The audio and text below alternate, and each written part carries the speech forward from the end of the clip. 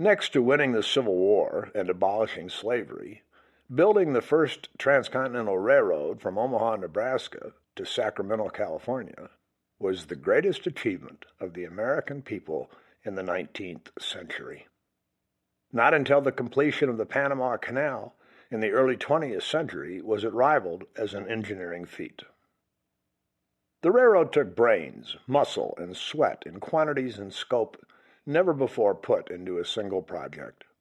It could not have been done without a representative democratic political system, without skilled and ambitious engineers, most of whom had learned their craft in American colleges and honed it in the war, without bosses and foremen who had learned how to organize and lead men as officers in the Civil War, without free labor, without hard-working laborers who had learned how to take orders in the war, without those who came over to America in the thousands from China seeking a fortune, without laborers speaking many languages and coming to America from every inhabited continent, without the trees and iron available in America, without capitalists willing to take high risk for great profit, without men willing to challenge all at every level in order to win all.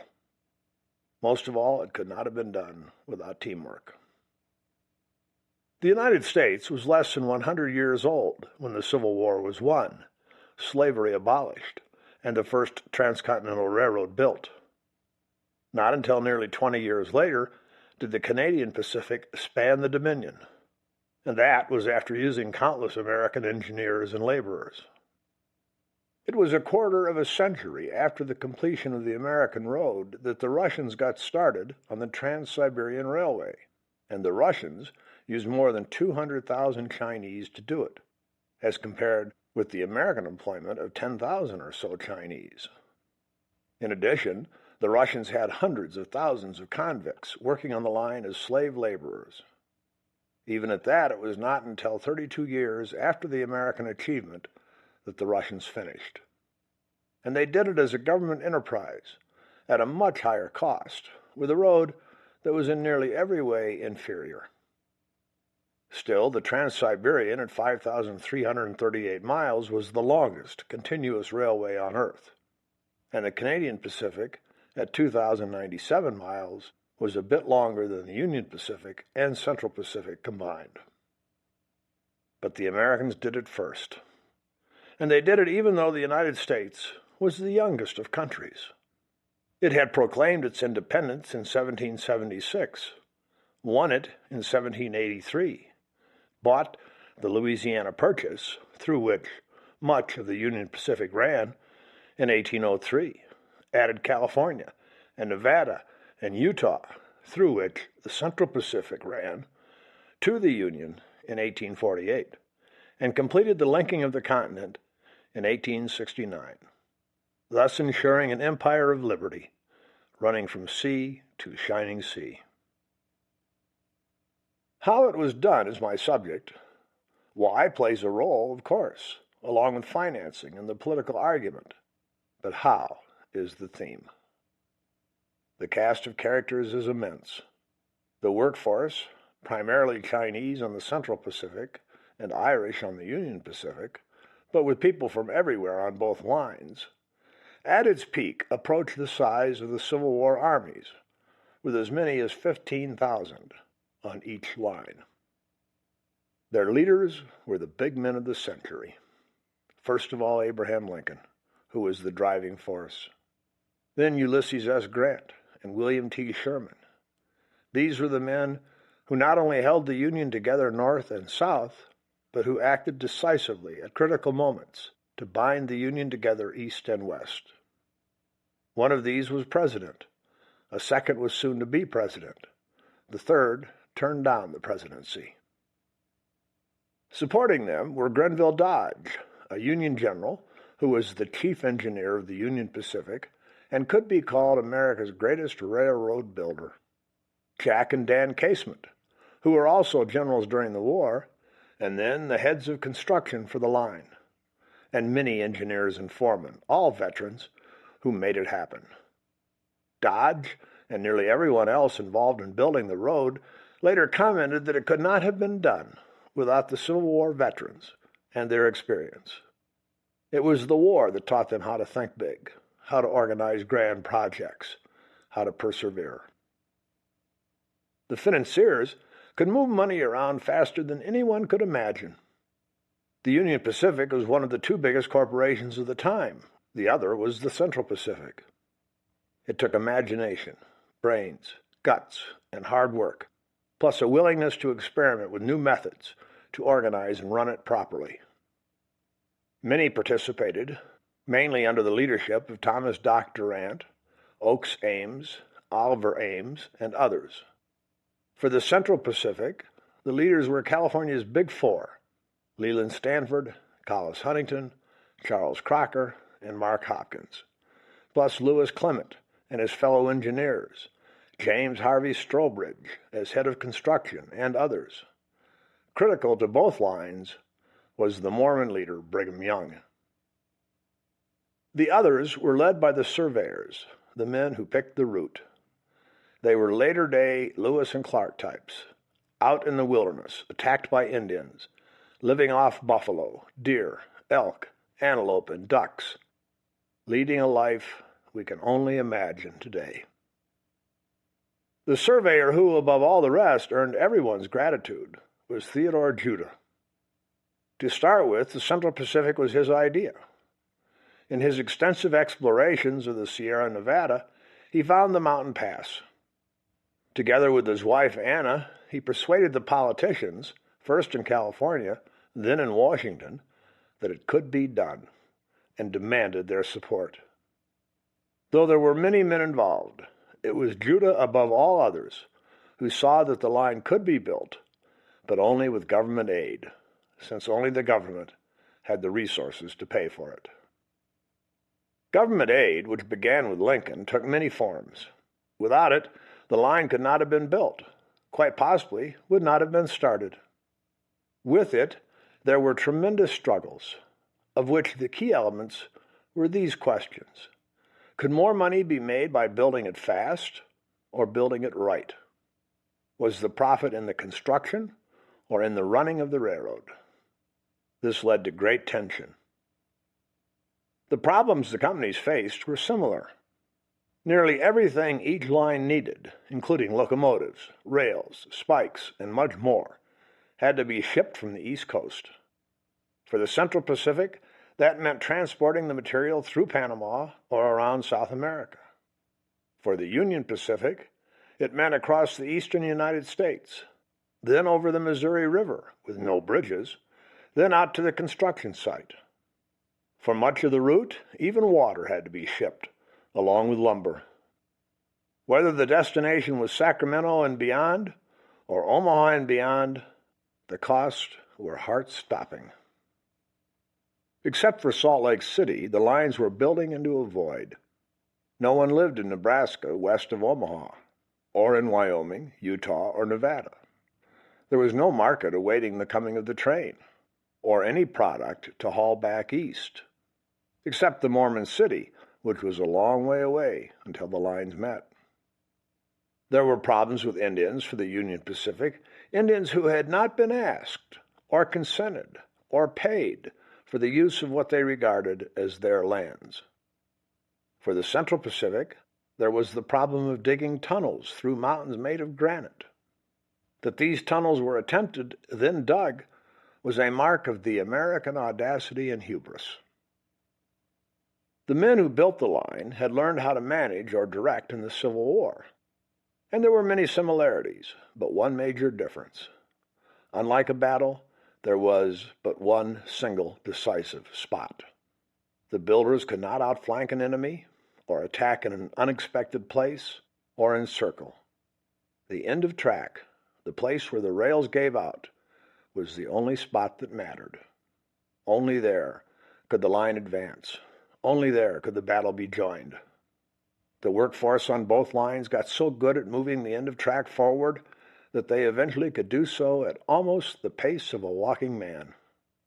And doing so involved building a grade, laying ties, laying rails, spiking in rails, filling in ballast. Nothing like it had ever before been seen. Urgency was the dominant emotion, because the government set it up as a race. The company that built more would get more. This was typically American and democratic. Had there been a referendum around the question, do you want it built fast or built well? Over 90% of the American people would have voted to build it fast. Time, along with work, is a major theme in the building of the railroad. Before the locomotive, time hardly mattered.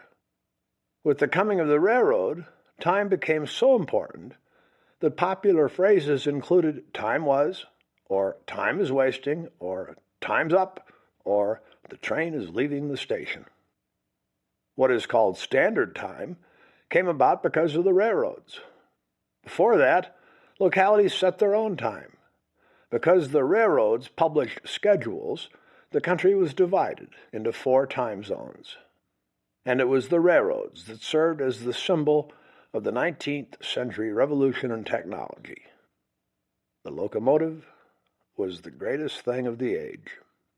With it, man conquered space and time. It could not have been done without the workers. Whether they came from Ireland, or China, or Germany, or England, or Central America, or Africa, or elsewhere, they were all Americans. Their chief characteristic was how hard they worked. Work in the mid-19th century was different from work at the beginning of the 21st century. Nearly everything was done by muscle power. The Transcontinental Railroad was the last great building project to be done mostly by hand. The dirt excavated for cuts through ridges was removed one handheld cart at a time. The dirt for filling a dip or a gorge in the ground was brought in by handcart.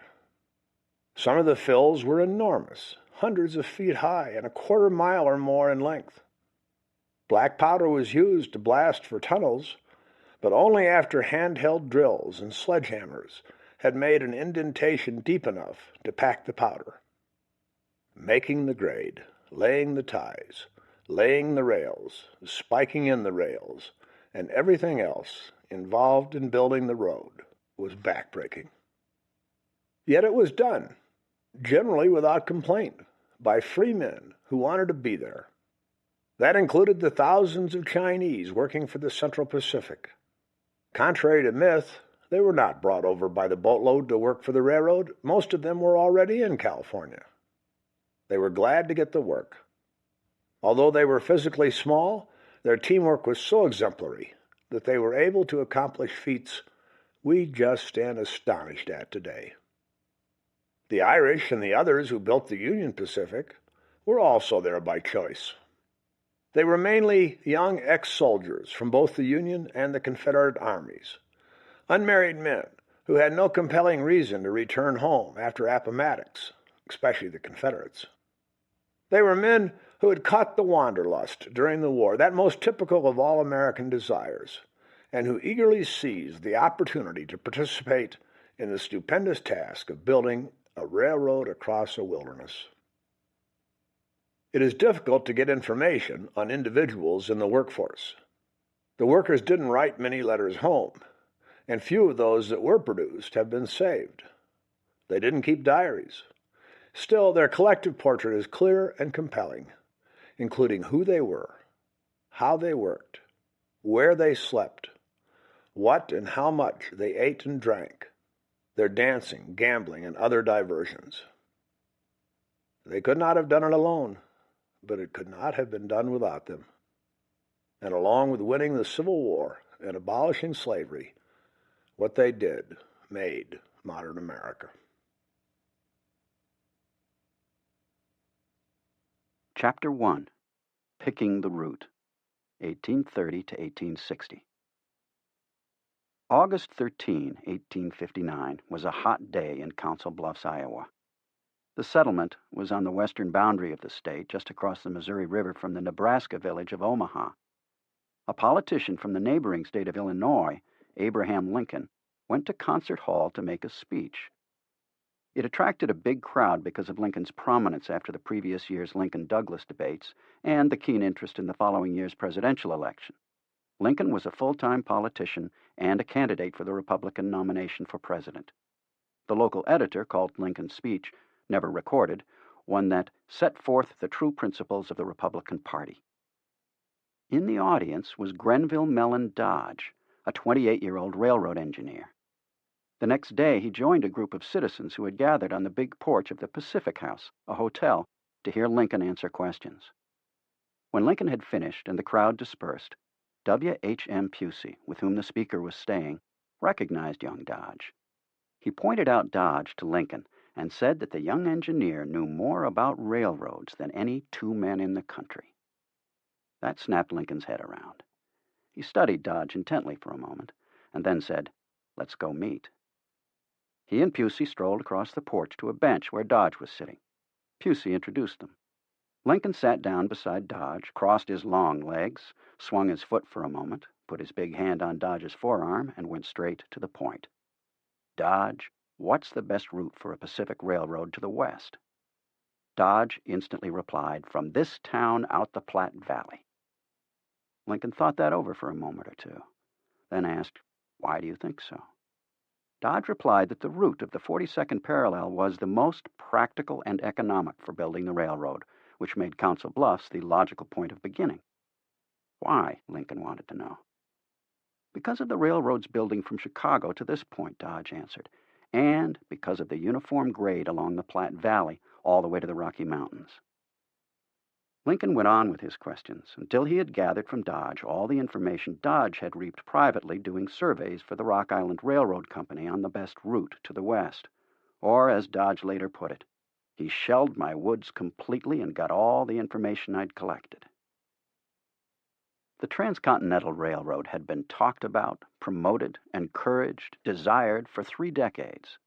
This was true even though the railroads in their first decades of existence were rickety, ran on poorly laid tracks that gave a bone-crushing bump, bump, bump to the cars as they chugged along, and could only be stopped by a series of brakemen, one on top of each car. They had to turn a wheel connected to a device that put pressure on the wheels to slow and finally to stop. The cars were too hot in the summer, much too cold in the winter unless one was at the end nearest the stove, which meant one was too hot. The seats were wooden benches set at 90-degree angles that pained the back, the buttocks, and the knees. There was no food until the train stopped at a station when one had 15 or fewer minutes to buy something from a vendor. The boiler in the engine was fired by wood, which led to sparks, which sometimes, often, flew back into a car and set the whole thing on fire. Bridges could catch fire and burn. Accidents were common. Sometimes they killed or wounded virtually all passengers. The locomotives put forth so much smoke that the downwind side of the tracks on the cars was less desirable, and it generally was on the poorer side of town, thus the phrase, "the wrong side of the tracks." Nevertheless, people wanted a transcontinental railroad. This was because it was absolutely necessary to bind the country together. Further, it was possible because train technology was improving daily. The locomotives were getting faster, safer, more powerful, as the cars became more comfortable. More than the steamboat, more than anything else, the railroads were the harbinger of the future, and the future was the Industrial Revolution.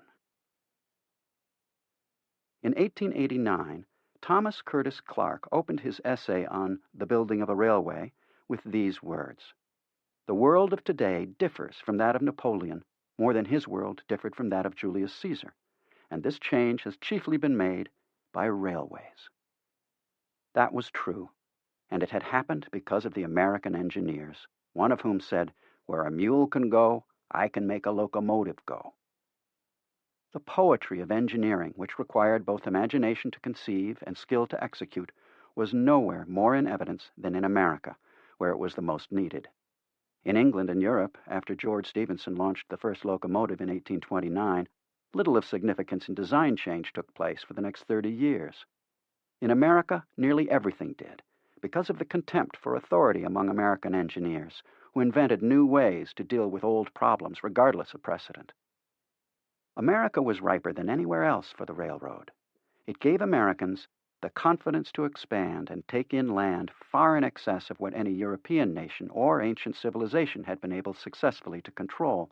As historian Sarah Gordon points out, the railroad promised Americans that towns, cities, and industries could be put down anywhere as long as they were tied to the rest of the Union by rail. Between 1830 and 1850, American engineers invented the swiveling truck. With it placed under the front end of a locomotive, the engine could run around curves of almost any radius. It was in use in 1831 on the Mohawk and Hudson Railroad. There was nothing like it in England. So too, equalizing beams or levers by means of which the weight of the engine was borne by 3 of the 4 driving wheels, which kept the train on rough tracks. Or the 4-wheel swiveling trucks, one under each end of a car, which let the freight or passenger cars follow the locomotives around the sharpest curves. Another American invention was the switchback, making it possible for the locomotives to chug their way up steep inclines. Something else distinguished the American railway from its English parent. In America, it was common practice to get the road open for traffic in the cheapest manner possible and in the least possible time. The attitude was, it can be fixed up and improved later, and paid for with the earnings. The wooden bridge and wooden trestle were invented by Leonardo da Vinci in the 16th century and put to use for railways by American engineers beginning in 1840. The Howe truss, invented by an American, used bolts, washers, nuts, and rods so that the shrinkage of new timber could be taken up. It had its parts connected in such a way that they were able to bear the heavy, concentrated weight of locomotives without crushing. Had the Howe truss bridges not tended to decay or burn up, they would still be in use today. The railways made America. Everyone knew that. But there was much left to do. Henry V. Poor, editor of the American Railroad Journal, wrote a year before the Lincoln-Dodge meeting, "In a railroad to the Pacific, we have a great national work, transcending in its magnitude and in its results anything yet attempted by man. By its execution, we are to accomplish our appropriate mission, and a greater one than any yet fulfilled by any nation." The mission was, he summed up, to establish our empire on the Pacific, where our civilization can take possession of the new continent and confront the old. Obviously, Dodge wasn't the only engineer who did surveying on the west side of the Missouri River, but he envisioned and convinced Lincoln that the Transcontinental Railroad should be on a road running almost straight out the 42nd parallel from Omaha, alongside the Platte Valley until it reached the Rocky Mountains, and then over the mountains to meet the railroad coming east from California. With help from many others, Dodge and Lincoln inaugurated the greatest building project of the 19th century. Lincoln's first query to Dodge, the best route for a Pacific railroad, was, next to slavery, the foremost question in his mind. He was one of the great railroad lawyers in the West. Born on February 12, 1809, to frontier parents, Lincoln had grown up poor. He educated himself and became a lawyer, a self-made man, in the words of his political hero, Senator Henry Clay of Kentucky. At age 23, he had entered politics as a candidate for the Illinois state legislature over an issue that would remain with him for the rest of his life: railroads. There was a plan in the legislature to build a railroad from the Illinois River to Springfield. In a campaign speech, Lincoln declared that no other improvement can equal in utility the railroad. It was a never-failing source of communication that was not interrupted by freezing weather or high or low water. He admitted that there was a heart-stopping cost to building a railroad, however. Lincoln lost the election, running 8th in a field of 13 candidates. But his campaign speech was remarkable. The rocket, built in Britain by George Stephenson, had undergone its first successful trial at Rainhill in 1829, only 2 years earlier. The first American train, the best friend of Charleston, made its initial run in 1830. The second, the Mohawk and Hudson, in 1831. But that year, the 22-year-old Lincoln, with less than a year of formal education, was contemplating a railroad in Illinois, and was right on the mark about the advantages and disadvantages it would bring, even though, like most Americans and all those living west of the Appalachian Mountains, he had never seen one. He had read about trains in the Eastern newspapers, but his travels had been limited to horseback or buggy, raft or boat. The American future was hitched to this new thing, to conquer the distance across the continent which was so vast. There were bountiful farmlands that were waiting for immigrants to turn the soil. But without railroads or rivers, there was no way to move products of any size from the territories in the West to markets on the East Coast or in Europe. As early as 1830, William Redfield, 18 years later elected the first president of the American Association for the Advancement of Science, who maintained a lifelong interest in railroads, published a pamphlet in New York City proposing a railroad to cross the country to the Mississippi, with extensions going on to the Pacific. In 1832, the Ann Arbor Immigrant in Michigan called for a railroad from New York City to the Great Lakes, then over the Mississippi River and onto the Missouri River, then up the Platte, over the mountains, and onto Oregon. Lincoln and nearly every person in the United States wanted it done. The agitation grew over the nearly 3 decades between 1830 and Lincoln's meeting with Dodge in Council Bluffs. The 1830 population was 12.8 million. By 1840, it was up to 17 million. By 1850, it had grown to 23 million, putting the United States ahead of Great Britain. Then it jumped up to 31 million by 1860. Lincoln was a gifted pilot on western rivers and eager to build canals. In 1836, when he was in the legislature, he cast the deciding vote for a bill to authorize the state to loan $500,000 to support the bonds of the Illinois and Michigan Canal. But even more, he wanted those railroads, which had so many advantages over canals, and he wanted the federal government to let the state use the sale of public lands to raise the money to promote railroads. Lincoln was ahead of, but still in touch with, his fellow citizens. By 1835, railroad fever had swept America. It was inevitable in a country that was so big, with so many immigrants coming in, creating a desperate need for transportation. Despite the limitations of the first trains, their cost, their unproved capabilities, their dangers, everyone wanted one. Railroads were planned, financed, laid throughout the East and over the mountains. Even though the Panic of 1837 slowed building considerably, by 1840, nearly 3,000 miles of track had been laid in the United States, already more than in all of Europe. So many people and so much land. And the locomotive was improving year by year, along with the track and passenger and freight cars. Trains were getting faster, safer, easier to build. By 1850, the lantern, cowcatcher, T-rail, brakes, skill of the engineers, and more improvements made a transcontinental railroad feasible. Pennsylvania, with enormous deposits of both coal and iron, had more rail manufacturers than all of England.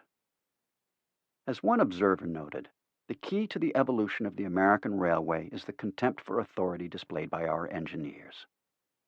The engineers were there to build a transcontinental railroad, as they had built so many tracks, curves, and bridges by the beginning of 1850. The country owned so much land that paying for a railroad was no problem. Just create a corporation and give it so much land for every mile of track it laid. Lincoln was a strong proponent. In 1847, in his only term in Congress, he had been a member of a congressional committee that supported the Alton and Sangamon Railroad and called it a link in a great chain of railroad communication which shall unite Boston and New York with the Mississippi. 3 years later, he participated in the struggle over the charter of the Illinois Central Railroad Company. He also played a major role in getting the United States to give 2,595,000 acres of land adjacent to the proposed road to Illinois to enable the state to grant that land to the IC. In a complicated case for the Alton and Sangamon, Lincoln won a decision before the Illinois Supreme Court that was later cited as precedent in 25 other cases throughout the United States. With 700 miles north and south through the state, with a branch to Chicago, the IC was the longest line in the world.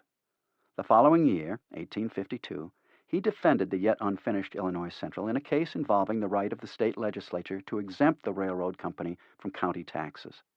Not until January 1856, the year the IC was completed, did the Illinois Supreme Court deliver a decision that accepted Lincoln's argument that the railroad was exempt. Lincoln handed the IC a bill for $2,000. The railroad rejected it, claiming this is as much as Daniel Webster himself would have charged. Lincoln submitted a revised bill for $5,000. When the corporation refused to pay, he brought suit and won. Lincoln was at the forefront of the burst of energy created by the combination of free lands, European emigration, capitalists ready to risk all, and the growth of railroads. As a lawyer who had to ride the circuit on horseback or in a buggy, He knew how great was the demand for passenger trains. This was true everywhere, as the nation created railroads east of the Mississippi River at a tremendous pace, with Illinois one of the leaders. In the 1850s, Illinois constructed 2,867 miles of track, more than any other state except Ohio. This transformed the state's economic and social order and presented new challenges for the Illinois legal system. Lincoln was a leader in the fray over how to establish the first state railroad regulations. What was the responsibility of a railroad to occupants of lands adjoining the track? What was a railroad's relationship with passengers and shippers? Who should regulate the affairs between stockholders and directors? These and many other questions kept Lincoln involved as he became what an eminent scholar has called one of the foremost railroad lawyers in the West. He was the main lawyer for the IC in tax cases in what has been characterized as Lincoln's greatest legal achievement, the most important of Lincoln's legal services. His cases have been pronounced by scholar Charles Leroy Brown of extreme delicacy, which Lincoln worked on quietly, following a program of strategy, maneuver, and conciliation, saving the IC millions of dollars in taxes. In 1857, he was thus the natural choice to argue one of the most important cases about railroads. The Rock Island Bridge Company had built the first bridge across the Mississippi River for the Chicago, Rock Island, and Pacific Railroad. This was an innovation of immeasurable proportions, for it meant the country would be able to cross its north-south rivers with railroad tracks, the essential step to building the first Transcontinental Railroad. But when a steamboat ran into one of Rock Island's piers, the boat was set on fire and burned up. The owner sued the bridge company. The city of St. Louis and other river interests supported the principle of free navigation for boats, whereas Chicago and the railroad interests stood by the right of railway users to build a bridge. Lincoln represented the Rock Island Bridge Company in the landmark case. He went to the river and examined the rebuilt bridge, measured the currents in the river, and interviewed rivermen, all based on his experience as a pilot. At the trial, he argued that the steamboat had crashed into the bridge because of pilot error, but he also put the case into a broader context, nothing less than national economic development. He pointed out that there was a need for travel from east to west, whose demands are not less important than that of the river. He said the east-west railroad connection was responsible for the astonishing growth of Illinois, which had developed, within his lifetime, to a population of 1.5 million, along with Iowa and the other young and rising communities of the Northwest. The jury deadlocked, and the court dismissed the case. It was thus a victory for the railroad. When an Iowa court later found against the builders and ordered the bridge removed, the Supreme Court overruled and declared that railroads could bridge rivers. Had Lincoln never done another thing for the railroads, he had earned their gratitude on this one. When Lincoln met Dodge in Council Bluffs in 1859, the IC was the largest rail system in the world. The Hannibal and St. Joseph Railroad was running trains to the Missouri River and laying tracks on the other side. In January 1860, it ran a small engine on tracks spiked to telegraph poles and laid on the ice over the Missouri. Thus, the train came to Kansas and the Great Plains. This was not unexpected. With the improvement of train technology, plus the discovery of gold in California, and because of the extreme difficulty of getting to California, there was an overwhelming demand for a transcontinental railroad. In 1853, Congress had called for a survey of possible routes. Secretary of War Jefferson Davis of Mississippi sent out 4 teams of surveyors to explore alternatives from the north near the Canadian border to the south near the Mexican, from the 49th parallel on the north to the 32nd on the south. They did path-breaking work, and eventually a railroad would be built over each route. Their work was published in 11 large volumes by the government with stunning drawings and maps. They did not explore the 42nd parallel. The Pacific Railroad surveys did the opposite of what Congress said it wanted. They presented a much more favorable picture of Western climate and resources than had previously been assumed. What was thought of as the Great American Desert, they reported, turned out to be ready for settlement, or at least much of it, with fine agricultural lands and a wealth of minerals. Further, the surveys showed that not one but several practical routes for railroads existed. The explorers could not settle the question of where to build. Slavery made it impossible. Davis wanted the 32nd parallel line. He maintained that a route from New Orleans through southern Texas, Across the southern parts of the New Mexico and Arizona territories and on to San Diego was the obvious one, because it would cross the fewest mountains and encounter the least snow. That was true, but no Free State politician was ready to provide a charter or funds for a railroad that would help extend slavery. The Free Soilers wanted Chicago or St. Louis or Minneapolis as the eastern terminus, but no slave state politician was willing to give it to them. That is why Lincoln's question to Dodge was inevitably an integral part of the question of slavery's future in the American Republic, an economic question that was also the burning political and overwhelmingly moral question of the day. Lincoln, meanwhile, was about to accept 17 lots in Council Bluffs as collateral for a loan he was considering making to fellow attorney Norman Judd. So he was in Iowa, among other reasons, to see for himself if the lots were worthwhile as collateral. The answer to that question was the railroad potential of the Great Plains. The day he met Lincoln, Grenville Dodge was 28 years old.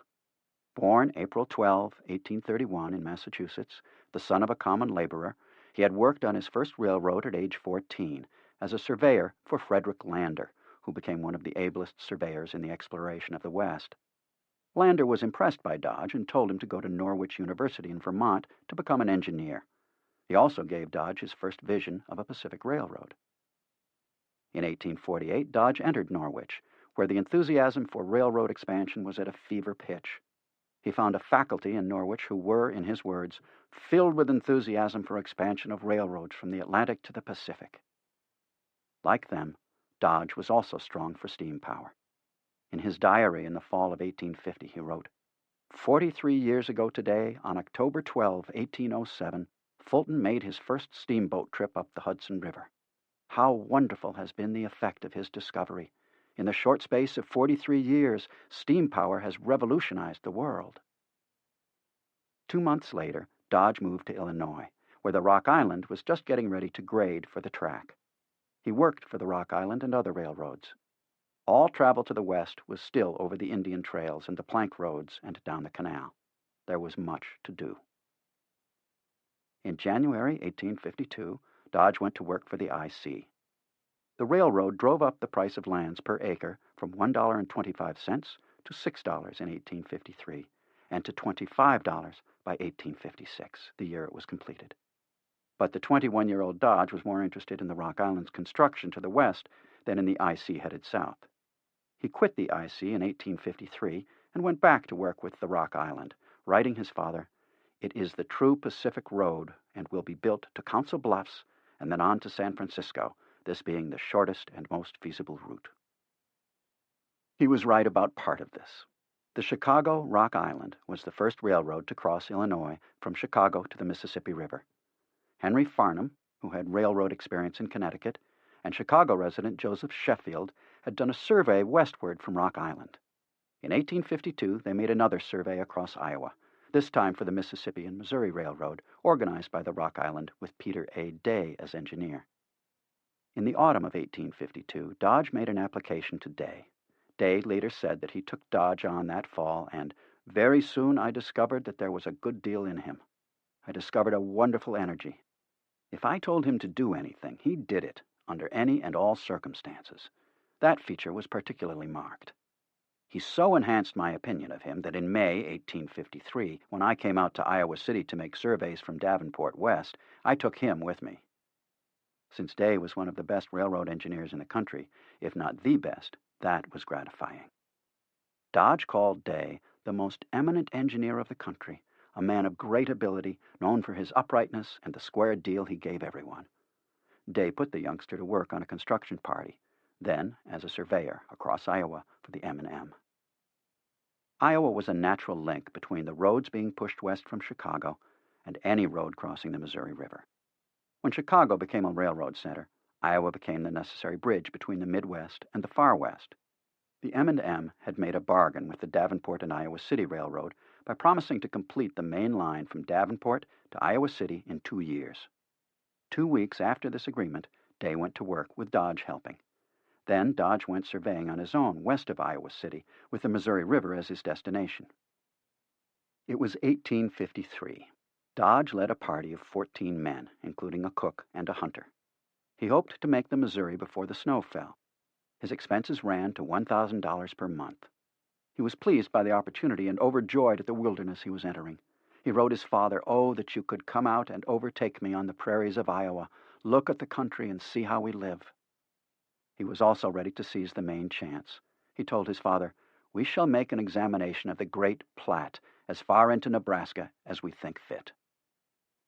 Dodge loved the flaming sumac, the gold tinge of the willows, the turning leaves on the cottonwood beside the rivers, and on the elms, black oak, and hard maple, the silvered wild grass, the variety and numbers of animals. All were fascinating to the young engineer from New England. He saw his first Western Indians, a group of Otos who fled. On a late afternoon in November, Dodge, on a solitary horseback reconnaissance in advance of his party, drew up at the edge of a great crescent of cliffs and beheld the river that thereafter always held him in thrall. The Missouri was sprawled out on the floodplain that twisted and turned, gnawing at the sandbars in its sweep between the villages of Omaha and Council Bluffs. The Mormons had arrived at the latter in their wanderings in 1846 and left in 1852 en route to Salt Lake City. This reduced the population of Council Bluffs from 6,000 to fewer than 2,500. Omaha had about 500 residents. But Dodge knew at his first glance that here was the site for the eastern terminus for the first Transcontinental. On November 22, 1853, his party caught up with him. The first surveying party to traverse Iowa from east to west. There would be others, and a race was on, but it would be 14 years before a train crept into Council Bluffs, even as the Union Pacific reached out from Omaha into the mountains. Dodge crossed the Missouri on a flatboat. On the western side, he had the party continue to scout, while he went on ahead to examine the country to the Platte Valley, some 25 miles farther west. Dodge went up the Platte, looked around, and studied its bank, and liked what he saw. Dodge asked every immigrant he ran into, plus the voyageurs and Indians, for all the information they could furnish on the country farther west. On the way home, he took out a claim on the Elkhorn River. It was the first major tributary of the Platte, only 20 or so miles west of Omaha. Having completed the location of the M&M, Dodge took a leave and went back to Illinois to marry Anne Brown on May 28, 1854. The couple then returned to his claim on the Elkhorn, where he built a cabin and took out claims for his father and his brother, who joined him in March 1855. Together, they plowed the virgin prairie and began to farm. Emigrants crossing Nebraska in 1855 never saw a white man's house between the Dodge cabin on the Elkhorn and Denver.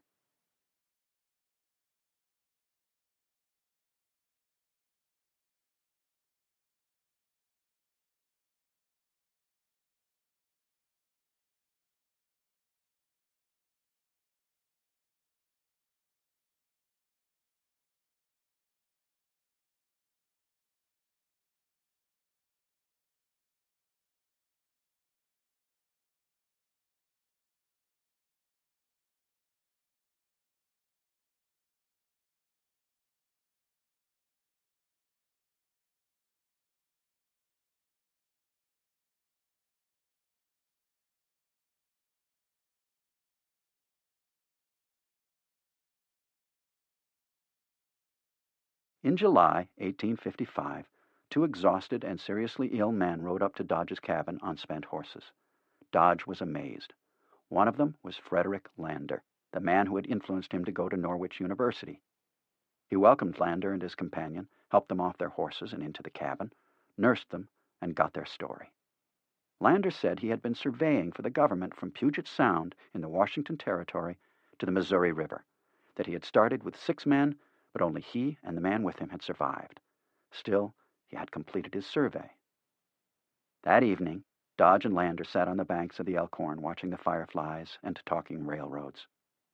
"Dodge," Lander said, "the Pacific Railroad is bound to be built through this valley, and if it doesn't run through your claim, I'll be badly mistaken." "I've already figured that it will," Dodge replied. "How else could it go from the Missouri River if built this far north?" Lander reported that Jefferson Davis, the Secretary of War, didn't want the railroad to be so far north. "He wants the Pacific Railroad to be to the south. I'm going to oppose his views as soon as I get to Washington." And he did. Davis had reports that stressed the 32nd parallel as quicker, cheaper, and more dependable than any of the others. Lander, in his report, made a frank comparison of the route from the 32nd and the one from the 42nd, which would make Omaha or its vicinity the eastern terminus. The northern route is longer than the southern, he confessed, but of central position. It can be more readily defended in time of war. It can be more cheaply constructed, and, when built, will command and unite important and conflicting public and private interests. He also pointed to a further and enormous advantage. The railroad would stay on flat ground, near water, by following the valley of the Platte. Dodge agreed. He sought the route using the private funds of Henry Farnham and railroad promoter Dr. Thomas Durant, who had interests in the Rock Island. In 1856, Dodge had made a private survey up the Platte Valley to and beyond the Rocky Mountains and reported to his financiers. Farnham and Durant set out to induce Eastern capital to help complete the road across Iowa, then across the Missouri River into Nebraska and farther west. On the basis of Dodge's reports, they selected Council Bluffs as the place for the Rock Island to end and the Pacific Railroad, when the government decided to build it, to begin. This was an adroit and far-seeing move in 1857, and it induced Dodge to make a claim across the Missouri River and near the town of Council Bluffs. Railroad activity was down, however, because of the Panic of 1857. But this economic downturn must be kept in perspective. In the 1850s, an average of 2,160 miles of new track was laid every year.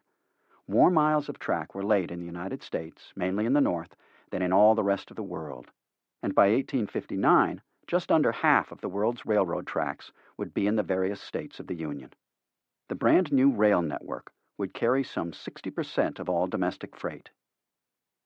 The growth of railroads in the United States had been astonishing. The tracks more than doubled in each decade.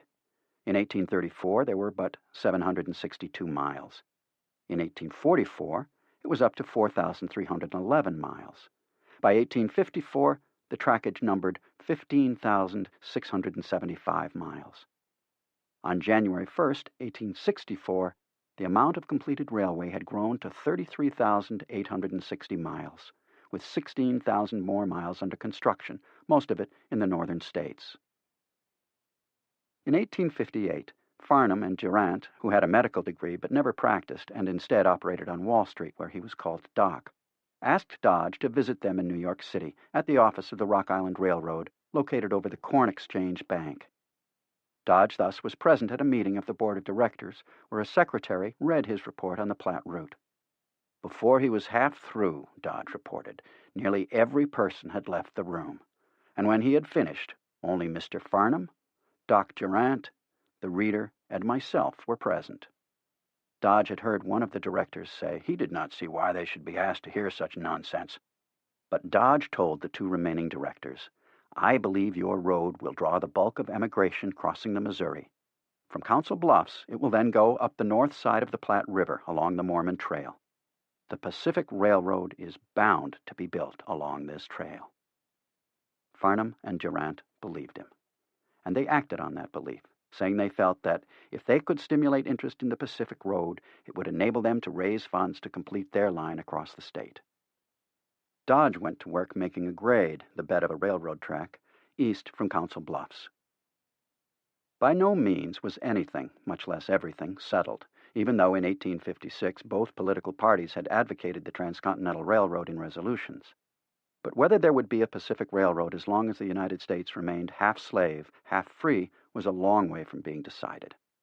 Can we, as a nation, continue together permanently, forever, half slave and half free? Lincoln had written to a Kentucky correspondent in 1855. If the country did not change, no one could tell where or if the Pacific Railroad would run. But if the railroad was to be built beside the Platte River, it was the buffalo and the Indians who first picked it out. Then it was used by the mountain men and the fur traders, then by the travelers on the Oregon Trail. Then it became the route for the Mormon emigrant trains and their handcarts. It was called the Great Platte Valley Route. Lander and Dodge had seen immediately that this was the route for the Pacific Railroad. Dodge once remarked that any engineer who overlooked the Platte Valley route as a natural highway to the mountains was not fit to follow the profession. Peter Day almost agreed. "Dodge and I read up everything on this subject," he declared. "We read all the government reports of everything that had been discovered regarding the routes across the continent. Dodge was deeply interested in them, and I was to a considerable extent. He made his claim on the Elkhorn River because it was his belief that the Platte Valley would be the line. But Day wasn't ready to go as far as Dodge. He said that Dodge had taken a great fancy to the Missouri River, and that the sprawling, muddy stream held a fascination for him. He always felt at home along its shores. Dodge, meanwhile, was collecting oral and written information about the country west of his farm and studying the routes from the Missouri River to the Pacific coast. He drew up his own map of the country, giving the fords and where water and wood could be found, etc. He called it the first map of the country giving such information. The old M&M had new directors in 1856. John A. Dix, president, Henry Farnham, the roads builder, and Doc Durant, who was an investor.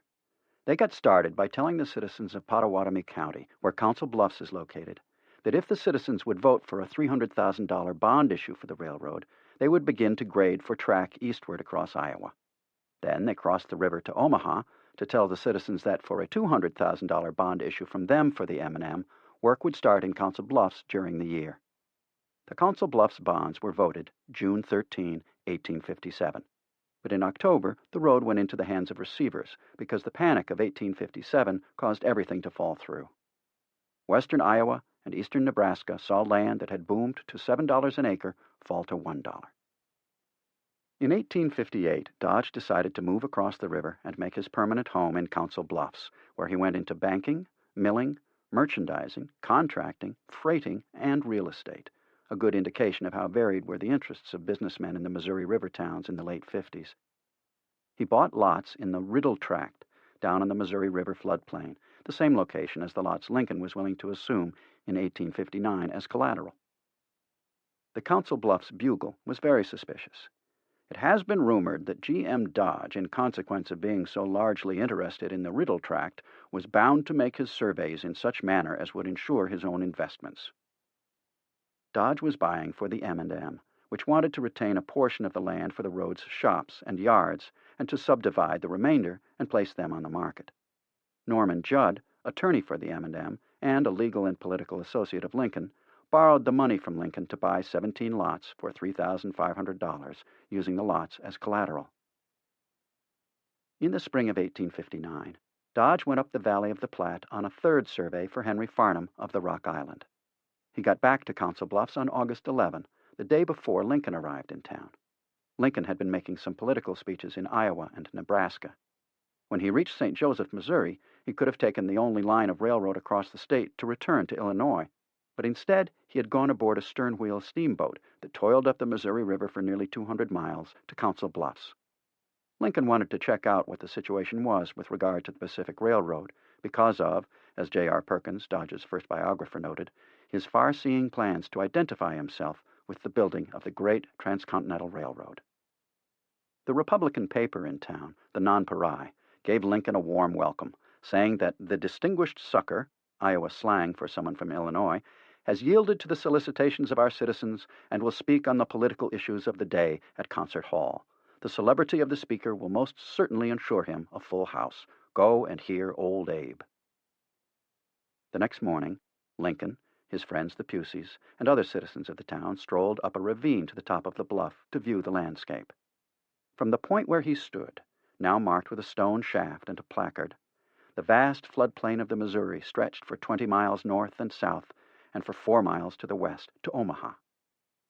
What he saw was similar to what Lewis and Clark had seen 55 years earlier, in 1804, when they stood on the same bluff. Their visit is also marked by a statue and a placard.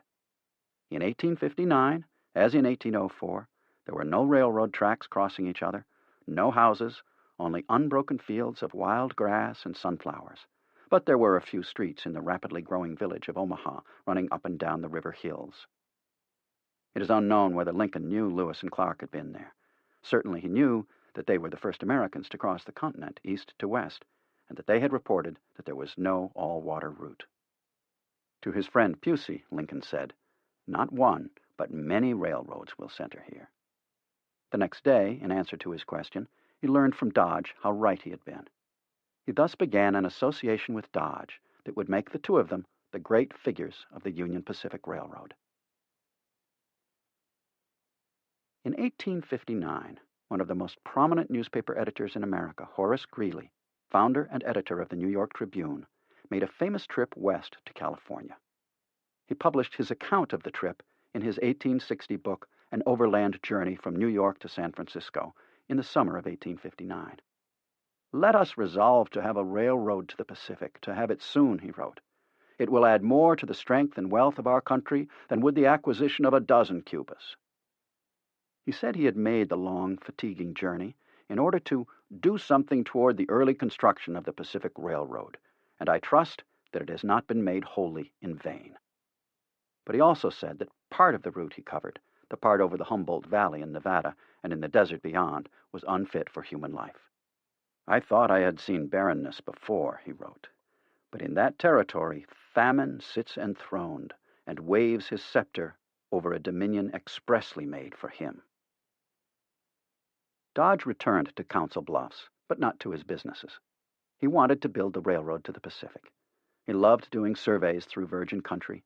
He loved the life of the camp. He continued to roam up the Platte. Lincoln went into the race for the Republican nomination for president. Norman Judd, who was working for him, wrote to Dodge in May 1860, "I want you to come to the Republican convention at Chicago and do what you can to help nominate Lincoln."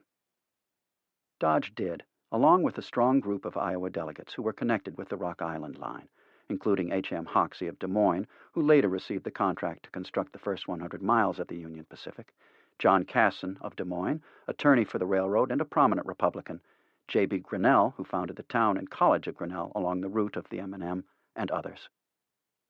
In Chicago, Dodge and most of the other Iowa delegates joined with other railroad men who considered Lincoln's nomination and election as vital to their plans to build the Pacific Road west from Council Bluffs along the 42nd parallel. They included John Dix, president of the Rock Island, Durant, Farnham, Judd, and others. Together, they were able to get John Casson to write the railroad plank for the Republican platform, calling for the government to support a transcontinental railroad. "A railroad to the Pacific Ocean is imperatively demanded by the interests of the whole country. The federal government ought to render immediate and efficient aid in its construction." Along with all the railroad men from Illinois, they worked where and how they could for Lincoln, who was appreciative, of course, but who had bigger things on his mind than even the Transcontinental Railroad, starting with slavery. Dodge, Judd, and the others used every opportunity to let the Iowa and Illinois delegates know that with Lincoln, the nation would have a president whose program was bound to include the building of the Pacific Railroad along the line of the 42nd parallel. On issues that had nothing directly to do with the Transcontinental Railroad, Lincoln was elected. In all the excitement that followed, the railroad men stayed at work. Peter Reed, a friend of Dodge from Moline, went to Springfield, Illinois, and on December 14, 1860, wrote to Dodge. He said he had had a private audience with Lincoln, and "I called his attention to the needs of the people of Nebraska and the western slope of Iowa. I said to him that our interest had been badly neglected. I told him that I expected to see some men from Council Bluffs in regard to this matter, and that you were one of them." He said his sympathies were with the border people, as he was a border man himself. "I think that we are all right with Mr. Lincoln, especially as we have N.B. Judd with us." Dodge wanted to add his own weight. In early March 1861, just before Lincoln's inauguration, he joined Farnham and Durant to go to Washington.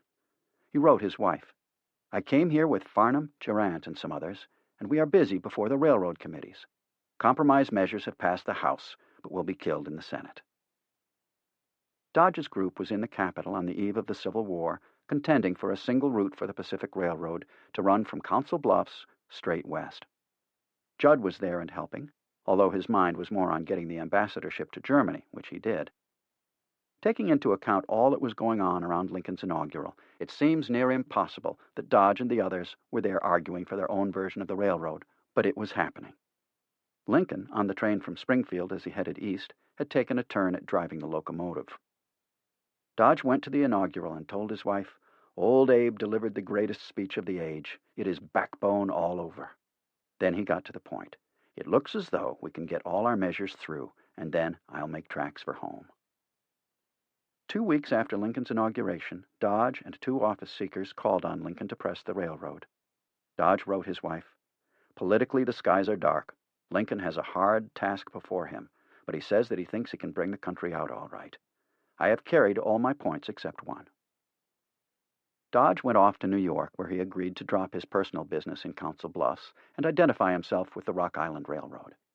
Almost a month later, on April 12, 1861, the Confederates fired on Fort Sumter, and the Civil War was underway. Dodge put the railroad aside and joined the Army. Holding the country together north and south was more important to him than linking it together east and west. But the latter aim never left his mind, or Lincoln's. Chapter 2. Getting to California, 1848 to 1859. "Oh, California, that's the land for me. I'm going to Sacramento with my washbowl on my knee." Lewis and Clark had led the way to the Pacific. They did so by foot, pole, paddle, sail, or on horseback, whatever worked and whatever they had available. No progress had been made in transportation since ancient Greece or Rome, and none when they got back to civilization in 1806. Steam power was first applied to boats the following year, and 2 decades later to the development of the steam-driven locomotive. George Washington could travel no faster than Julius Caesar, but Andrew Jackson could go upstream at a fair pace, and James K. Polk could travel at 20 miles an hour or more overland. The harnessing of steam power brought greater change in how men lived and moved than had ever before been experienced, and thus changed almost everything. But it meant nothing outside the seaboard or away from a major river, or until a track had been laid, connecting one point with another. In 1846, the young republic had completed the process of stretching the boundaries of the nation to the Pacific. In the north, through a treaty with Great Britain that extended the existing continental line along the 49th parallel. In the south, in 1848, by taking California and other southwestern territory from Mexico. In Oregon, the good land and bountiful rainfall had attracted Americans, but they could only get there via the Platte River Valley and then up the wagon route through the mountains. Throughout the Pacific coast, the territories from California north to Washington were like overseas colonies, immensely valuable but so far away. They could be reached by sea, but the United States had nothing like a 2-ocean navy, or overland via carts drawn by horses and oxen, but it took seemingly forever. Americans knew how difficult or impossible it was to defend overseas colonies, even for Great Britain with the mightiest fleet of all. The French could not hold on to Haiti or Canada or Louisiana, just as the British could not hold their North American colonies. A land communication between the mother country and the colonies was critical, but until the coming of the railroad, the distances separating the United States east of the Missouri from its western colonies precluded any significant connection save by sea. That meant going around the continent of South America or making a hazardous trip over the isthmus at Panama. If the United States was to be what Jefferson had dreamed of, an empire of liberty stretching from sea to shining sea, it was imperative that a transcontinental railroad be built as soon as possible. But where? As noted, up until Lincoln's inauguration, the slave states blocked the free states and vice versa. This was so even though, after 1848 and the discovery of gold on a branch of the American River about 40 miles west of present-day Sacramento, everyone agreed on the need. Indeed, it sometimes seemed as if everyone were going to California. Adventurers came from all parts of the United States and all over the world, from China and Australia, from Europe, from everywhere. By the end of 1849, the population of California was swelling, with more coming. How they got there, with no railroad, is a long story. Charles Crocker said later, "I built the Central Pacific." Collis Huntington, Leland Stanford, Theodore Judah, and Mark Hopkins could say the same or something near it. For sure, Crocker had lots of help and people to point the way, but he was the one who could claim without blushing that he built it. Born in Troy, New York, on September 16, 1822, Crocker commenced selling apples and oranges at 9 years of age, then carrying newspapers. "I was always apt at trade. When a boy, I would swap knives and could always get ahead. I was a natural leader in everything." He moved to Vermont to make a living, but I was too fast for that country. Everything there was quiet and staid. You didn't dare laugh all day Sunday until sundown came.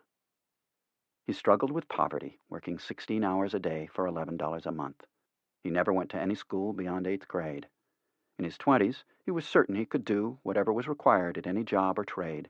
He was about 5 feet 10 or 11 inches tall, with smooth, clear skin, blue eyes, a high forehead, and a tremendous appetite. He was, in many ways, a typical American. In 1849, he got gold fever and gathered together his 2 brothers and 4 other young men. He purchased 4 horses and 2 wagons, and his party made its way to South Bend, Indiana, where the members spent the winter working to make some money. In the spring, they took off for St. Louis. At Quincy, Illinois, on the bank of the Mississippi, Crocker learned that the Missouri River was still frozen up, so he used the enforced wait to lay in a supply of corn, which he had the young men shell. Then he took the corn down to St. Louis with instructions for the others to make their way overland with the horses and wagons through Iowa to the Missouri River. In St. Louis, he purchased more goods and set off on the first steamer that ascended the river that spring. Near Council Bluffs, Crocker reunited with his men. They were all appalled at the price of supplies and food. Flour was $25 a barrel, and scarce at that. They were offered $3 a bushel for their shelled corn, but turned it down. Crocker insisted on staying on the east bank for 10 days to let the horses fatten up on the grass, and to wait for the grass on the west bank to grow high enough to pasture the horses. Finally, on May 14, they rafted the river and, the next day, started on our trip, leaving civilization behind us. Crocker's foresight was rewarded. Thanks to the shelled corn in one of the wagons, the party could travel faster than those who depended on grass alone. When they got to the Platte River, the road was lined with teams, so much so that they were always in view. Crocker's party made about 30 miles a day, in part thanks to his leadership. They would all gather around me and want to know what to do, he later said. Once, when one of his horses strayed away, he went looking and found the horse. The men who were supposed to be looking after the animal were sitting on the banks of the river playing cards. Crocker brought them to the camp, called for all the cards, burned them, and gave a blistering lecture. "We are going across the plains. We don't know where we are going. We don't know what is before us. If we don't reserve all our power, we might not get to California. It won't do to play cards. We must have our wits about us, watch our horses, and keep everything in ship shape." The Crocker party was going up the Platte River on its northern bank. The Platte, as everyone who traveled it then or now knows, runs a mile wide and an inch deep, with innumerable sandbars and willow stands and a constant shifting of channels. It was and is immensely picturesque and tremendously irritating to those who had to cross it. Crocker did not. He was on the Great Plains of North America, which stretched out forever under an infinity of bright blue sky, except when a storm hit, cutting the vision down to nothing. The plains were flat or gently rolling. Robert Louis Stevenson described Nebraska. "We were at sea, there is no other adequate expression, on the plains. I spied in vain for something new. It was a world almost without a feature, an empty sky, an empty earth, front and back. The green plain ran till it touched the skirts of heaven. Innumerable wild sunflowers bloomed in a continuous flower bed, and grazing beasts were seen upon the prairie at all degrees of distance and diminution. In this spacious vacancy, this greatness of the air, this discovery of the whole arch of heaven, this straight, unbroken prison line of the horizon." On May 25, Crocker's party were camping beside the Platte River, eating supper in a tent. A powerful wind came up, blew down the tent, and scattered the meal. The men's hats followed along with their plates and pots, all gone. A typical day on the Great Plains. On June 2, the party passed Fort Laramie in Nebraska Territory on the North Platte branch of the river, where they had someone shoe their horses. They were entering rocky ground, at 25 cents per shoe. There, too, they met the legendary mountain man and guide, Kit Carson, who had brought on a drove of mules from Taos, New Mexico, to sell to California-bound parties. On June 9, the party crossed the North Platte on the Mormon Ferry, paying $4 for each wagon and 25 cents for horses. The ferryman told Crocker that 2,500 teams had already crossed. Following them, Crocker drove across a barren, sandy, alkali country 28 miles without water to the Sweetwater River, flowing east out of South Pass in the Wind River Range of the Rockies. On June 15, Crocker stood on the summit of the Rockies at South Pass, 7,000 feet above the sea. Although he was on the Continental Divide, it was on a plain so level we could not tell by the eye which way it sloped. The party found and drank at Pacific Spring, the first water they had encountered that flowed west. By June 18, they had covered another 75 miles across inhospitable land to make it to Green River. There the men camped to wait their turn for the ferry, paying $7 for each wagon. Because no grass grew around there, it was all grazed away, they drove the horses 2 miles down the river to a meadow for the night. By this time, Crocker had in his company about 20 horses and 10 men. He would put 2 men on guard duty with the horses. On this night, it was Crocker's and C.B. Delameter's turn. Since they were the first party there, they selected the choicest spot and picketed the horses. Another party, with about 50 horses and mules and half a dozen men, came up and grumbled about Crocker's taking the best ground. Towards sunset, Crocker and Delameter drove their horses down to the river to drink. On returning, they found the new party had staked their horses and mules in the choice spot. "That ground is ours," said Crocker. He drove their animals off and staked out his horses. The newcomers were very abusive and threatened to pull Crocker's stakes. "You do if you dare," Crocker said, as he pulled a pistol and proclaimed his right to the good spot. After some shouting and threats, the newcomers backed down. This was but one of a number of instances when Crocker had to use his pistol to uphold his rights, something he was proud of. He later told an interviewer that a man who is well assured of his own position and shows bold front need not fear anybody. And Delameter said of him, "Charlie would look at another man's pistol and break out in one of his hearty laughs. He was always cool and self-possessed in the presence of difficulties, courageous in maintaining his own rights, never intentionally encroaching upon the rights of others." Many adventures ensued as these young men crossed one of the most demanding, arduous, and exhausting landforms in the world.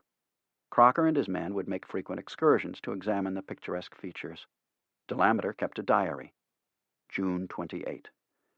Heavy hailstorm, hail as large as musket balls. July 4. Camp in Thousand Spring Valley. Were awakened this morning by our guard firing a salute in honor of the day. They burst one gun trying to make a big noise. On July 6, the party came to the Humboldt River, in the process passing the grave of a man killed less than a week earlier by an Indian. Delameter wrote that, whereas our hardships had been comparatively light this far, as soon as they struck the Humboldt, the hardships were thick and fast. The river, called the Humbug by the travelers, was overflowing because of melting mountain snow, so Crocker took them up to the bluffs and across sagebrush and alkali flats to get some grass, camping during the day and traveling at night all the way to the sink of the Humboldt. There, the river spreads out in meadows and sinks into the earth, Delameter wrote. But we fared better than thousands of others. I never saw so much suffering in all my life. We gave medicine here, a little food there, but had to pass on with the crowd, striving to reach the goal, or our fate might be as theirs, sickness, a lonely death, and a shallow, nameless grave. At the sink of the river there were splendid meadows and grass in abundance, so Crocker paused for a few days to recuperate. Then, leaving behind everything superfluous, including one of the 2 wagons and 10 of the 20 horses, with all but one of the men walking, the party set out. They had waited until sunset to cross the 30 miles or so of alkali flats to reach the Carson River. A dreary, tedious journey, Delameter called it. 4 hours after sunrise, the party reached the sweet, cool water of the Carson and its brooks and grassy meadows. It was like paradise. The hardships everyone had suffered since leaving the Missouri were instantly forgotten. The future was before us, with its golden crown. Traders from California had crossed the Sierra Nevada to bring flour, bacon, and other provisions for the Easterners at $1.50 per pound. But each day's travel brought us nearer to California, and provisions were cheaper. In a few days, the party crossed the summit of the Sierra Nevada. On August 7, they were in Placerville, California. It had taken Crocker and his team, young men, all in good condition, with some money and supplies, plus horses and wagons, almost half a year to cross the plains and mountains. They had pushed themselves as hard as they ever had, getting more out of themselves than they had thought possible, and seen more dead, dying, and ill men than they had ever laid eyes on before. Thousands of others had gone before, or at about the same time, or shortly after Crocker, all headed for the gold in the hills. Virtually every one of them swore, never again. Collis Huntington was born on October 21, 1821, in Litchfield Hills, Connecticut. 15 miles west of Hartford, the sixth of 9 children. He did manual labor and attended school for about 4 months each winter. He did well in arithmetic, history, and geography, but was defeated by grammar and spelling. At age 14, he was an apprentice on a farm for a year at $7 a month and keep. Then he got a job with a storekeeper whom he impressed by memorizing both the wholesale and retail cost of every item in the cluttered stock, and then calculating, without pencil or paper, the profit that could be expected from each piece. At age 16, he went to New York City, where he bought a stock of clocks, watch parts, silverware, costume jewelry, and other items, then set off to Indiana as a Yankee peddler. When he was 21, he drifted to Oneonta in central New York. There he went to work for his older brother, Solon, who had built a store. He did so well that when he was 23 years old, he went into a partnership with Solon, contributing in cash the considerable sum of $1,318. That was on September 4, 1844. 2 weeks later, Collis went to Cornwall, Connecticut, to marry Elizabeth Stoddard, whom he had been courting.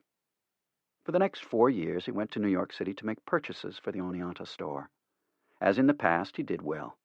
In the 1890s, Huntington told an interviewer, "From the time I was a child until the present, I can hardly remember a time when I was not doing something." There were other young men in New York State and elsewhere in America getting ahead in the 1840s, a great age for just beginning businessmen, but few did as well or moved as fast as Huntington, who seized the main chance before others even knew it was there. His looks, his self-assurance, and his bulk all helped. He weighed 200 pounds and had a great round head and penetrating eyes. Strong as an ox, he claimed he never got sick, although he did once in 1849 in California when amoebic dysentery dropped his weight from 200 to 125 pounds. With self-medication, he recovered. He made it a habit to take charge of any enterprise in which he was involved. Doing well in Oneonta with his brother, however, was not enough. Late in 1848, Huntington embraced the rumors of gold for the taking in California. He persuaded 5 other young men in town to come with him on a trip by sea to California. They joined many others. In the month of January, 1849, 8,000 gold seekers sailed for California in 90 ships to go around South America's Cape Horn and then north along the coast. Huntington, however, decided to take his chances on the shortcut across Panama. This was a bold, risky decision. After his steamer made its way from New York City to the Columbia shore, his plan was that he and his party would hire natives with canoes to take them up the Chagres River to its headwaters, then travel by mule down to Panama City to await a boat going to San Francisco. The drawbacks were the expense, the possibility of missing boats going north, and, more serious, the danger of contracting tropical fever. Huntington was 27, a little older than Crocker, and he was leaving with no illusions about striking it rich on a gold-bearing stream. His companions and thousands of others headed toward California were looking for an easy fortune, but Huntington headed west in his already developed capacity as a trader. He brought with him to New York and had loaded on his steamer a stock of merchandise, including a number of casks of whiskey, which he intended to sell to the Argonauts. He had no interest in the mining and trading companies forming at New York docks. His interest was in starting a store, with his brother Solon sending on the goods from New York. On March 14, 1849, Huntington and his mates bought steerage tickets for $80 each on the Crescent City. It left the next day, about the same time that Crocker started west, with around 350 Argonauts on board. 24-year-old Jessie Benton Fremont, daughter of Senator Thomas Hart Benton of Missouri, who was a leading advocate of the Pacific Railroad, was on the ship, on her way to California to meet her explorer husband, John Charles Fremont. He had just completed his 4th expedition through the western reaches of the continent, this one in search of a usable railroad route to the Pacific. Huntington was a long way from California and from building a railroad. On the first days out of New York, his concern was with the health of his mates and fellow passengers. Except for him, they were all seasick, vomiting nearly every morning and night, and always full of queasiness. They had gone around the tip of Florida and past Cuba before the sea settled down. On March 23rd, after 8 days at sea, the Crescent City hove to a mile or so off the mouth of the Chagres River. Huntington went ashore in a native canoe along with some others to discover that Chagres was a miserable place. He managed to hire natives to get 260 people to Panama City. It took 3 days to get the passengers and baggage to Gorgona, the headwaters of the river, a miserable trip. The passengers had to sleep for a few hours each night on a mud bank or slumped in the canoes. The natives had only poles to push the canoes along, and they had to be on the way at dawn in order to utilize every moment of daylight. At Gorgona, the Americans faced a 20-mile trail over the low mountains, a trail full of potholes and fallen trees. By the end of March, the rainy season had begun, and mud was everywhere. It took 2 days to cover the 20 miles. At the end of the trip, all were appalled by Panama City. It rained continually. Mud, mildew, and fungus oozed everywhere. Sanitation in the tent city was lacking or completely absent. Unwashed raw fruit caused epidemics of dysentery. Malaria and cholera were common, as were threats of smallpox. Vice, depravity, and selfishness thrived. Huntington and his companions had hoped to catch the Oregon as it steamed north on its maiden voyage, but they missed it and had to wait for another ship. The Argonauts settled down to wait, meanwhile fighting with each other. Not Huntington. He went into business, selling his medicines, badly needed, and getting other stuff to sell.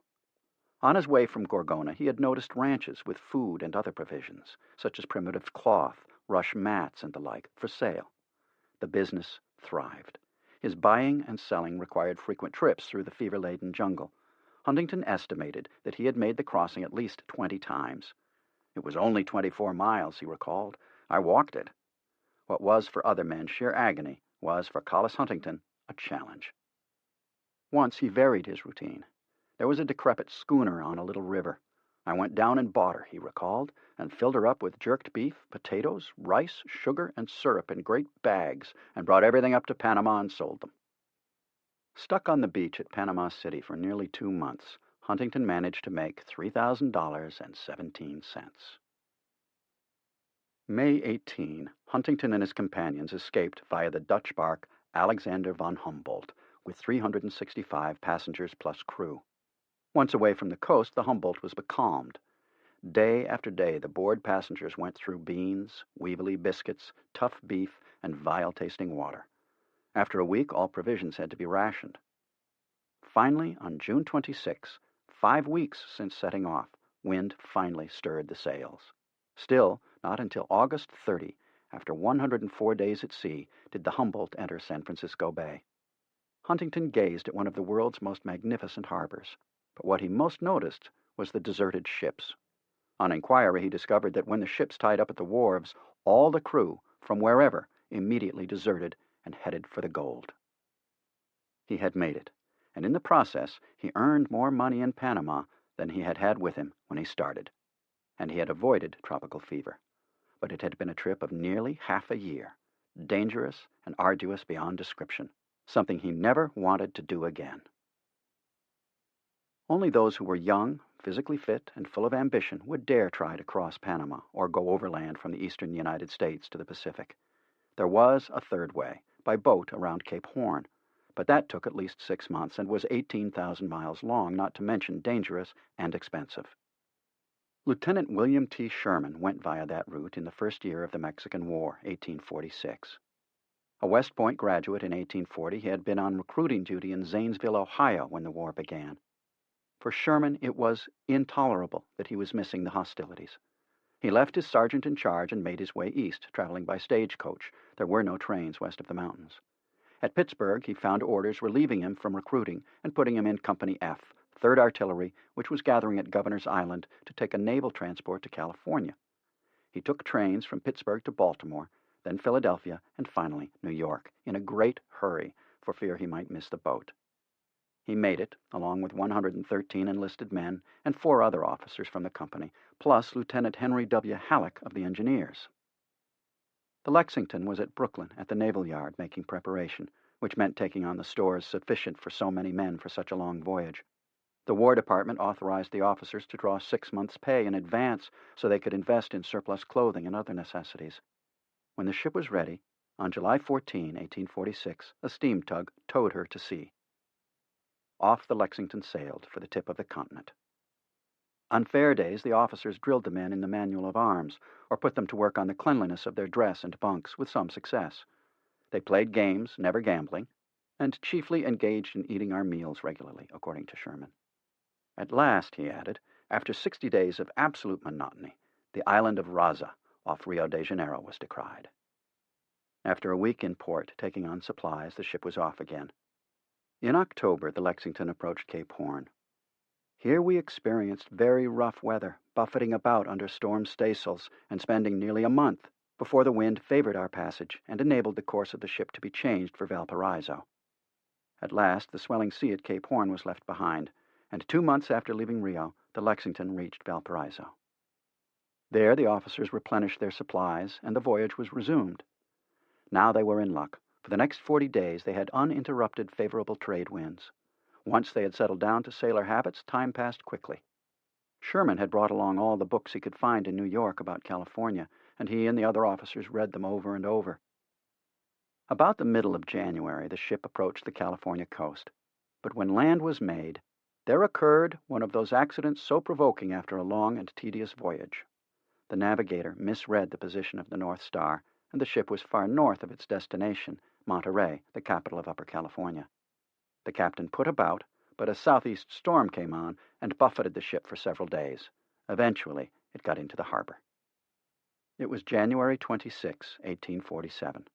The Lexington had left New York 202 days earlier. She was a United States Navy vessel with a crew of 50. Her passengers were all young men, fit and eager.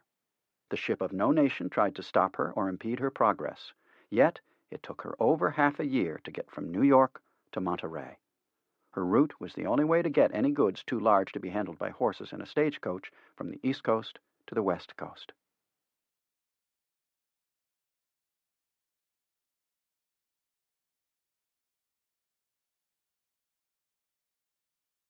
Besides Sherman's Company F, 3rd Artillery, there were other American military units, Navy and Army, either in or making their way via land or sea to California, which the United States was taking over by right of conquest. Sherman traveled up and down the coast, finding the country very lightly populated. San Francisco, then called Yerba Buena, had some 400 people, most of them Kanaka, natives of the Sandwich Islands. There was a war on. Gold had not yet been discovered. But the conclusion of the Mexican War, the taking of full legal possession by the United States, and the discovery of gold, all in the next year, led to the rush to California. The problem of getting there remained. Crossing the Great Plains on one of the emigrant roads meant more than a half a year and included crossing the Rocky Mountains, then the Great American Desert, then the Sierra Nevada range. Taking a ship to Panama meant the extreme dangers of catching a mortal fever while crossing the isthmus and hoping to catch another ship headed north at Panama City. Going all the way around South America by ship was expensive, boring much of the time, and often dangerous. California became a magnet for the Argonauts from around the world, especially from the United States, but it must be doubted that ever before had such a desirable place been so isolated. Still, they came on. One was Mark Hopkins, born on the eastern shore of Lake Ontario on September 3, 1814, who worked as a storekeeper and then a bookkeeper in New York City. About 5 feet 11 inches tall and weighing 160 pounds, with a straight nose and a neatly cropped beard and dark hair, he cut a handsome figure, and by age 35 was making a good salary. He could have been thought of as a man settled in his ways, but it wasn't so. When news of the discovery of gold reached him, he joined with 25 others to form a mining company, the New England Trading and Mining Company. The partners invested $500 each. With the money, they bought supplies and mining equipment that none of them knew how to use. In January 1849, they set sail for Cape Horn. It was the beginning of a 196-day trip plagued by storms, bad food, not enough drinking water, and a tyrannical captain. They finally arrived in San Francisco on August 5, 1849. The partners quarreled and soon broke up. After some fruitless wandering around San Francisco and up in the mountains looking for a spot to start a store, Hopkins, in February 1850, went to Sacramento to set up shopkeeping. It was, as it happened, at 52 K Street, next door to a store Huntington had opened. Both men lost their investments in the terrible fire of 1852. Both immediately rebuilt. Out of shared interests and mutual troubles, they developed an abiding affection for each other, different though they were in ages and personalities. They became partners and switched from general store merchants to dealing in heavy hardware for farms and mines. Crocker, Huntington, Sherman, and Hopkins were part of a wave of immigration into California. The 49ers, who came before statistics keepers from the government appeared to count them, were followed by more fortune seekers some years, less in others. In 1850, a record 55,000 emigrants, nearly all male, headed west from the Missouri bound for California. About 5,000 died from a cholera epidemic, so the next year the emigration count was down to 10,000. But by 1852, it was back up to 50,000. By 1860, more than 300,000 Argonauts had made the overland journey. They came whatever the cost and danger, the boredom or the time lost, the misery of the journey. In 1850, the year the territory became a state, there were in California, according to the U.S. Census, 93,000 white residents and 1,000 Negroes. Some 86,000 of the white population were males, 7,000 females. They were young, more than half under age 24. A decade later, by 1860, the population had jumped more than 4 times to 380,000 whites. It included 53,000 other races, mainly Chinese, but those under 24 years of age still predominated. As Lieutenant Sherman put it, during our time, California was, as now, full of a bold, enterprising, and speculative set of men who were engaged in every sort of game to make money. Although they came from different ports and different continents and by different routes, the bulk of the Californians were young Americans who had families back east. They were accustomed to a civilized life: cities, towns, newspapers, roads and wagons, mail, industries. A bit of this was available in California, but there were no industries to serve the population's needs. There was no foundry to make iron products, especially railroad tracks, no plant to make carriages, either horse-drawn or for a train, or one to make a locomotive or a gun or powder. It took months to receive a letter, more months to deliver a reply. At the beginning of the 21st century, California led the world in technology and transportation. America and the remainder of the world followed the trend set in California. But in the middle of the 19th century, California had made no progress at all.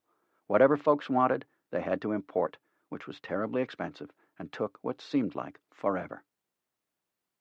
Most of the young Americans in California were there to pan for, or later to mine, gold, or to make money wherever and however. Not only did soldiers and sailors desert, William Sherman noted, but captains and masters of ships actually abandoned their vessels and cargoes to try their luck at the mines. Preachers and professors forgot their creeds and took to trade, and even to keeping gambling houses. There were exceptions. Crocker, Huntington, and Hopkins were storekeepers. Sherman was in the Army. But what the state needed was men to plow, to harvest, to sail ships, to engage in manufacturing, to build houses, roads, bridges, and railroads. There were few among the Argonauts who had such skills.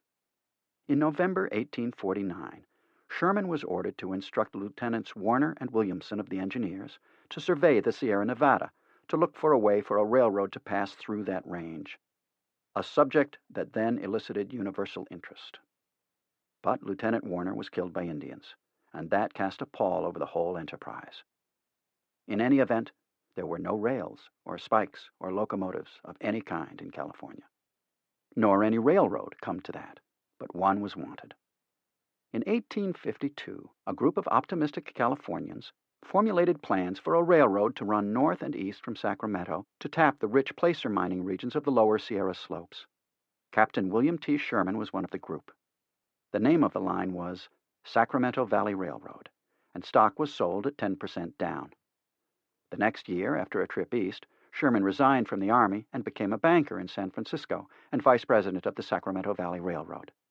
But the need for an experienced railroad engineer became obvious, and in late 1853, the president of the corporation sailed to New York to find such a man.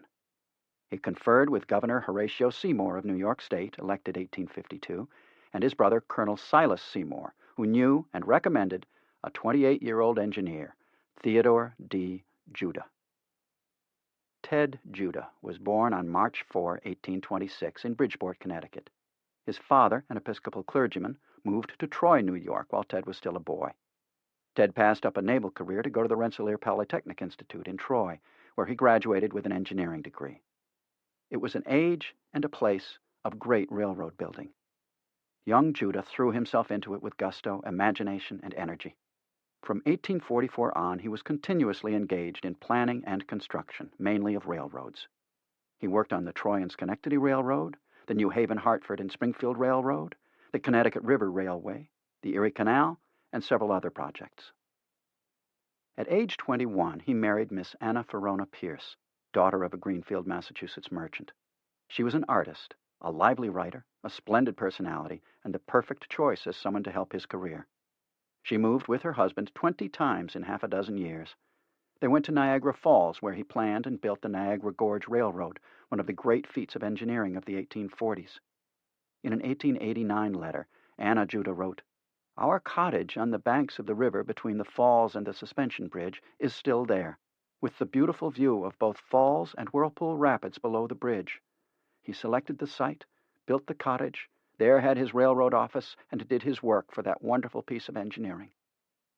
Obviously, he was a man of many talents, most of all for the America of his day, where everything was booming and where engineers who knew what they were doing were in great demand. In 1854, Judah was in Buffalo building part of what would later become the Erie Railroad system. An urgent telegram from the Seymour brothers summoned him to New York City. He went, had a meeting, and 3 days later sent Anna a telegram. "Be home tonight. We sail for California April 2nd. He got back to Buffalo that evening. "You can imagine my consternation on his arrival," Anna wrote. "He burst through the door and blurted out, 'Anna, I am going to California to be the pioneer railroad engineer of the Pacific Coast. It is my opportunity, although I have so much here.'" She was not about to stand in his way. He had read and studied for years the problem of building a continental railway, and talked about it. "It will be built," he used to say, "and I am going to have something to do with it." Big talk for a young man still in his 20s. But he was a quick study, hard worker, inventive, sure of himself, not much on humor, and supremely competent, which is why nearly every railroad then being built in the East wanted Judah to be its engineer. Besides being fully employed, Judah had reason to be suspicious of California. Everything had to be imported, and his brother Charles, already there, had told him in correspondence something of the harshness of life there. He went anyway, not so much to build the little Sacramento Valley Railroad as to find the route and the money and the construction gangs to build the first Transcontinental Railroad. He could hardly wait to get going. In April 1854, 3 weeks after meeting with the Seymours and the president of the Sacramento Valley Railroad, he had swept up Anna, returned to New York, and was off by steamer for Nicaragua. The ship was crowded, mainly men searching for wealth. But Judah found a number of men returning to California, and he sat at the dining room table with them, soaking up all he could about the new land. At Nicaragua, he and Anna proceeded by the Nicaragua River and Lake for the Pacific Ocean, where they boarded a crowded Pacific mail steamer bound for San Francisco. In the middle of May, they arrived in San Francisco. Judah proceeded at once to Sacramento, where he immediately got to work for the Sacramento Valley Railroad. Until that time, no train whistle had ever been heard west of the Missouri River. Nevertheless, the Californians wanted, needed, had to have a railroad connection with the East. The state legislature passed resolutions demanding that the federal government make it possible. This wasn't calling for the impossible, for by 1854, train technology had advanced far enough to make a transcontinental railroad feasible. The track structure of a railroad is a thing on which everything else depends. By 1850, Robert L. Stevens' development of all iron rails in place of wooden rails with a strap iron surface had been adopted everywhere, and in form and proportion it is still in use today. Stevens also developed the hook-headed spike for fastening the rail to the wooden ties, and connected the rails together at the ends by a rail chair, a device in the rough shape of a U that was spiked to the joint tie. Another development, wooden ties surrounded by ballast, had replaced the stone blocks, which gave a too rigid support. Locomotives, developed mainly in the United States, had by 1850 increased in weight and power. By 1860, they were up to 40 to 50 tons, with 4 lead wheels and 4 driving wheels, thus designated a 440. New devices were constantly being added, including the reversing gear, the cab for engine driver and fireman, the steam whistle, the headlight, the bell, the equalizing levers and springs, engine brakes, and more, even the cowcatcher on the front of the locomotive. New passenger and freight cars had evolved. Bridges were built to carry trains across rivers and gorges. It had been thought originally that human beings could not travel at 60 miles per hour, The trains could not climb an incline or go around a curve, but soon engineers discovered they could climb a grade of 2%, or 106 feet per mile, and that a train could manage a curve of 10 degrees, radius 574 feet, and 60 miles per hour did not harm the passengers. On May 30, 1854, Judah reported to the owners of the Sacramento Valley Railroad that the line from Sacramento to Folsom on the western edge of the Sierra was more favorable than any he had ever known. There were no deep cuts to make, no high embankments to be built, and the grade was nearly as regular and uniform as an inclined plane. A railroad could be built at a cost of $33,000 per mile, including everything. He had counted the potential freight and passenger traffic on the route and calculated probable earnings for the corporation. They would be huge. With such a road and such a business, he concluded, it is difficult to conceive of a more profitable undertaking. He was too low on his cost estimate and too high on the earning potential, but not by much. In June, the Sacramento Union, one of the leading newspapers in the state and one where Judah had friends, reported, "Mr. Judah is pushing the survey and location with as much rapidity and energy as is consistent with correctness." By June 20, his surveys had reached Folsom.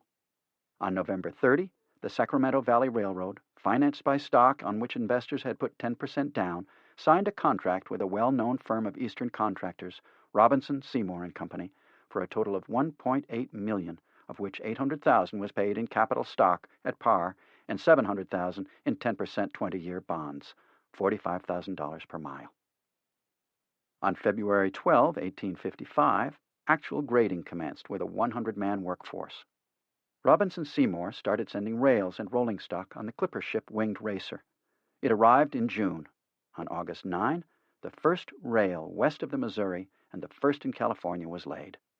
2 days later, Judah, assisted by 3 officials of the company, carried a handcar to the tracks and took the first ever railroad ride in California for a distance of 400 feet. Shortly thereafter, the locomotive Sacramento landed on the levee, and on August 17, a trial trip to 17th Street delighted the delegation from San Francisco, hundreds strong, who had made the journey. By January 1, 1856, the road was bringing in $200 a day.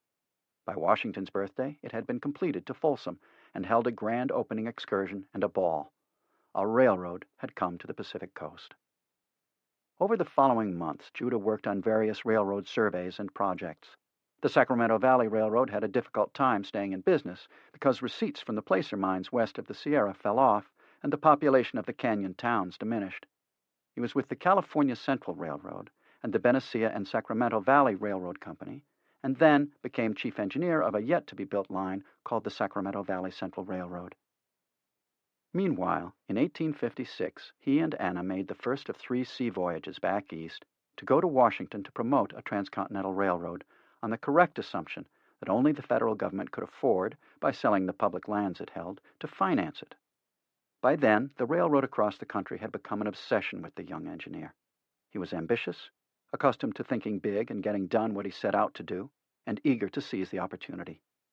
Anna later wrote, "Everything he did from the time he went to California to the day of his death was for the great Continental Pacific Railway.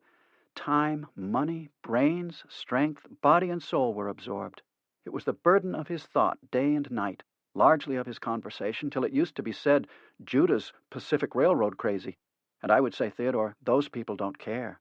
And he'd laugh and say, 'But we must keep the ball rolling.'" Jefferson Davis's report on a Pacific Railroad route came out in 12 volumes. The reports were almost as valuable as those of Lewis and Clark. They contained descriptions of every possible feature of the physical and natural history of the country, with numerous plates beautifully colored, barometric reconnaissances, studies of weather, and more. But, according to Judah's biographer, Carl Wheat, it is doubtful if an equal amount of energy was ever spent with so small a crop of positive results. Newly elected Representative John C. Birch of California later wrote, "The government had expended hundreds of thousands of dollars in explorations, and elaborate reports thereof had been made. Yet all this did not demonstrate the practicability of a route, nor show the surveys, elevations, profiles, grades, or estimates of the cost of constructing the road." As everyone expected, Davis recommended the southern route, New Orleans to Los Angeles. To make it happen, Davis had ordered the importing of a corps of camels to provide animal power in the desert. The United States had paid $10 million to Mexico for the Gadsden Purchase, named for James Gadsden of South Carolina, who negotiated the treaty. The purchase included the southern part of present-day Arizona and New Mexico, which Davis considered the preferred route to the Pacific. No free state politician would accept such a route, nor would Judah. In 1856, Ted and Anna Judah arrived in Washington on their second trip. There he wrote a pamphlet published January 1, 1857, that he distributed to every member of Congress and the heads of administrative departments, entitled A Practical Plan for Building the Pacific Railroad. He called the railroad the most magnificent project ever conceived, but added that, though it had been in agitation for over 15 years, nothing had been done, except for Davis's useless explorations. Not a single usable survey had even been made. Cutting to the heart of the failure, he wrote, "No one doubts that a liberal appropriation of money or public lands by the general government ought to ensure construction of this railroad. But the proposition carries the elements of its destruction with it. It is a house divided against itself. It, the Pacific Railroad, cannot be done until the route is defined, and if defined, the opposing interest is powerful enough to defeat it." What was needed was facts. Facts based on solid foundations, that is, a genuine survey, one on which capitalists could base accurate cost calculations.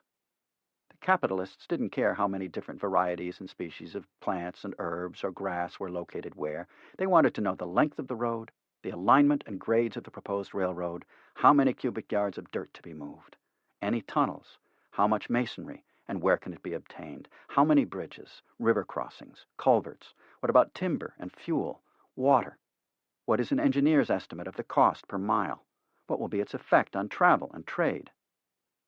With such information, the capitalist might invest, but the facts were not there, because government has spent so much money and time upon so many routes that we have no proper survey of any one of them. Judah discussed other factors, such as snow, hostile Indians, probable operating conditions, the development of locomotives, rates and tariffs, and the like. The U.S. Army would benefit. It cost $30 million a year to supply the Western troops by horse or ox team. Then his conclusion. It is hoped and believed that Congress will, at this session, pass a bill donating alternate sections of land to aid in the construction of this enterprise. Judah's pamphlet was a splendid idea and an eloquent presentation. The land grant solved at a stroke the problem of financing. But although practical and sensible, it said nothing about whether the eastern terminus of the railroad should be in a free state or a slave state. Congress talked about Judah's proposal at length, but nothing came of it. A number of bills were submitted, but sectional jealousies defeated every one of them. Judah wrote to the Sacramento Union in January 1859 from Washington that there is no chance this session of Congress to do anything toward developing the central route. The President, James Buchanan, is in favor of the extreme southern route for the Pacific Railroad, and, it is understood, will veto any bill for a road over any other to the Pacific. By the spring of 1859, it was clear that if California, Oregon, and the other western territories, especially Washington and Arizona territories, wanted a transcontinental railroad, they must move of their own accord. On April 5, 1859, the legislature of California, acting apparently under Judah's urging, passed a resolution calling for a convention to consider the Pacific Railroad. Judah returned from the East to attend as representative from Sacramento. The convention opened in Assembly Hall in San Francisco on September 20, 1859, with over 100 in attendance. Debates centered on the route to be adopted and the western terminus. Judah said such decisions should be left to the corporation picked to build the road, but the convention adopted a resolution recording its decided preference for a central route to Sacramento. Having lost there, Judah won on his motion to keep the government from becoming an interested party by keeping it out as a stockholder. Such action, he said, shuts the door to fraud, corruption, or political dishonesty. It affords no hobby to ride and presents no stepping stone to power, advancement, or distinction.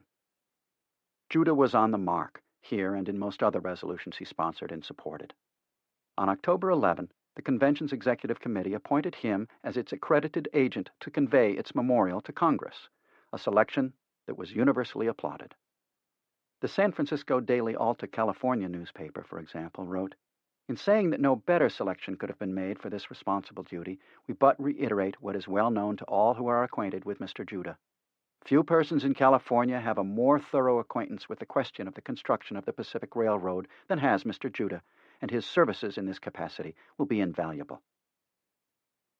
On October 20, 1859, Judah and Anna sailed for Panama on the steamer Sonora on their third trip east. He was 33 years old. He had shown himself to be a practical engineer capable of building railroads and bridges wherever, whenever. He had built the only railroad then running in California. He had great imagination and a most persuasive way of putting his ideas. He had a gracious wife. Only nincompoops called him Crazy Judah. Those who knew what they were about, such as the delegates to the convention or the newspaper editors, called him inspired. While Crocker, Huntington, and Hopkins were running their stores, and newcomer Leland Stanford was dabbling in politics, and William Sherman had sold out or lost everything in California and was currently a schoolmaster in Louisiana, Theodore D. Judah was preparing the way for the greatest engineering achievement of the 19th century. Chapter 3. The Birth of the Central Pacific, 1860 to 1862. The railroad Judah wanted, dreamed about, lusted for, was determined to build, had the support, if not the financial backing, of nearly all Americans. The swift growth of California and the West Coast, the obvious fact that as soon as the railroad was built, farms and towns would spring up and land values would increase along much of the line across America, the slowness and costs of mail, Indian troubles on the Great Plains and in the Northwest, the so-called Mormon War that sent columns of troops into Utah during 1857 to 58, the opening of Japan, and new commercial treaties with China, among other things, made the desirability of a Pacific Railroad obvious to all. They could not agree on where. It was not just the Southerners who blocked the Northerners. Within California, where slavery was never an important issue, the delegates to the 1859 convention from Southern California and Arizona objected strongly to a San Francisco or Sacramento terminus. They wanted Los Angeles or San Diego, and argued that since the Sierra Nevada were almost entirely in California, the railroad would have to be built to the south, where the mountains were not so awesome. Building the railroad would be, according to William T. Sherman in a letter to his brother John, a congressman from Ohio, a work of giants, and Uncle Sam is the only giant I know who can grapple the subject. Sherman was right. No railroad anywhere crossed a continent. To build it would take real men, dedicated men, adventurous men, men of muscle and brain power, men without equal. They must be giants to build it, without steam shovels, pile drivers, or power saws, without pipes with water running through them, without portable houses and hospitals, with no internal combustion engine trucks and jeeps to move materials, or much of anything else commonplace in the 20th century to build a railroad. The line had nearly 2,000 miles to cross, with great stretches of desert where there was no water, plus vast areas without trees for ties or bridges, stones for footings, or game for food. Then there were 3 major mountain ranges, the Rockies, the Wasatch, and the Sierra Nevada. There the wind howled and the snow came down in great quantities. The creeks and rivers ran through 1,000-foot and deeper gorges. The summits were granite, and neither man nor animal lived. Over most of the route there were no cities except Salt Lake City. No settlements, no farms, no roundhouses, no water pumps, and except for the mines on the flanks of the Sierra Nevada, there was nothing to carry in, nothing to carry out. The only way to get tracks forward to the end of the line was to carry them across tracks already laid. The road would be of a size unprecedented anywhere in the world, and it would go in advance of settlement through an area whose remoteness and climate discouraged or completely precluded rapid migration. In historian Oliver Jensen's words, to travel the route of the first transcontinental railroad at the beginning of the 21st century is to wonder whether we are today the equals of men who with their bare hands laid those long ribbons of metal over a century ago. What it would take was the backing of the government, because only the government had the resources, money and land, to finance the project. No corporation, no bank was big enough. In a democracy, it was mandatory to turn to the elected representative body to get the thing done. Judah had no doubt that it could be done. On October 20, 1859, he and Anna had set out from San Francisco on the Sonora, headed for Panama, and then it would be on to New York, where he intended to ride a train to Washington to seek money and land from the Congress and the President. Even before the couple left San Francisco Bay, Judah had met California Representative John C. Birch. Our introduction was immediately followed by a statement to me in detail of the objects and purposes of his mission, Birch later wrote. It was the only thing on Judah's mind, the sole thing he would talk about. As Birch told a meeting of the Territorial Pioneers of California on April 13, 1875, "Never have I seen a more unselfish laborer for a public work, never knew a more self-sacrificing spirit than his." On the trip, Judah worked on a bill incorporating the wishes of the Sacramento Convention, including a terminus at Sacramento. Birch, who accompanied them, went over the bill. He and Judah had become, in Birch's words, immediate and intimate friends. No day passed on the voyage that we did not discuss the subject, lay plans for its success, and indulge pleasant anticipations of those wonderful benefits so certain to follow that success. Birch naturally wanted to know more than just an outline. Judah knew what information was wanted and was ready to answer any and all questions. "On the various provisions of a proper bill to invite the introduction of capital into the work," said Birch later, "and in short on every conceivable point he was armed with arguments, facts, and figures so thoroughly that all questions of political economy involved were of easy solution to his mind." Birch was so impressed with what Judah had to say and the way he said it that he agreed to sponsor Judah's bill in the House. Anna helped.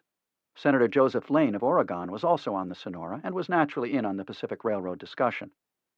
One night at dinner with Birch and Lane, Anna asked, "Would there be any advantage in establishing a Pacific Railway exhibit on Capitol Hill?" She explained that she had packed the charts her husband had used at the convention, as well as samples of ore, minerals, and fossils she and he had picked up on their Sierra expeditions. Further, she had her sketchbook and a few of her paintings of the mountains. Her husband nodded yes. Birch said it was a splendid idea. Lane agreed. On his arrival in Washington, Judah sought out California's senators, who read and supported the bill. On December 6, 1859, he got an appointment with President James Buchanan. Together with Birch and Senator William Gwin, he went to the White House to see Buchanan, who had problems of his own, but allowed Judah to present the proceedings of the convention in Sacramento.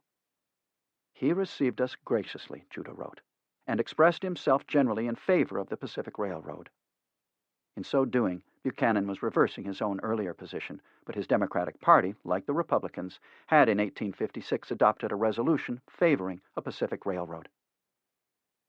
Congress had recessed, so Judah and Anna headed west by rail to promote his railroad bill and to collect some reliable information with regard to the operating of engines on heavy grades, which becomes highly important in view of solving the question of crossing the Sierra Nevada mountains, as it established the fact that grades as high as 150 feet per mile can be overcome and operated with perfect safety.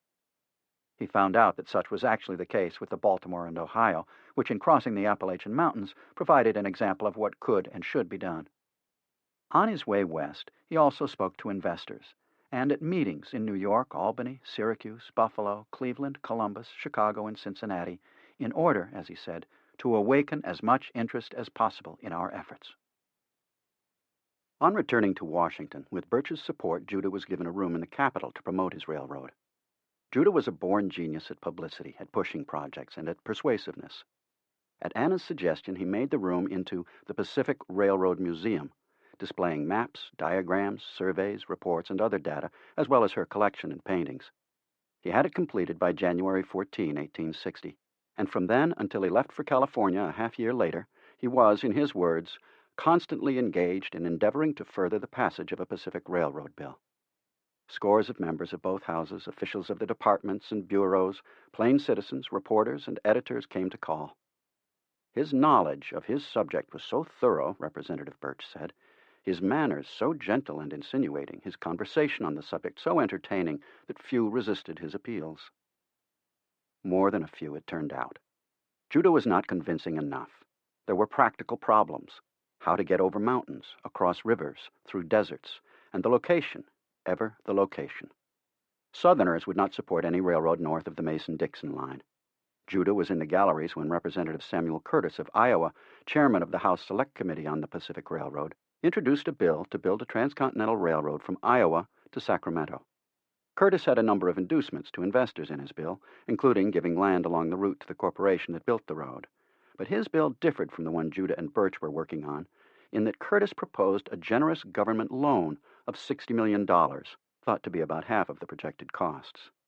This loan was to be in the form of 5% 30-year bonds, which the newly formed corporation could sell on the open market. The debt would be repaid when the bonds matured. Southerners tacked onto the measure a provision calling for a parallel route through the Southwest. Missouri and Iowa were fighting over the eastern terminus. Curtis's bill was sent back to committee for further consideration. That was almost surely a death warrant, but Curtis and his supporters got the bill entered on the calendar for the coming session. It would not be debated until December 1860. There was good news for Judah that spring of 1860. In May, in Chicago, Abraham Lincoln was nominated for president by the Republicans on a platform that called for full government support of the Pacific Railway. In June, Congress passed an act granting federal aid to an overland telegraph from Missouri to San Francisco. That act cut through the quibbling over whether or not the federal government could support an internal improvement in states as well as in the territories. The telegraph line was completed in 1861. There was bad news, too. Visitors came to Judah's Pacific Railroad Museum to gawk, to talk, to be impressed, and to ask questions.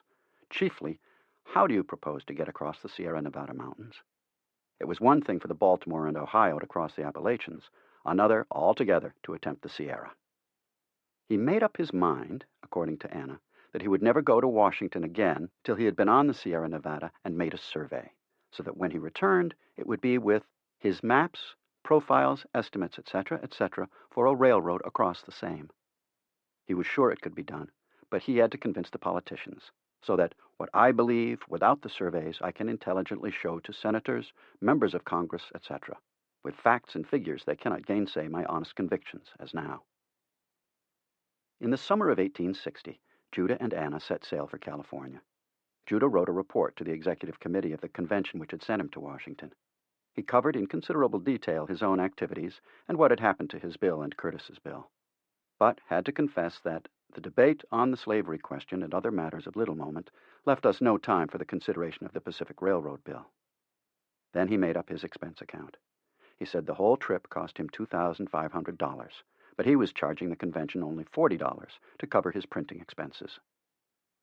Never before, one would guess, and never again, one would be certain, has anyone turned in such a low expense account. Never before or since has anyone wanted a railroad so badly. Anna later wrote, "Oh, how we used to talk it all over on the steamer en route to California in July 1860. Judah was now determined that, rather than ask Congress again to support some hypothetical company which would pick its own route, they should first organize the company itself and then present to the Congress accurate and definite surveys of its particular route.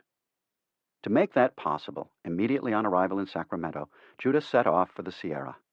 He may have been on the payroll of the Sacramento Valley Railroad, whose owners wanted him to hunt for a wagon road from Dutch Flat over the mountains past Donner Lake to the mines in Nevada. Or maybe not, it isn't certain.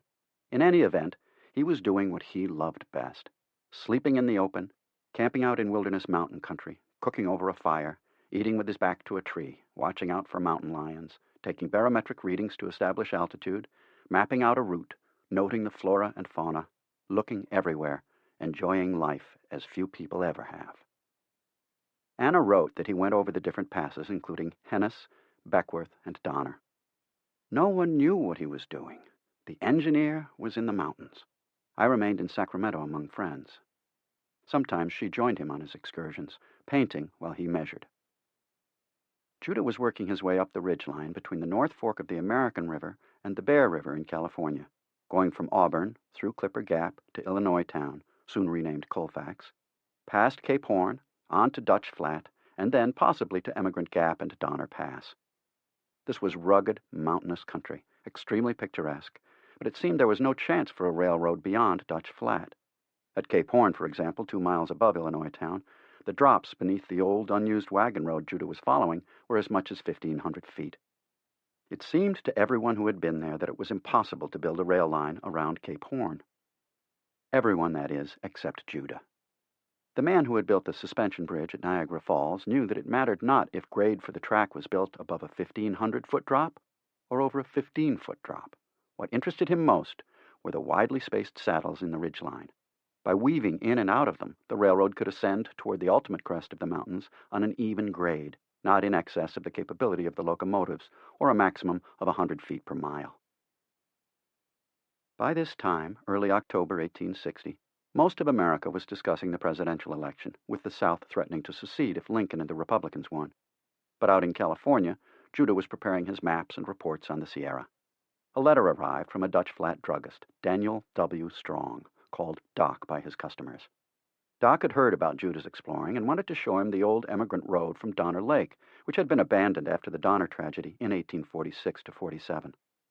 Doc was sure it was the best place to build a railroad, because there the east-west ridge reached the summit of the chain on what amounted to a plateau. Everywhere else, the Sierra crested twice, parallel ridges with a deep valley between them. Here, there was only one crest, so a railroad climbing up from Dutch Flat would have to surmount only it. The chief engineering problem would be to find a way down a 1,000-foot rocky wall past Donner Lake and along Donner Creek to the canyon leading to Utah formed by the Truckee River. The day Doc Strong's letter arrived, Judah set out to see him at Dutch Flat. Anna wrote about what happened when they met. The two men became fast friends immediately. Strong, truly a mountaineer, led Judah on horseback up the ridge to the Donner Pass. No one knew what they were doing, according to Anna. She adds, Dr. Strong used to tell a thrilling story of their last night in the mountains, when they came near to being snowed in and were obliged to get up in the middle of the night from their camp and started out in the darkness to find the trail, and none too soon were they. Her husband could not sleep or rest after they got into Dutch Flat and Strong's store till he had stretched his paper on the counter and made his figures thereon. Then, turning to Dr. Strong, he said for the first time, Doctor, I shall make my survey over this, the Donner Pass or the Dutch Flat route, above every other. The next morning, Strong wrote, Judah said to me, give me some writing materials. I produced some, and he sat down and drew up what he called Articles of Association for the Central Pacific Railroad, and he shoved them across the table to me and said, sign for what you want in the way of stock. It was mid-October. Judah wanted to create the corporation immediately. Under California laws, it was required that a railroad corporation have subscriptions to capital stock in the amount of $1,000 for each mile of road projected, 10% of which was to be paid in cash to the company treasury before incorporation. Judah estimated the mileage from Sacramento to the Nevada state line to be 115 miles, meaning that he and Strong needed subscriptions of $115,000. While Judah went to work on a pamphlet designed to entice big investors in San Francisco, Strong worked on the mining communities of Dutch Flat, Illinois Town, Gas Valley, and Nevada City, and brought in $46,500. Judah set out to get the nearly $70,000 remaining. He wrote a pamphlet published November 1, 1860, entitled Central Pacific Railroad Company of California. This was the first public use of the name Central Pacific. He opened with the statement that he and Strong had some newly discovered facts with reference to the route of the Pacific Railroad through the state of California. He claimed incorrectly that the line was short, only 80 miles from the foothills to Truckee Lake. No serious engineering difficulties present themselves. 5 days later, Abraham Lincoln was elected president. The next day, the South Carolina legislature called by unanimous vote for a convention to meet on December 20 to consider secession. The only thing that mattered to Judah at the moment was that, with the Republicans in control of Congress and the distinct possibility that the Southern representatives would walk out, the chances for passing the Curtis Bill or something like it were greatly enhanced, all of which gave him added incentive to get the Central Pacific incorporated. Anna wrote that night and day he talked and labored with the capitalists in San Francisco. On November 14, 1860, he wrote to Strong, I have struck a lucky streak and shall fill up the list without further trouble. I have got one of the richest concerns in California into it. The next evening, he left Anna at the San Francisco Russ House, firm in the faith that the gentleman he was to meet that evening in the office of a leading law firm would give him the aid he required to make his survey the following spring. In other words, would be his backers for the Pacific Railroad Company. He left me in high hopes.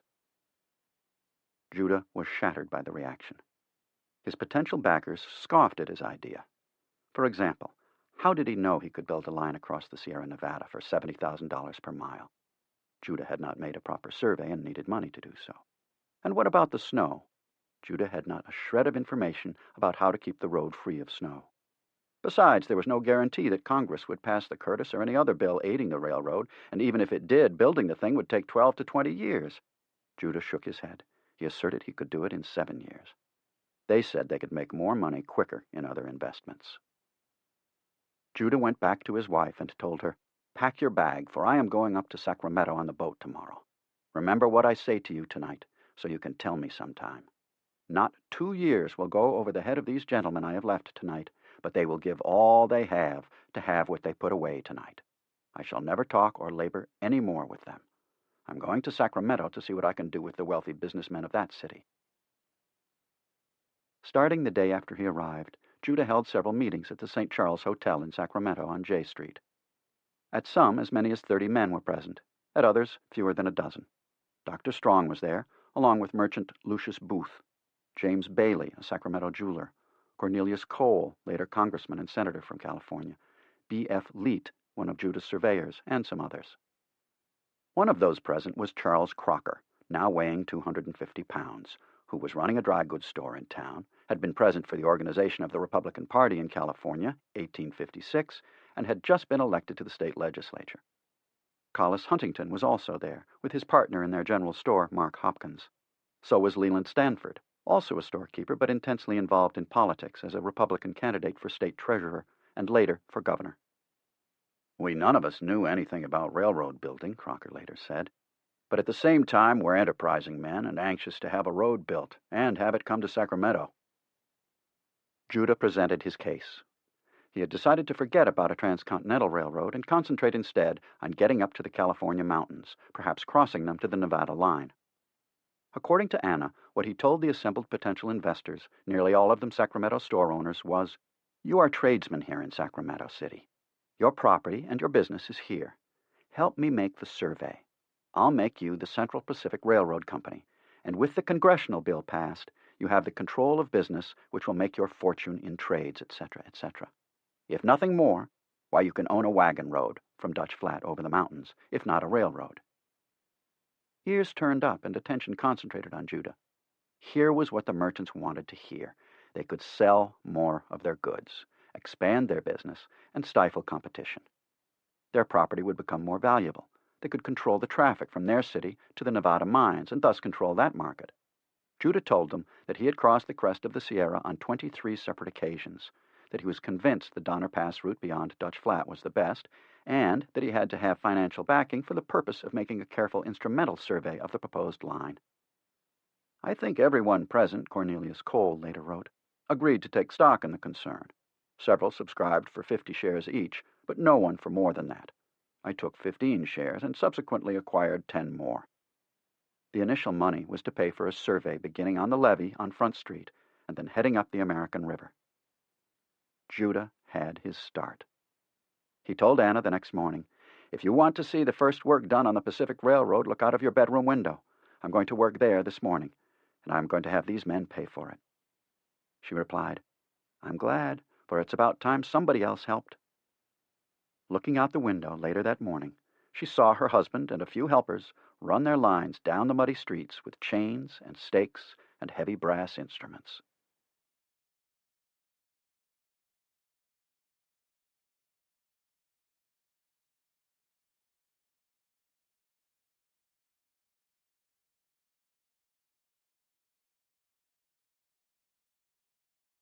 One man, in fact, had refused to subscribe at the meeting. He was Collis Huntington, who later admitted, "I did not give anything. When the meeting was about to break up, one or two said to me, 'Huntington, you're the man to give to this enterprise.' I gave 200 or 300 for a road. I did not want any of the stock. This railroad was a thing so big there was not much use starting out expecting to do much towards building it. I told Mr. Judah as I left, 'If you want to come to my office some evening, I will talk with you about this railroad.'" Judah was there the next evening. He talked and convinced Huntington to put up $35,000 to do a thorough instrumental survey. "I said, 'All right, I will pay that, but I will not agree to do anything after that,'" Huntington stated about the single best deal he ever made.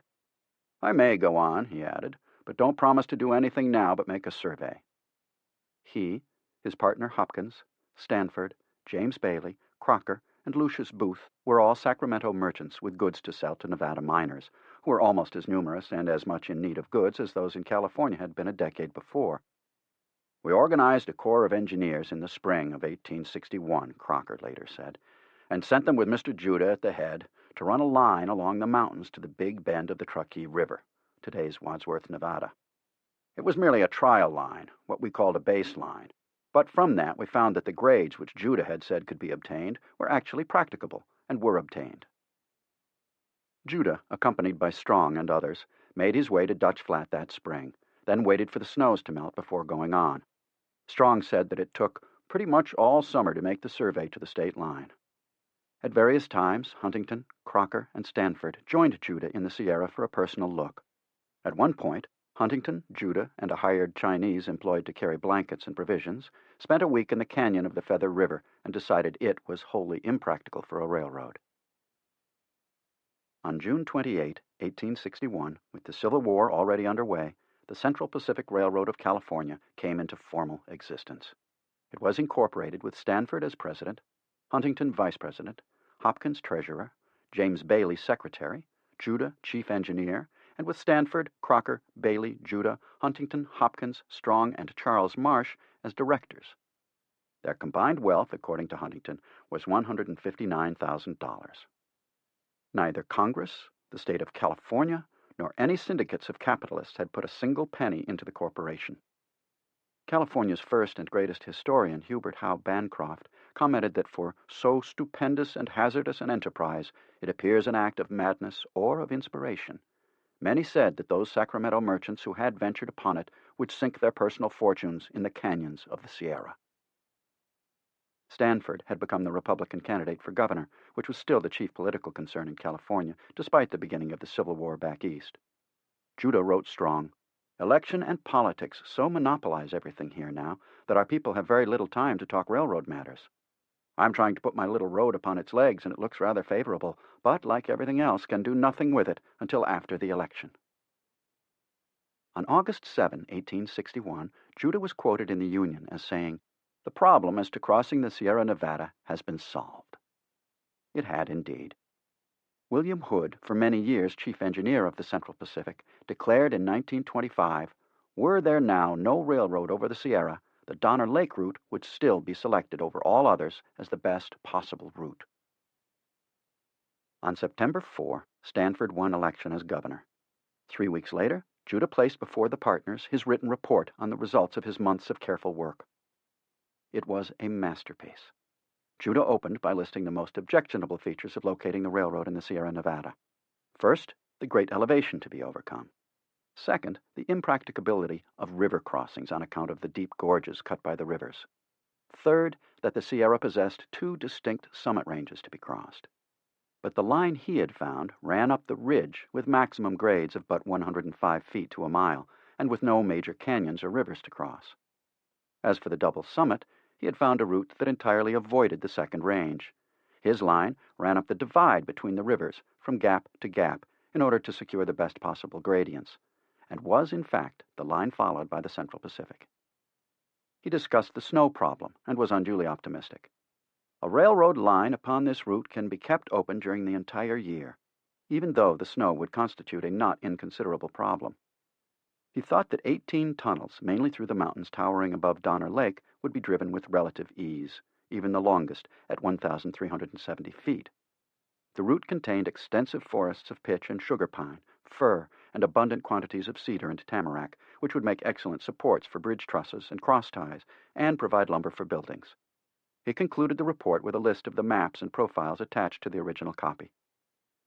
If Huntington, Crocker, Hopkins, Stanford, and the others needed any convincing that Judah knew more about the Sierra Nevada and about railroads than anyone else, his report did it. Judah, meanwhile, spent September mapping his surveys, making profiles, and gathering information for use with the Congress. He was confident he could go to Washington on a ship to get at least some aid. On September 2, he had written Strong, "I think the next Congress will be a favorable one to procure lands from the government, and perhaps it may be money. But of the latter I do not feel by any means so certain. But the lands, i.e. alternate sections granted by Congress to the railroad for every mile built, do not create any debt, and the feeling towards California ought to be a good one." That last phrase was very much on the mark, for California's gold and silver, and Nevada's, were helping pay for the war just started. And there was a fear in Washington, sparked by some loose talk in California, that the state might follow the South and leave the Union. The directors, one of whom had just been elected governor on a Republican ticket, would have none of secession. Instead, on October 9, well pleased with Judah's report, they adopted a resolution that Mr. T.D. Judah proceed to Washington on the steamer of the 11th October as the accredited agent of the Central Pacific Railroad Company of California for the purpose of procuring appropriations of land and U.S. bonds from government to aid in the construction of this road. Judah was off. He had with him everything to convince the congressman, including charming sketches of Donner Pass done by Anna to hang in his railroad museum in the capital, not to mention his own intimate and unique knowledge of railroads and the mountains. Best of all, the Deep South congressman represented states that had left the Union, meaning they had left Congress, which meant that the votes to block any route north for slavery were no longer there. Let them go, Judah must have thought, and good riddance to such bad seeds. A prominent historian of the railroad, Robert Russell of Western Michigan University, puts it as his opinion that because the Southerners were gone, Congress was enabled to enact Pacific Railway legislation several years earlier than it otherwise could have done. To add to Judah's already overflowing pleasure and confidence, a fellow passenger was newly elected Representative Aaron A. Sargent of California. Thus, as Judah explained it, a good opportunity was afforded for explaining many features of our project not easily understood, which explanations were of great service to us in future operations. As indeed they were. Judah spent the days during the long voyage showing Sargent his maps, the evenings extolling the benefits of a transcontinental railroad. Sargent was convinced and promised his help. On arrival at New York, Judah worked up a report on the Sierra surveys, of which he published 1,000 copies. He distributed it, as he said, among railroad men, where likely to do us most good, sending copies to President Lincoln, the heads of departments, and our senators and representatives in Congress. And he saw to it that the report was published in the American Railroad Journal. Even before Judah arrived in Panama, there was an event of grand importance to the scientific and industrial revolution and for the building of railroads. The first transcontinental telegraph line was opened. By the time Judah reached New York, the glamorous year-and-a-half life of the Pony Express was over. Back on the Pacific coast, the principals of the Central Pacific, Stanford, Crocker, Huntington, and Hopkins, moved on their own, apparently without Judah's knowledge, by drawing up on November 27, 1861, Articles of Association for the Dutch Flat and Donner Lake Wagon Road Company. 400 shares of stock at $1,000 each were issued, with Crocker as president and Hopkins as secretary and treasurer. The owner's explanation was that the wagon road ran along Judah's line into Nevada and was to help the Central Pacific cross the mountains. It would be used to transport supplies, such as rails, in ox and mule-drawn wagons to construction forces working in advance of the railroad as far away as the eastern slope of the Sierra. But the real object may have been to collect tolls on the road from Nevada miners and California merchants. 3 toll gates were established at Dutch Flat, Poley's Station, and Donner Lake. Whatever Judah, who had thought of the road first, was able to get out of Washington, these guys were going to get their investment back and make some money off the wagon road. In Washington, Judah had much to work with, including the fact that he had been in the capital 3 times already, was well known to the congressman, had been lobbying for land grants and money, and had convinced most of the non-Southerners. And this time, December 1861, he had with him a detailed engineering plan and supporting data and a bona fide corporation ready to start. And he had the active support of Congress. And the president of the corporation was the incoming Republican governor of California. A few days before the session began, Senator James A. McDougall of California helped Judah draft a bill that followed, in general, the Curtis Bill. Sargent took active charge of it in the House, where it was introduced. Huntington came to the capital right after Christmas to find Judah discouraged. Although he had his survey maps and Anna's Sierra paintings on display in his railroad museum, and had shown them and talked to many members of Congress, nothing concrete had happened. The House Select Committee on the Pacific Railroad had not even met. Indeed, it was almost impossible in those first months of the war to get Congress to concern itself with anything other than raising and equipping the Northern Army. The North had lost Fort Sumter on April 12 to 13, 1861. Lincoln had called for militia to suppress the rebellion and proclaimed a blockade of southern ports. On July 21, the North had lost the first battle of Bull Run. On July 24, Lincoln had replaced General Irvin McDowell with General George B. McClellan. In December, Dakota Territory was formed from parts of Minnesota and Nebraska territories, along with Nevada Territory from part of Utah Territory. Despite these events, on January 21, 1862, Sargent, encouraged by Judah and Huntington, took a bold step when, in the midst of debate on another subject, he got the floor and spoke at length on Judah's work, accomplishments, and estimates, and pointed to the Pacific Railroad as a military necessity to the nation. He made all the familiar arguments. The government would save millions of dollars in transporting troops, munitions, and mail. The Western Indians would be quelled. Emigration to the coast would speed up. The Great Plains would be developed. Trade with Japan and China would jump. California's loyalty to the Union would be assured. No foreign army would dare attack California. Judah complained that Sargent spoke before an empty hall, but the speech had its effect. Within a week, the House appointed a special subcommittee of the Pacific Railroad Committee to work on Judah's bill. Judah was an excellent lobbyist. He got an appointment as secretary of the Senate Pacific Railroad Committee, with Senator McDowell as chairman, and as clerk of the subcommittee on the Pacific Railroad in the House, where Sargent was a member. The appointments gave Judah what amounted to a semi-official standing before Congress. He had charge of all the committee papers and documents, and, even more surprising and momentous, the privilege of the floor of both Senate and House. Any lobbyist at any time would give his right arm for the privileges Judah had. He held the key position, and he used it well. The debate over the bill in the House was ferocious. At one point in the spring of 1862, Judah had to step in to deal with the grave danger that consideration would be extended until the next session, which probably meant the end of the bill. Much of the debate centered on the amounts of money or land to go to the corporations building the road, or on how to ensure the construction of the middle part of the line by companies that were to start at either end. Judah would give a little here, take a little there, while keeping focused on getting the bill as a whole passed. He accepted, knowing vaguely what it would cost, an amendment by Representative Thaddeus Stevens. Stevens, who owned a foundry in Pennsylvania, insisted on a requirement that all rails and other ironwork be of American manufacture. Stevens declared he was for passing the law not because of the iron rails he could sell, but because someday the Southerners would return to Congress with the same arrogant, insolent dictation which we have cringed to for 20 years, forbidding the construction of any road that does not run along our southern border. There were other quibbles: the gauge of the track, to be decided by the President, the grade, no higher than 116 feet to the mile, the curves, none over 10 degrees, which eliminated the use of switchbacks and forced the companies to resort to far more expensive tunnels, and more. Fortunately for Judah, for the Central Pacific, and for the line running west from the Missouri River, whatever it was to be named, the President took as active an interest as his time allowed. Lincoln made it clear to the congressman that despite the war, he advocated the bill's passage and the construction of the road, and he wanted it started right away. Grenville Dodge, then serving as a general in the Union Army, said that Lincoln told him and others that the road had to be built, not only as a military necessity, but as a means of holding the Pacific coast to the Union. On May 6, 1862, 1 month after General Ulysses Grant won the first victory for the Union at Shiloh, but at a tremendous cost in lives, and after the Union Monitor fought for 5 hours against the Confederate Merrimac in the first battle ever between ironclad gunboats, and while General George B. McClellan and his army were stuck in the peninsula of Virginia, the House passed the Pacific Railroad Bill by a vote of 79 to 49. 2 days later, on May 8, Judah called for a meeting of the Senate Pacific Railroad Committee. Once again, there were troubles and delays.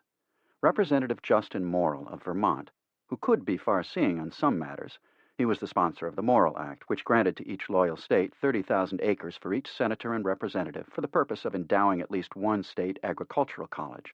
The Morrill Land Grant Act made possible the great state universities. It passed on July 2, 1862. Morrill commented sourly that those who were putting up the capital were not interested in building a railroad west from the Missouri River or in the Central Pacific if it went further east than the Nevada silver mines through uninhabited territories. The railroad, he charged, was interested in grabbing off subsidies at either end. Besides, Morrill grumbled, the nation could hardly afford both guns and railroads. Why not wait until after the war? Judah stayed with it. When the war was over, surely not too long now, there would be lots of ex-soldiers looking for work, lots of money from investors seeking profitable ventures, lots of need for the railroad.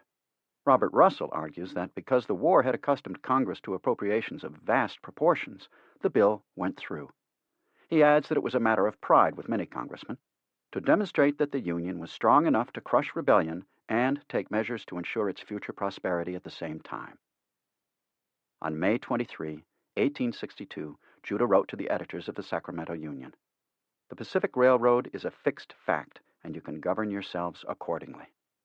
He added that the bill would come up for a vote in about 10 days, when, should our armies have met with no serious reverses, we may reasonably expect the passage of the Pacific Railroad bill through the Senate. That same day, Confederate General Stonewall Jackson led 18,000 men on an attack at Front Royal in the Valley of Virginia to force the Union forces to retreat to Winchester, where he again struck and routed them on May 25. Jackson then marched north, and suddenly the capital was under threat. But Jackson was stopped. He had to march toward Richmond because of McClellan's threat to that city, and the Senate passed the bill on June 20 by a vote of 35 to 5. The House concurred in the Senate amendments a few days later and sent the completed bill forward to the President. Lincoln signed it on July 1, even as Malvern Hill, the last battle of the 7 days' battles in the peninsula, was being fought, costing McClellan's army 1,000 dead and 3,000 wounded, and greatly depressing the nation. The Pacific Railroad bill was complicated to an almost incomprehensible degree. It had to be substantially changed 2 years later, and still was the basis for innumerable lawsuits over the next 2 decades, and eventually the creation of the populist and the progressive parties. But its basic outline was what Judah wanted. It called for the creation of a corporation, the Union Pacific, the name being a nice touch in 1862, that would build west from the Missouri River, while the Central Pacific would build east from Sacramento. Capital stock of the UP was to be 100,000 shares at $1,000 each, or $100 million. Both roads would have a right-of-way of 200 feet on both sides of the road over public lands, and would be given 5 alternate sections, square miles, on each side per mile, or 6,400 acres per mile. Far from costing the government anything, the granting of land meant that the alternate sections retained by the government would increase enormously in value as the railroads progressed and finally joined. The railroad corporations would receive financial aid in the form of government bonds at $16,000 per mile for flat land, $32,000 for foothills, and $48,000 per mile for mountainous terrain, after they had built 40 miles approved by government commissioners. They would also get land for stations, machine shops, sidings, and other necessary structures, as well as whatever they needed in the way of earth, stone, timber, and other available materials for construction. The corporations could get advance money in the form of 6% government bonds. This was a loan, not a gift. The bonds were to constitute a first mortgage on the railroads. The government was loaning its credit, in other words, not its money. The railroads would have to sell the bonds and pay for them. The contract was that the government should pay the 6% interest on the bonds in semi-annual payments, but that the whole amount of the loan, principal and interest, should be repaid in 30 years, minus the sum of the value of the services performed for the government during that time in carrying mails, transporting troops, government stores, and so forth. The Central Pacific was required to complete 50 miles within 2 years and 50 miles each year thereafter, and the entire road was to be completed by July 1, 1876, under pain of forfeiture. That was by no means all of it, but it was enough for Judah to flash the first word to his Sacramento colleagues by the newly established telegraph. "We have drawn the elephant. Now let us see if we can harness him." How well he had done his work can hardly be imagined today. At the time, 44 members of the House, 17 senators, and the Secretary of the Senate tried to sum it up. They gave Judah a signed, written testimonial of appreciation. Learning of your anticipated speedy departure for California on Pacific Railroad business, we cannot let this opportunity pass without tendering to you our warmest thanks for your valuable assistance in aiding the passage of the Pacific Railroad bill through Congress. Your explorations and surveys in the Sierra Nevada mountains have settled the question of practicability of the line, and enable many members to vote confidently on the great measure, while your indefatigable exertions and intelligent explanations of the practical features of the enterprise have gone very far to aid in its inauguration. If any one man made the Transcontinental Railroad happen, what Horace Greeley called the grandest and noblest enterprise of our age, it was Theodore D. Judah. Henry V. Poor, at the time the editor of the American Railway Journal, said that the North, upon the outbreak of the Civil War, inferring its powers from its necessities, instinctively and instantly made a bold and masterly stroke for empire as well as for freedom. Chapter 4. The Birth of the Union Pacific, 1862 to 1864. The men who founded the Union Pacific were like Lincoln's generals, some of them good, many of them bad, most of them indifferent. No American president had ever before had to fight a civil war involving hundreds of thousands of troops. No one had founded anything like the Union Pacific, which, like the Central Pacific, had in front of it the most formidable task imaginable. As Representative William Holman of Indiana said during the debate over the original Pacific Railroad bill, this road could never be constructed on terms applicable to ordinary roads. It is to be constructed through almost impassable mountains, deep ravines, canyons, gorges, and over arid and sandy plains. The government must come forward with a liberal hand, or the enterprise must be abandoned forever. The wonder isn't how many things they screwed up, but how much they did right. The 1862 Pacific Railroad Act authorized the creation of the Union Pacific Railroad.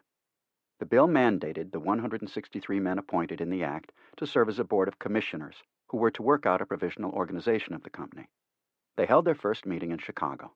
They were prominent railroad men, bankers, and politicians, with 5 commissioners appointed by the president. When the 3-day meeting opened on September 2, 1862, only 67 of the directors bothered to attend, and, like those who were absent, they had deep doubts about how this railroad was going to be built.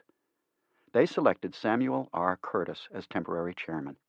Curtis at this time was a major general in the Union Army. Mayor William B. Ogden of Chicago was made president, and Henry V. Poor of New York, editor of the American Railway Journal, secretary. Everyone present agreed with Samuel Curtis's belief that, notwithstanding the grant is liberal, it may still be insufficient.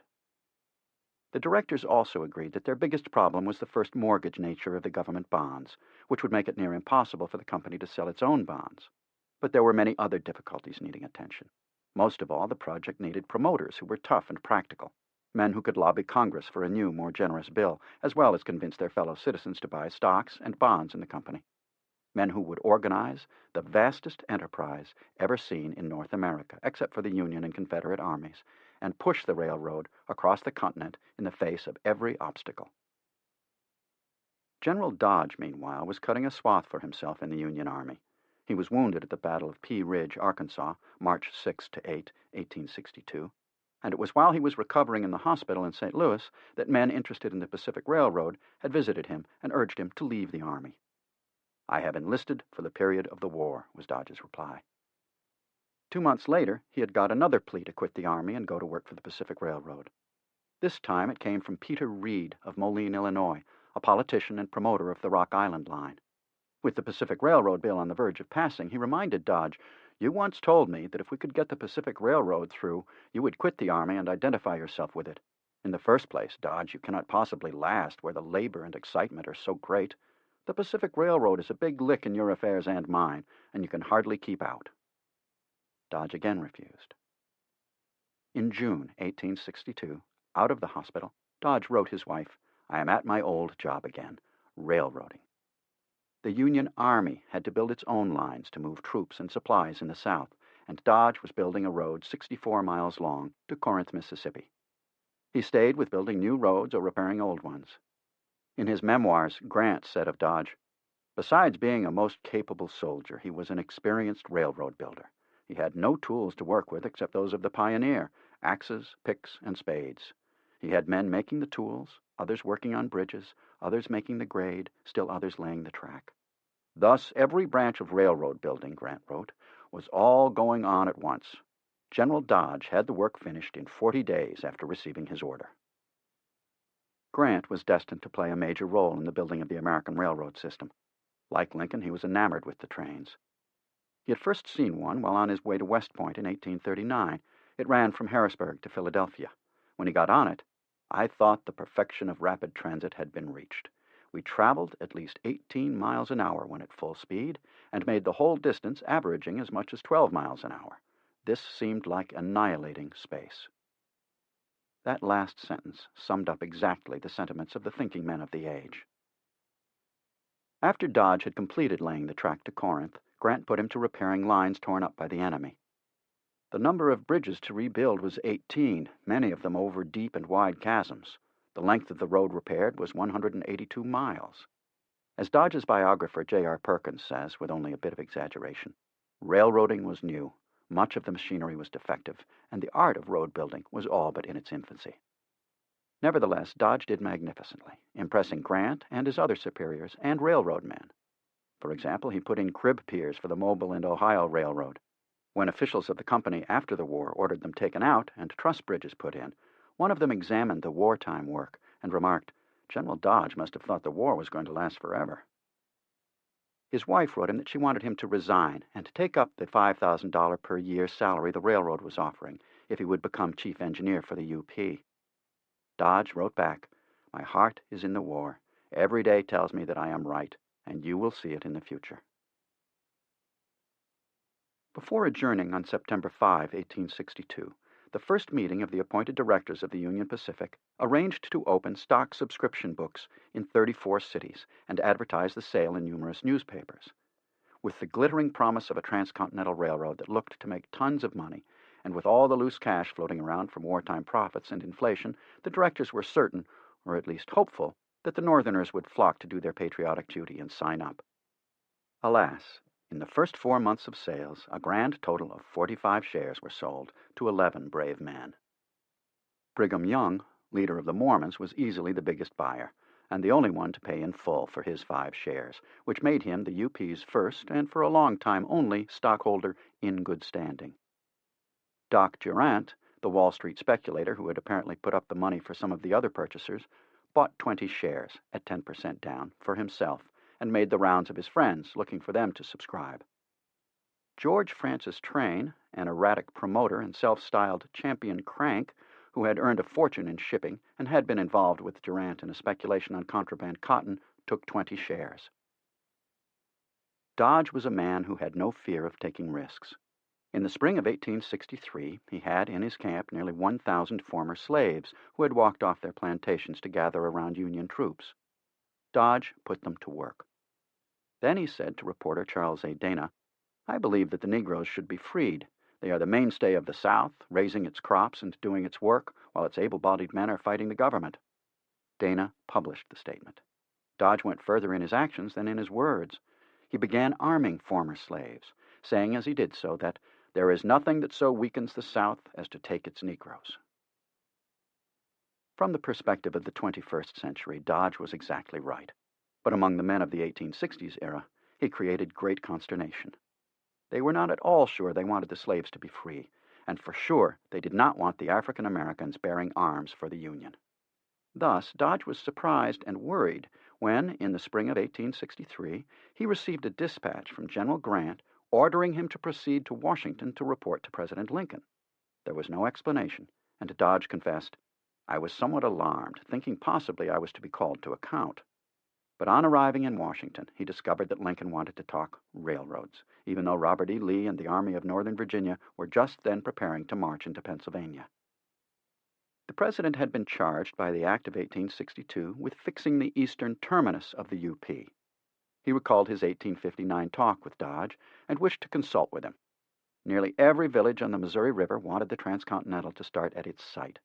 Lincoln showed Dodge pleas from towns on both sides of the Missouri, from 50 miles above and below Council Bluffs. "I found Mr. Lincoln well posted in all the controlling reasons covering such a selection," Dodge wrote, "and we went into the matter at length and discussed the arguments presented by the different competing localities." Dodge reiterated his belief in the Platte Valley route, with Omaha as the best terminus. He pointed out that from a commercial and engineering point of view, there was no other choice. The Great Platte Valley extended from the base of the Rocky Mountains in one continuous reach for 600 miles east to the Missouri River, and, Dodge added, he had surveyed the valley the whole way and then crossed the mountains, and told Lincoln that the divide of the continent at the head of the river ran through an open country not exceeding 8,000 feet in elevation, while to the north and south the Rocky Mountains towered from 10 to 13,000 feet high. In his blunt manner, Dodge also told Lincoln that the Act of 1862 had many deficiencies in it, which he enumerated, adding that they made it difficult to raise capital. Lincoln agreed and said he would see what could be done. He was very anxious that the road should be built and wanted to do his part. And he agreed with Dodge about the terminus. Dodge told him it would be difficult at best for private enterprise to build it. He said he thought it should be taken up and built by the government. Lincoln interjected that the government would give the project all possible aid and support, but could not build the road. As Dodge remembered his words, Lincoln said that the government had all it could possibly handle in the conflict now going on, but it would make any change in the law or give any reasonable aid to ensure the building of the road by private enterprise. This was unprecedented, beyond anything imagined by either Alexander Hamilton or Henry Clay, the first Secretary of the Treasury and the later Senator, who had started the promotion of government aid to internal improvements. Elated by the president's reaction, Dodge took the train to New York, where he met Durant, then practically at the head of the Union Pacific interests, in Dodge's words, and told him of Lincoln's views. Durant took new courage at the news, as Dodge recalled. Durant also asked Dodge once again to resign from the Army and go to work for the UP. Dodge once again refused. He had just said publicly, "Nothing but the utter defeat of the rebel armies will ever bring peace. I have buried some of my best friends in the South, and I intend to remain there until we can visit their graves under the peaceful protection of that flag that every loyal citizen loves to honor and every soldier fights to save." That was a splendid speech, straight from the heart. It speaks volumes about Dodge's patriotism and dedication. But if he could make a little money out of the war and out of the railroad, he was willing. He wrote Durant of his desire to identify myself with the project in some active capacity, but I probably can do you more good in my present position while matters are being settled by Congress and others. Once Lincoln had announced the terminus, Dodge added, Durant should telegraph my brother at Council Bluffs so that he can invest a little money for me. Bear this in mind. Even with Durant and Train out there selling for all they were worth, and even though the Union won a major victory at Gettysburg on July 1-3, 1863, and another when Vicksburg surrendered to Grant on July 4, it was not until September, a whole year after the shares went on sale, that the 2,000 shares were subscribed at $1,000 each, the minimum 10% that had to be put down for a $10,000 share. With the down payment, there was a total of $2 million for a road that was going to cost anywhere from $100 million to $200 million, or perhaps more. It was too risky a proposition for most American capitalists. No one knew if a train could be run over the Rockies in winter, or what the road over the mountains and through the desert would cost to build. With a war on, there were too many too fat profits to be made in shorter-term, less risky investments. People could not imagine how big this project was going to be, or the potential returns. But with the 10% in hand, the UP was able, on September 25, 1863, to call for a meeting of the stockholders for October 29, 1863. On that day, the original commissioners were discharged, and a board of 30 directors elected. The next day, the board elected General John A. Dix, who had been associated with the M&M Railroad, as president. Dignified, polite, but at 65 years of age, an old man by mid-19th century standards, Dix was known to everyone of note in New York and most of those in Washington, but he was a titular chief only. The real leader of the corporation was Doc Durant, who took the title of vice president, with Henry Poor as secretary. Durant had in his hands reports of the earlier surveys by Peter Day and his then assistant Grenville Dodge. Durant told the board that 2 months earlier he had sent Day west again, with 4 parties of engineers and a geologist, to survey the entire route, all paid for by his own money. So the Union Pacific was born, more than a year after Congress passed the Pacific Railroad Bill, and Lincoln signed it. Vice President Durant went right to work. "Want preliminary surveys at once to make location of starting point," he telegraphed Peter Day in Omaha. "Delay is ruinous. Everything depends on you." On November 5, 1863, Day hurried to New York. Over the next 2 weeks, Durant pressed Lincoln to make his decision on the starting point. He finally did so on November 17, a day when the president was distracted. In 2 days, he was to make some remarks at the dedication of the Union Cemetery at Gettysburg. Nevertheless, Lincoln managed to scratch off an executive order defining the terminus as so much of the western boundary of the state of Iowa as lies between the north and south boundaries of the city of Omaha. Lincoln put more thought into what he would say in Gettysburg, and it came out much better. Still, Durant was satisfied. Despite the lack of a railroad running to Council Bluffs, not to mention a bridge there over the Missouri River, the Union Pacific would make Omaha the starting point. Durant wanted to get started yesterday. The Central Pacific had already had its groundbreaking ceremony 11 months earlier. Doc decided the UP must have a ceremony of its own in Omaha, if only to get some publicity. He ordered Day to rush preparations and be ready on December 1, 1863. On November 30, he sent a telegram to his chief engineer. "You are behind time for so important an enterprise. Break ground on Wednesday." Day did so, and the ceremony was grand. Citizens of Omaha flocked to the bottomland near the ferry landing at 7th and Davenport Streets. The governor of Nebraska Territory turned the first shovel of dirt. There were bands, whistles, cannon, flags, and fireworks. George Francis Train was the orator, wearing the only white suit west of the Mississippi. He was described as visionary to the verge of insanity. His speech put to shame any previous hyperbole. "America possesses the biggest head and the finest quantity of brain in the phrenology of nations," was one of his opening stretchers. He was said to be a man who might have built the pyramids. He read congratulations from Lincoln and other dignitaries. Secretary of State William Seward, a longtime promoter of the Pacific Railroad, had written, "When this shall have been done, disunion will be rendered forever after impossible. There will be no fulcrum for the lever of treason to rest upon." Later, the mayor hosted a banquet and ball at the Herndon House. Train wired Durant, 5 o'clock, the child is born.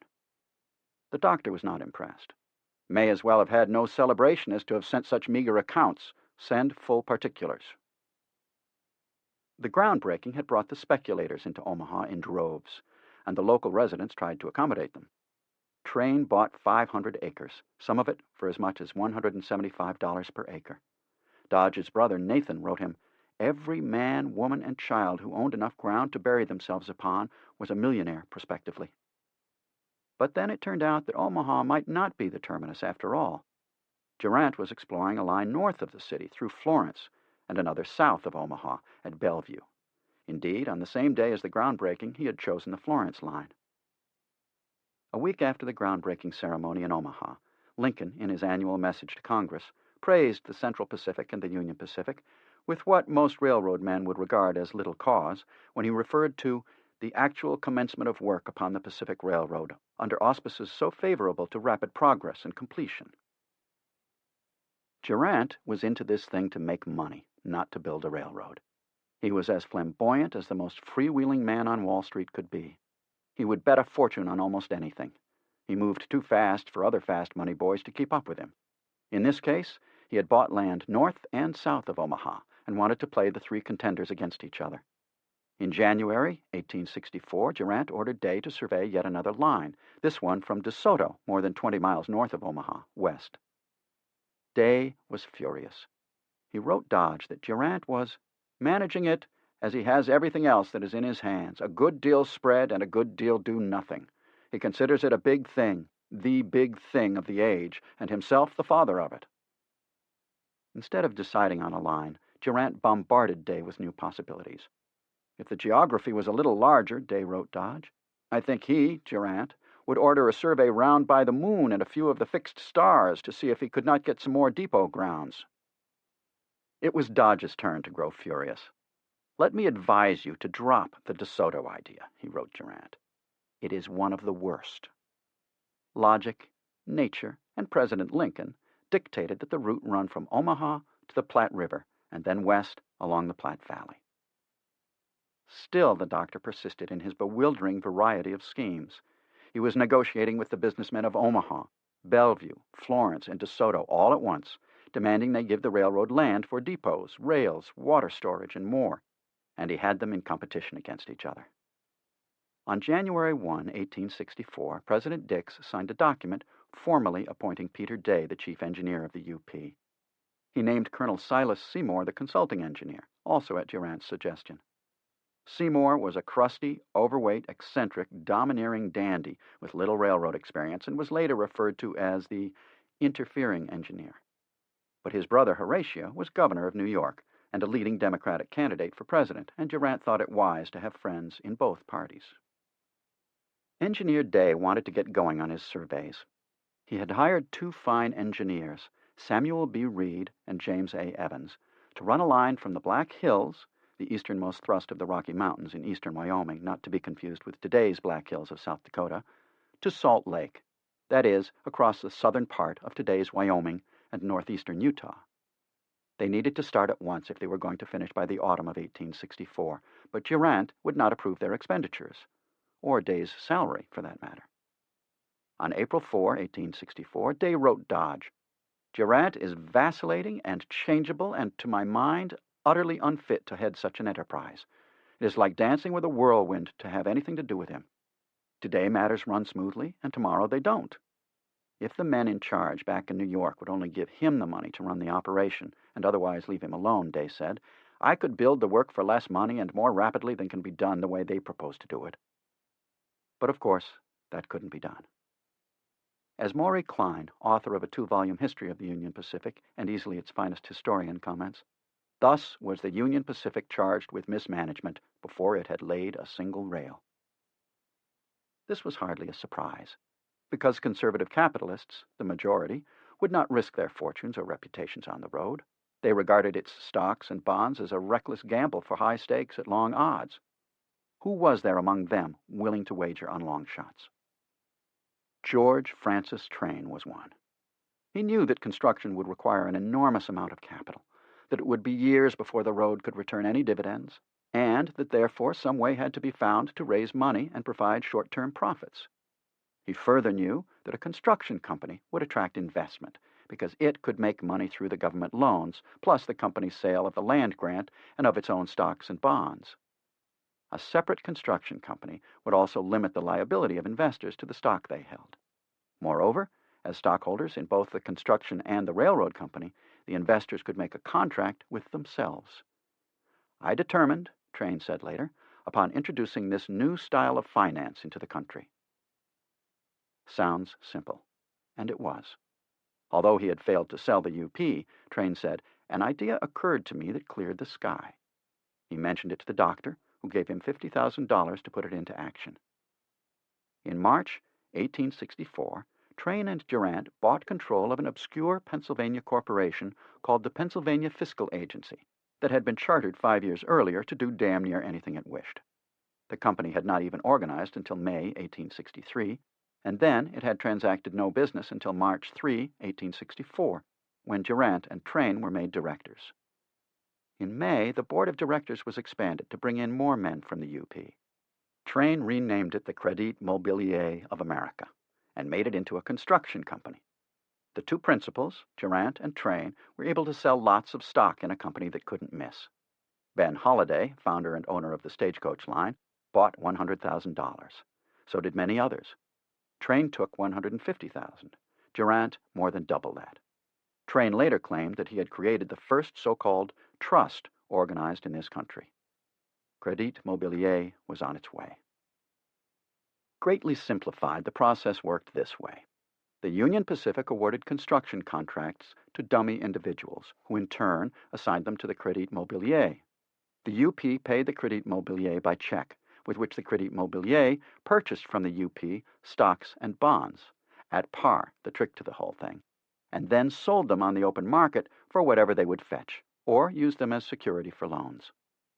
The construction contracts brought huge profits to the Crédit Mobilier, which in turn was owned by the directors and principal stockholders of the UP. In short, it didn't matter if the UP ever got up and running and made a profit, because the Crédit Mobilier would make a big profit on building it.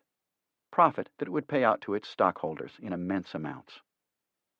As historian Thomas Cochrane comments, the procedure was a general one in the building of Western railroads, and often resulted badly for the original small investors who had bought the railroad bonds or stocks at near par, but for the insiders it meant excessive profits. In addition, it necessarily tended to vest control of the railroad in the hands of the chief stockholders of the construction company.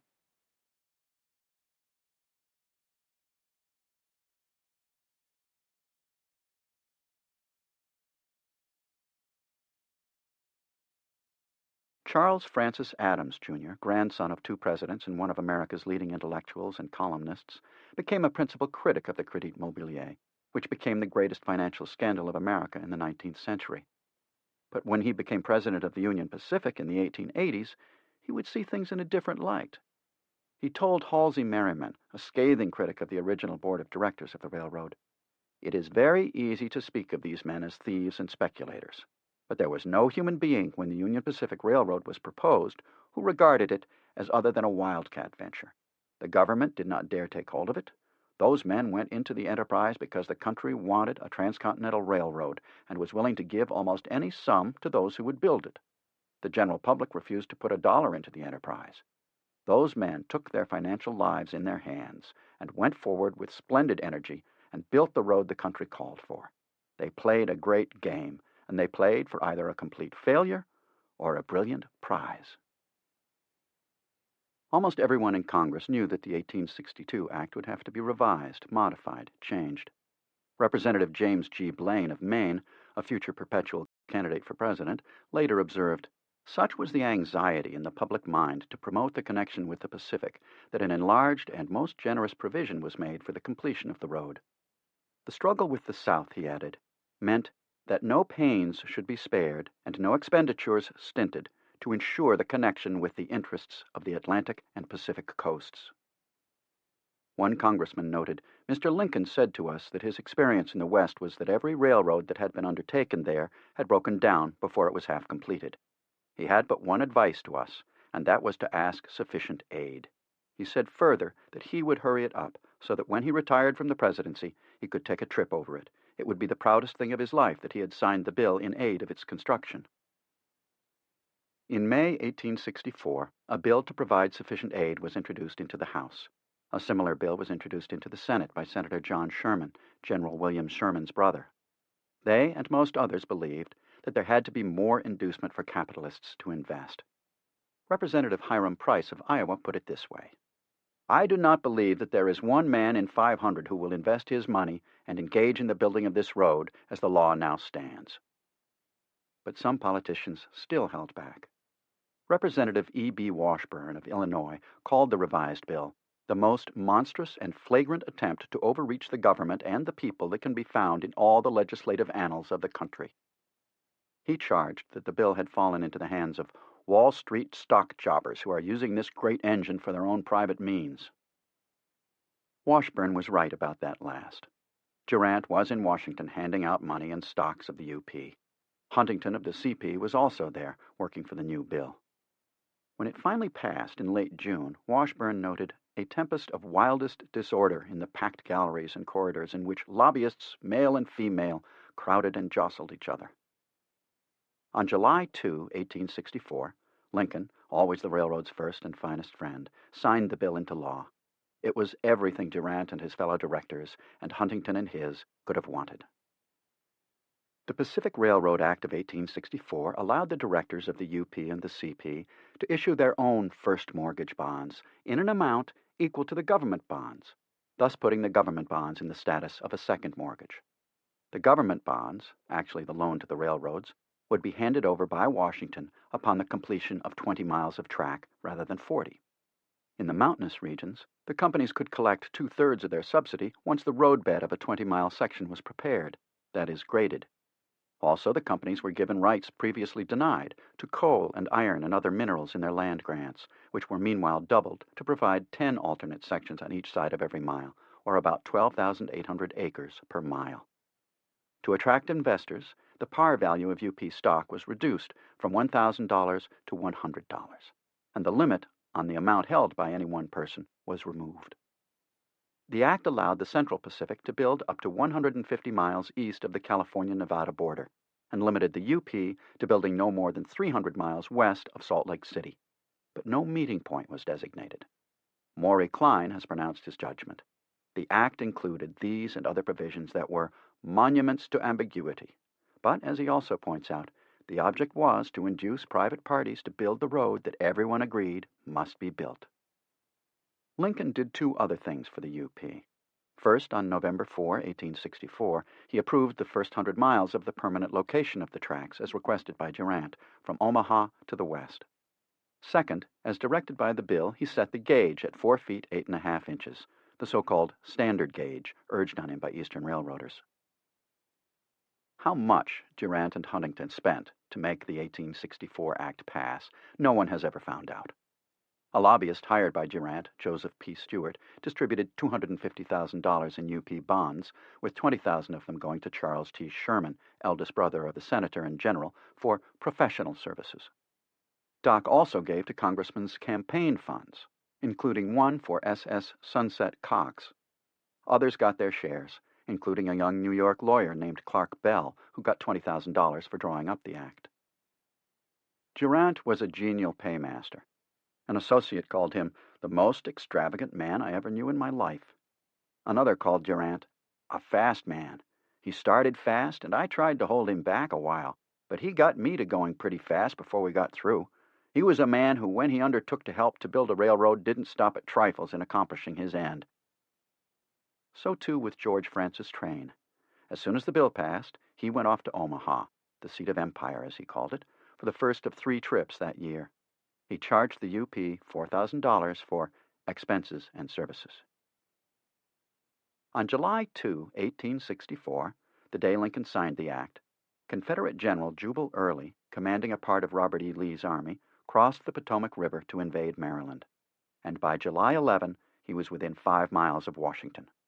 On July 13, Early was driven back. Grant then gave command of the Army of the Shenandoah to General Philip Sheridan, who in the late summer and fall turned defeat into victory. Grant, meanwhile, was fighting the terribly costly but ultimately successful battles around Petersburg, Virginia, while Sherman was marching with 100,000 men through Georgia. On September 1, 1864, Sherman would march into Atlanta and later burn it to the ground. Dodge served Sherman in 2 ways. First, as commander of the left wing of the 16th Army Corps. Second, as Sherman's personal director of a pioneer corps of 1,500 men rebuilding railroads and bridges destroyed by the Confederates as they retreated. Sherman later said that the greatest single piece of bridge construction he ever saw was at Roswell, Georgia, where Dodge's men built a bridge 1,400 feet long. Sherman wrote Dodge, "I know you have a big job, but that is nothing new for you. The bridge at Roswell is important, and you may destroy all Georgia to make it strong." Just before Sherman occupied Atlanta, Dodge went to the front to look over the field before attacking. It was mid-afternoon when he reached the entrenchments. "The boys cautioned me about exposing myself," he later wrote, "and one of them said that if I wanted to see the enemy, I could look through a peephole they had made under a log. I put my eye to this peephole, and the moment I did so, I was shot in the head. I went down immediately." It was a bad wound. He was unconscious for 2 days, and word went out that he was dead. But Sherman reached him at the end of the 2nd day, just as he was regaining consciousness. "Doctor," Sherman said, "Dodge isn't going to die. See, he's coming to." Dodge went to the hospital first in Chattanooga, then in Nashville, finally at Council Bluffs, where the whole town turned out to hear him. "I trust that I can return to Sherman's army in a few days," was all he said. He had been in town for but a week when he received a telegram from Durant urging him, as soon as he could travel, to come to New York to meet with UP officials. In the first week in October, Dodge did so. Doc wanted him to resign from the Army and to take the position of chief engineer with the railroad. Dodge said no. Instead, he took a boat down to City Point, Virginia, where Grant had his headquarters. He stayed a week. Grant had him inspect the various divisions and corps in his army, then asked Dodge if he would take command of one of them. No, Dodge answered. He preferred to serve in the West. Grant did not think he was up to serving with Sherman again, but humored him and suggested that he go west by way of Washington and call on President Lincoln. Grant gave no special reason. Dodge went to Washington on Grant's own boat. In the Capitol, he went to the White House, where Lincoln greeted him cordially. After pleasantries, Dodge got up to leave. Lincoln reached out with that long arm of his, put his hand once again on Dodge's forearm, and told him to wait until the 2 of them were alone. By and by they were, and Lincoln locked the door. After reading aloud something by humorist Artemus Ward, which always gave him a laugh, Lincoln turned to the Army of the Potomac. Did Dodge think Grant could defeat Lee?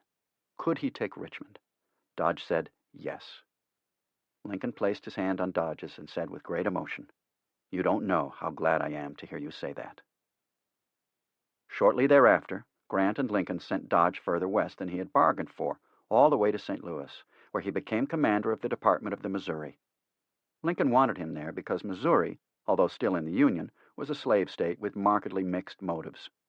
Grant wanted him there because of the problems confronting the government from the Indian situation on the Great Plains, because of the tides of emigration just moving out onto the plains, and to protect the UP when it began building. Dodge's record in the Civil War could not have been better. What counted most was his skill with railroads. But what mattered for his future was more than what he had learned about the construction of railroads. It was the friendships he had earned. Grant, Sherman, and Sheridan had started a relationship with Dodge that grew over time. They trusted him, as he did them. They would do anything in their power for him, and he for them. Union General O. Howard observed that Dodge could talk to Sherman as no other officer dared to do. On December 6, 1864, the newly re-elected Lincoln, who had Sherman's capture of Atlanta and Grant's triumphs in Northern Virginia behind him, delivered his annual message to Congress. The war was his principal topic, but he gave a paragraph to the Transcontinental Railroad, calling it "this great enterprise." He said it has been entered upon with a vigor that gives assurance of success, notwithstanding the embarrassments arising from the prevailing high prices of materials and labor. The route of the main line of the road has been definitely located for 100 miles westward from the initial point at Omaha City, Nebraska, and a preliminary location of the Pacific Railroad of California has been made from Sacramento eastward to the Great Bend of the Truckee River in Nevada. By that December, Engineer Day had graded and spent $100,000 on 23 miles of line from Omaha west to the Platte Valley, and he exploded when Silas Seymour, the consulting engineer, demanded that it be abandoned.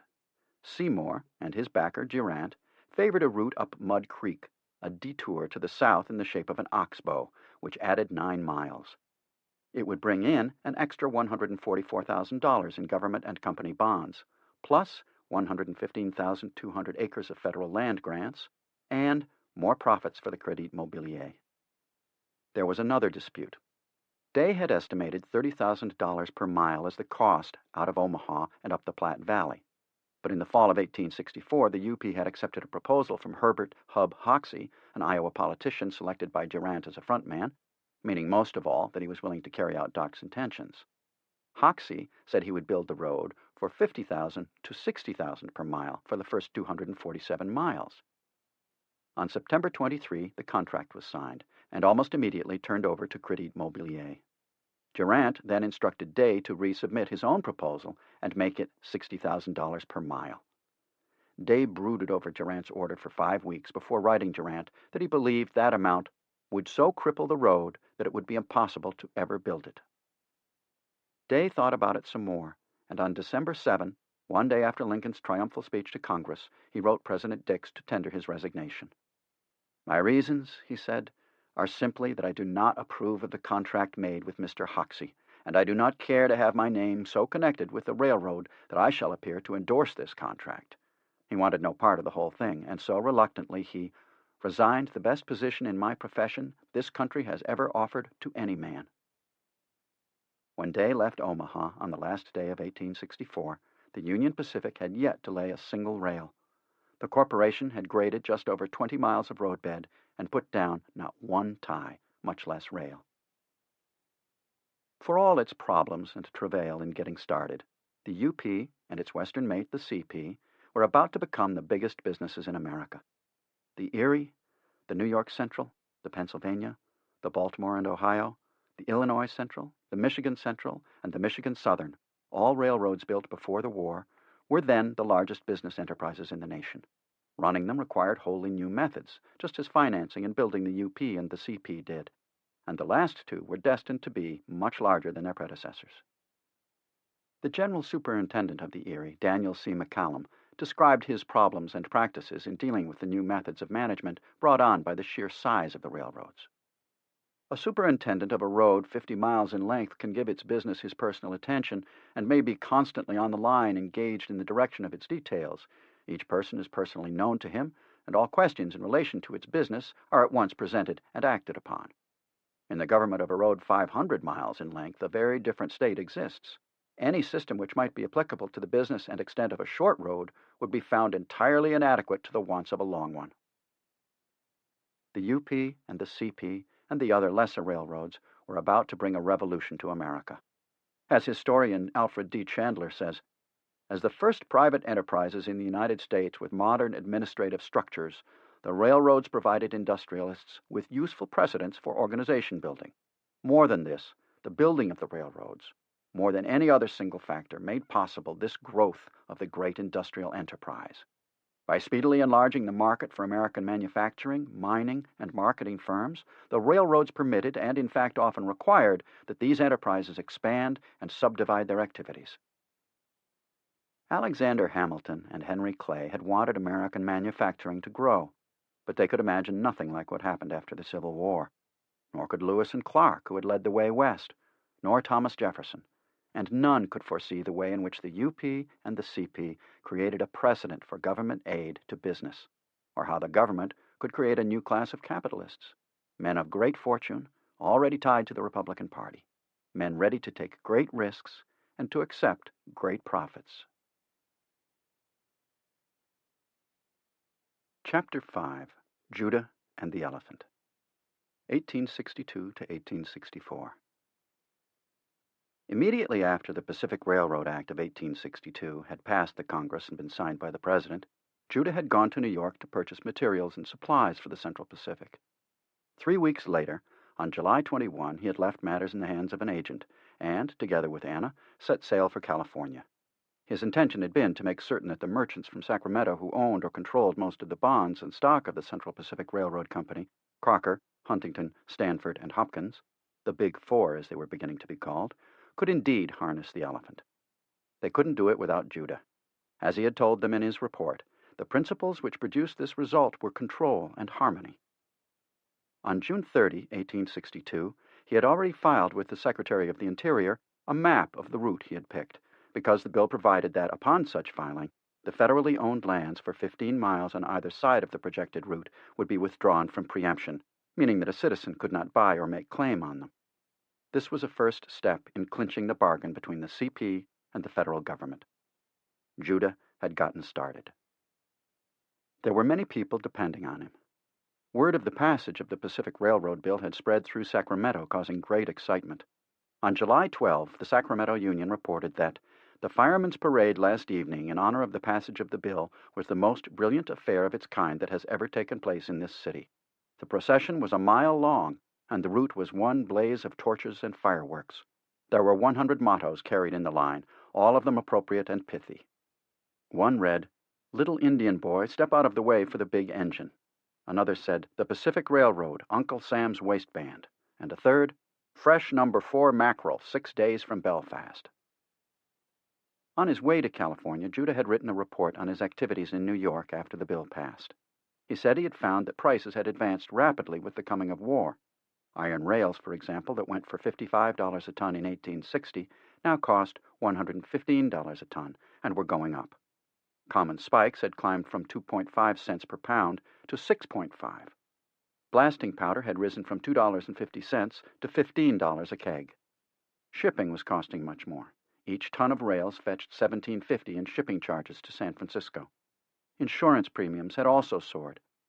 Huntington had gone to New York to handle purchases upon the best terms he could get before further advances in prices took place. Judah hoped to lay the first 50 miles of track by the fall of 1863, more than a year away. His agent had managed to get a contract for 8 locomotives, deliverable in January 1863, to be paid for entirely in government bonds, when these were issued.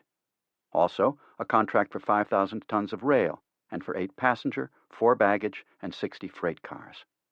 Huntington had paid for all this with pledges from himself and the others, relying on his and the other members of the Big Four's reputations for never walking away from a debt. But although he had fistfuls of stocks and bonds, he had no buyers. Besides, the federal law making paper money, greenbacks, legal tender, almost killed the bonds. The value of the paper money sank with each Union Army reverse, sometimes to as low as 35 cents on the dollar. And in California, by legislative fiat, only silver or gold could be used in contracts to pay workers or to buy goods.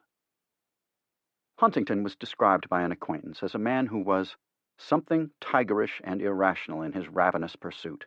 He was always on the scene, incapable of fatigue, delighting in his strength and the use of it, and full of love of combat. If the Great Wall of China were put in his path, he would attack it with his nails. But he still couldn't get anyone in the East to buy his railroad bonds. In 1862, Huntington worked in New York, Washington, and Boston, spending 3 days in New York, 2 in Boston, and 2 in the capital, where he borrowed, hawked, and huckstered. In Boston, he walked into the office of Oliver Ames, older brother of Representative Oakes Ames, and fellow owner of the Ames Shovel Factory, the biggest and best in the country, from whom Huntington, Crocker, and Hopkins had bought thousands of shovels for California's gold miners. The Ames shovel was declared to be legal tender in every part of the Mississippi Valley, and was known even in South Africa. At the beginning of the Civil War, the business was valued at $4 million, and the war enormously increased its prosperity. Huntington didn't try to sell Ames any bonds. Instead, he offered a fistful of them as security for a loan of $200,000, promising that he and his partners would guarantee the interest payments on the bonds if the CP failed to meet its semi-annual obligations. Huntington had with him a paper testifying to our responsibility and our honor as men and merchants, that whatever we agreed to, we would faithfully adhere to. Ames told Huntington to come back tomorrow. Meanwhile, he checked on the record and found not a single instance of an overdue bill. The next morning, he made the loan and gave Huntington a letter of introduction. On the same promise, Huntington managed to purchase $721,000 worth of rolling stock. In mid-August 1862, Judah arrived at Sacramento. McClellan was pulling the Union troops out of the Virginia Peninsula, and the Second Battle of Bull Run was less than 2 weeks away. Still, 2 pieces of good news greeted Judah. First, the Secretary of the Interior had telegraphed the government's acceptance of his location map and withdrawn from sale, preemption, or private entry the federal land and the promised land grant acreage along the route. Second, the city of Sacramento had given to the CP 30 acres along its levee, 1,300 feet of riverfront, for the company's headquarters, depots, shops, and roundhouse. That gift brought on the first dispute between the Big Four and their chief engineer. Judah insisted that the company build a handsome office building in Sacramento, and he personally designed an impressive brick edifice that he claimed could be built for $12,000. He was peremptorily voted down at a board meeting. Instead, at Huntington's telegraphed orders, an unpainted shack was raised in 1 working day at a cost of $150.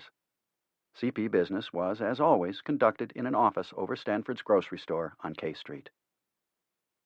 At the same time Judah was disagreeing with Huntington and Stanford, the Central Pacific was being criticized by men who had a monopolistic interest in this or that aspect of the railroad.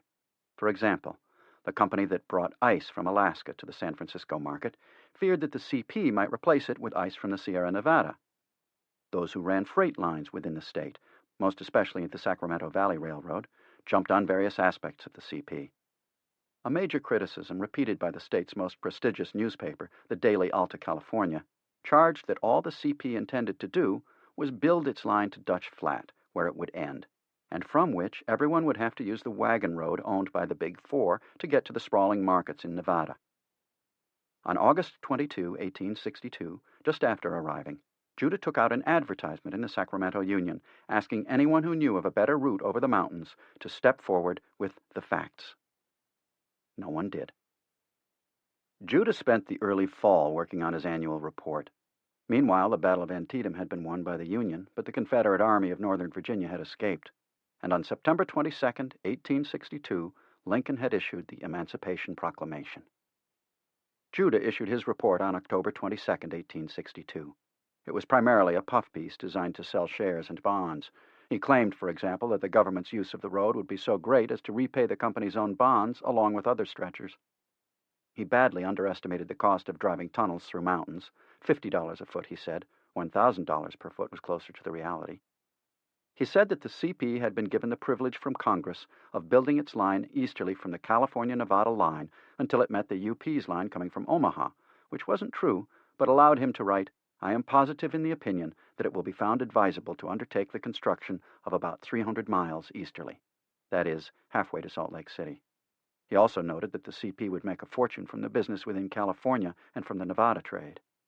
The conditions which produce these results are extraordinary, he admitted, unlike those which govern the business conditions of any other railroad ever built.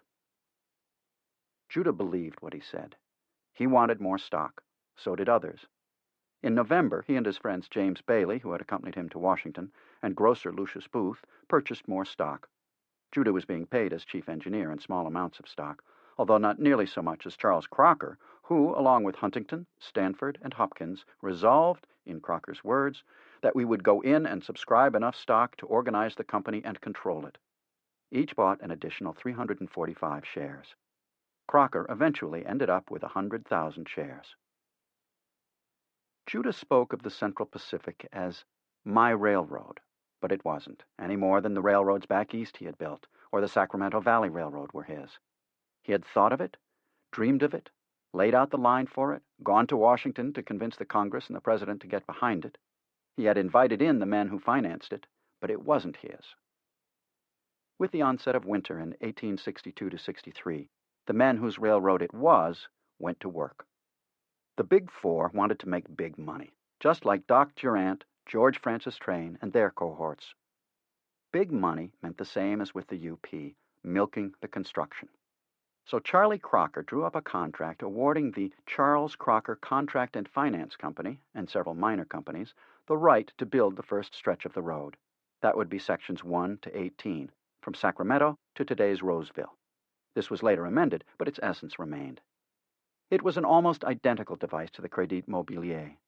The Big Four awarded to Charles Crocker and Company the contract for building the road as well as for supplying all materials, equipment, rolling stock, and buildings. Even better than the Crédit Mobilier, according to railroad historian Robert E. Riegel, was the ability of Crocker and Company to get its accounts into such shape that no one has ever been quite able to disentangle them. All the Big Four were involved in Crocker's company, but not Judah. Huntington was in New York, which became his permanent home as he raised money and bought needed equipment and supplies, leaving Hopkins with his power of attorney. Judah and Bailey protested, and Judah said at a board meeting of the CP that he openly doubted Crocker's ability to do the work. But 2 days after Christmas, the board awarded Crocker and Company the contract. 2 days after that, Crocker resigned from the CP board, keeping his stock, to avoid charges of conflict of interest. His place on the board was taken by Hopkins' brother, E.B. Hopkins, who had just been named Interim Chief Justice of California by Governor Stanford, who was also president of the CP. Crocker's contract named him the general superintendent and called for paying him $400,000 for the first 18 miles of track, with $250,000 in cash, $100,000 in CP bonds, and $50,000 in stock. This was almost too much for Judah. He felt his railroad was being stolen from him. He suspected, correctly, that all the Big Four were owners of the construction company. He feared they might bankrupt the CP to profit from its building. He wondered why the CP's treasury was either low or bare, while there was always plenty of money for the wagon road out of Dutch Flat, in which he had no interest. Judah had a right to complain, and he used it often. But then the Big Four were also putting in their time and reputation, plus their money. In an interview years later, Crocker pointed out, "We actually spent our own money building that road up to Newcastle beyond Roseville, and it left every one of us in debt." Crocker sold his store for the money. Stanford was trying to get funds from cities, Sacramento and San Francisco especially, and counties and the legislature. Huntington was selling stocks and bonds in the East. But except for the loans from the Ames brothers and a few others, the Big Four were operating on their own. But operate they did. On January 8, 1863, the company had its groundbreaking event. Governor Stanford was there, and Crocker, but Huntington was in New York, Hopkins declined, and Judah was in the Sierra Nevada. Though it rained and was otherwise miserable, there was a large crowd representing every section of the state, high officials, preachers to bless the work, and many ladies. The Sacramento Union called attention to the stands with the national flag adorning each end, a brass band playing Wait for the Wagon, and a large banner bearing a representation of hands clasped across the continent from the Atlantic to the Pacific, with "The prayer of every loyal heart, may the bond be eternal," printed on it. Crocker introduced Stanford. The governor gave a long and dull speech, including this pledge: "There will be no delay, no backing, no uncertainty in the continued progress." After he was done, and a prayer made, Stanford took up a shovel and turned the first earth for the road. Then Crocker turned to Spadeful and made a short speech. He promised, "All that I have, all of my own strength, intellect, and energy, are devoted to the building of this road." The rhythmic thud, thud of the CP's steam pile driver, its only modern technology, could be heard working on the banks of the American River. The little 10-horsepower driver was lifting a 1,900-pound hammer 3 times a minute and placing 30-foot pilings into the riverbed at the rate of 7 a day. Crocker picked up on the sound and told the audience, "The work is going right on, gentlemen, I assure you." After 4 decades of agitation, promotion, boosters, politics, demands, concerns, embarrassments, alarm, consternation, delays, and more, the first Transcontinental Railroad was underway. As the Sacramento Union put it, everybody felt happy because, after so many years of dreaming, scheming, talking, and toiling, they saw with their own eyes the actual commencement of a Pacific Railroad. Not until February did the ground dry out sufficiently for Crocker to get to work making a grade for the road. The only other work actually underway was the construction of the bridge over the American River at Sacramento. Getting laborers was devilishly difficult. Most of the men working on the road were merely working for a stake, Stanford recalled. When they got that, they would go off to the mines, and we could not hold them, except in rare instances, more than a very little while. Small wonder in California, where their base pay was less than $3 a day. The union announced that there were 200 men at work on the grading, but the work they did was widely separated, and as the diggings went upriver and thus got closer to the gold and silver deposits, more men walked off the job. Crocker decided to take charge himself. He would learn railroad construction by doing it. He later said, "If it becomes necessary to jump off the dock in the service of the company, instead of saying, 'Go, boys,' you must pull off your coat and say, 'Come on, boys,' and then let them follow." He put all of his 250 pounds into it, bringing energy and dynamism to the job. And he so loved doing it, he even gained weight over the next few years. He shortly had redwood pilings up to 30 feet long stacked on the Sacramento levee, waiting to support the future railroad bridge over the American River, along with timbers for trestles and imported ties as well. Soon the materials were coming in at the rate of a schooner load a day. Judah, meanwhile, in New York, had ordered 42 freight cars, 6 locomotives, 6 first-class passenger coaches, along with switches, turntables, and other track equipment for the first 50 miles of the CP, leaving Huntington to find some way of paying for them, which he did, despite having to bid against the federal armies. The Pacific Railroad bill specified that the Sierra Nevada would commence where Lincoln said they commenced. This was a matter of great importance to the men paying the bulk of the cost of building the line. They decided to work on Lincoln, the man responsible, first of all through officials in California. Governor Stanford asked the state's official geologist, Josiah D. Whitney, after whom a California mountain is named, where was the point at which the mountains began. Whitney set off in a buggy with Charles Crocker as his guide. Whitney felt that of course the Sacramento River was the ultimate base of the region's tilt, and thus the place where the mountains began, but the land to the east was as flat as it could be.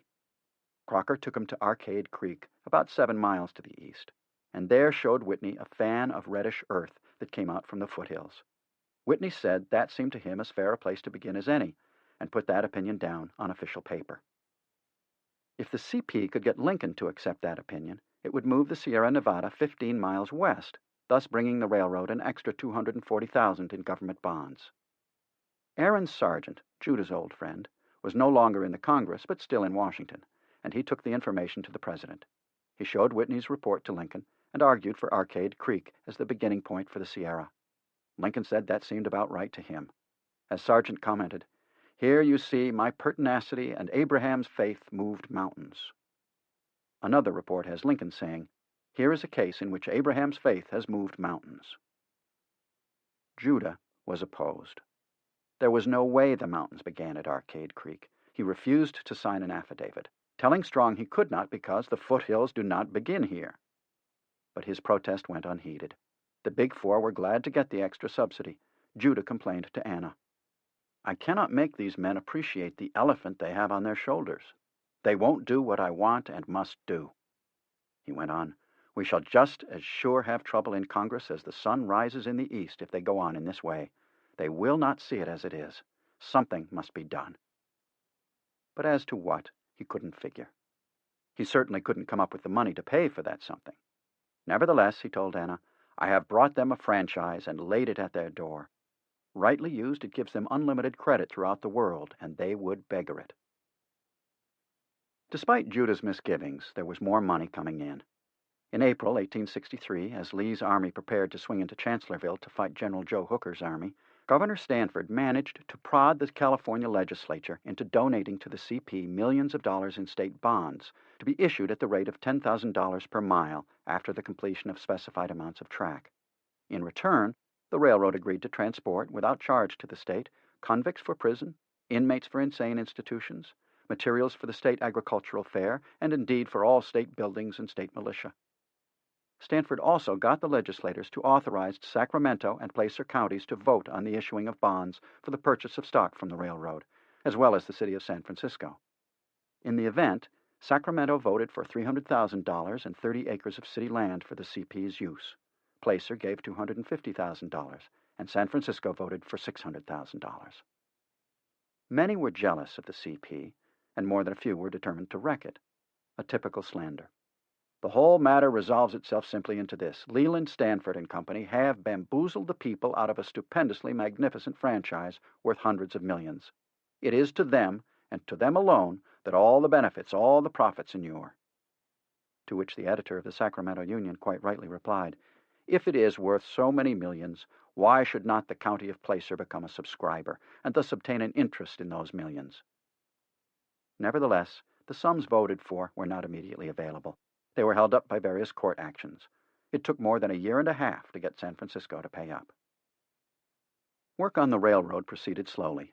Judah was out in front of the graders, laying out the exact line through Dutch Flat and over the summit. In the mountains, he was always happy. In this case, even happier because he had hired 2 young engineers who were proving to be godsends. One was the 33-year-old Samuel Scarry Montague, lured by Judah away from the Sacramento Valley Railroad. Montague was a rangy, slim, black-bearded New Hampshire man. He had failed at gold mining in California, but taught himself location engineering.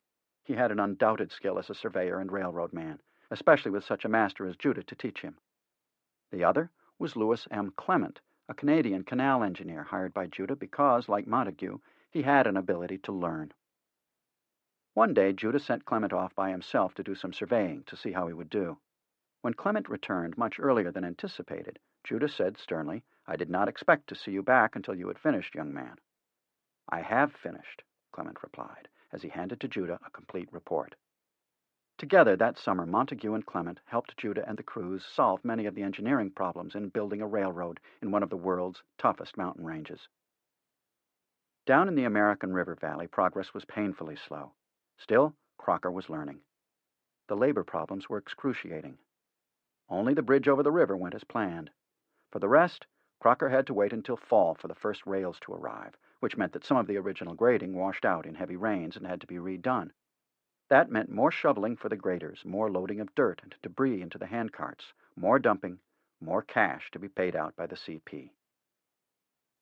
In the war, meanwhile, at the beginning of May 1863, the Army of Northern Virginia defeated the Union forces at Chancellorsville, and General Robert E. Lee began his preparations to invade Pennsylvania. In the Western Theater, Grant began the siege of Vicksburg, Mississippi. In California, despite the Union's heavy losses in battle and the perilous state of the war, work on binding the Republic together east to west continued. In early May 1863, Judah came down from the mountains to attend a directors' meeting in Sacramento. There, the Big Four announced that they were tired of bearing all the costs themselves and wanted every director to be equally responsible for the money required to build the road. Judah was unwilling and unhappy. On May 13, he wrote his friend and Dutch Flat resident Dr. Strong, "I had a blowout about 2 weeks ago and freed my mind, so much so that I looked for instant decapitation. I called things by their right name and invited war, but counsels of peace prevailed and my head is still on." Only barely. Meanwhile, "My hands are tied," Judah reported. "We have no meetings of the board nowadays except the regular monthly meeting, which, however, was not had this month. But there have been any quantity of private conferences to which I have not been invited." Thinking it over, Judah added, "I try to think it is all for the best, and to devote myself with additional energy to my legitimate portion of the enterprise." He and his assistant, Lewis Clement, were working at the railroad offices regularly until past midnight, making estimates of the cost of eventual repair shops and other buildings. In early summer, Judah had his next report printed and distributed. He used it to reply to a severe criticism raised by L. Robinson, who was one of the owners of the Sacramento Valley Railroad and one of the leading figures charging that the CP intended only to build the railroad to Dutch Flat and thereafter make money off the wagon road. Robinson also charged that Judah had made his original surveys over the Donner Pass while he was working for the Sacramento Valley line. Further, he wanted to know why the CP had not used the older line from Sacramento to Auburn and thus saved money. Because, Judah said, first of all, the Sacramento line was 8 miles longer than his location from K Street in Sacramento to Auburn.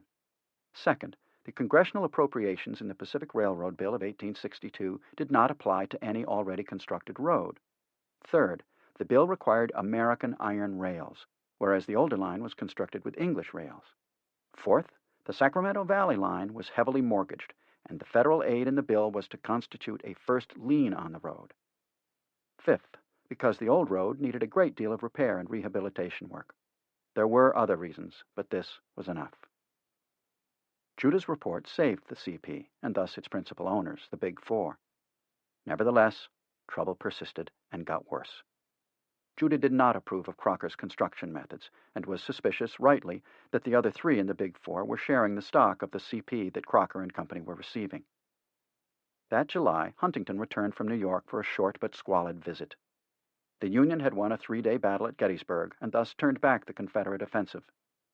On the next day, July 4, Grant had forced Vicksburg to surrender. Still, there was trouble in California. Judah wrote strong. Huntington has returned and has more than his usual influence. The wagon road seems to be a tie which unites them, the Big Four, and its influence seems to be paramount to everything else. They do not hesitate to talk boldly, openly before me, but not to me about it. They talk as though there was nobody in the world but themselves who could build a wagon road. Huntington walked along the riverbank to observe Crocker's grading, and was furious. I had given orders that the railroad was to go up I Street to 5th, and thence to B Street, and out to the levee, he later said.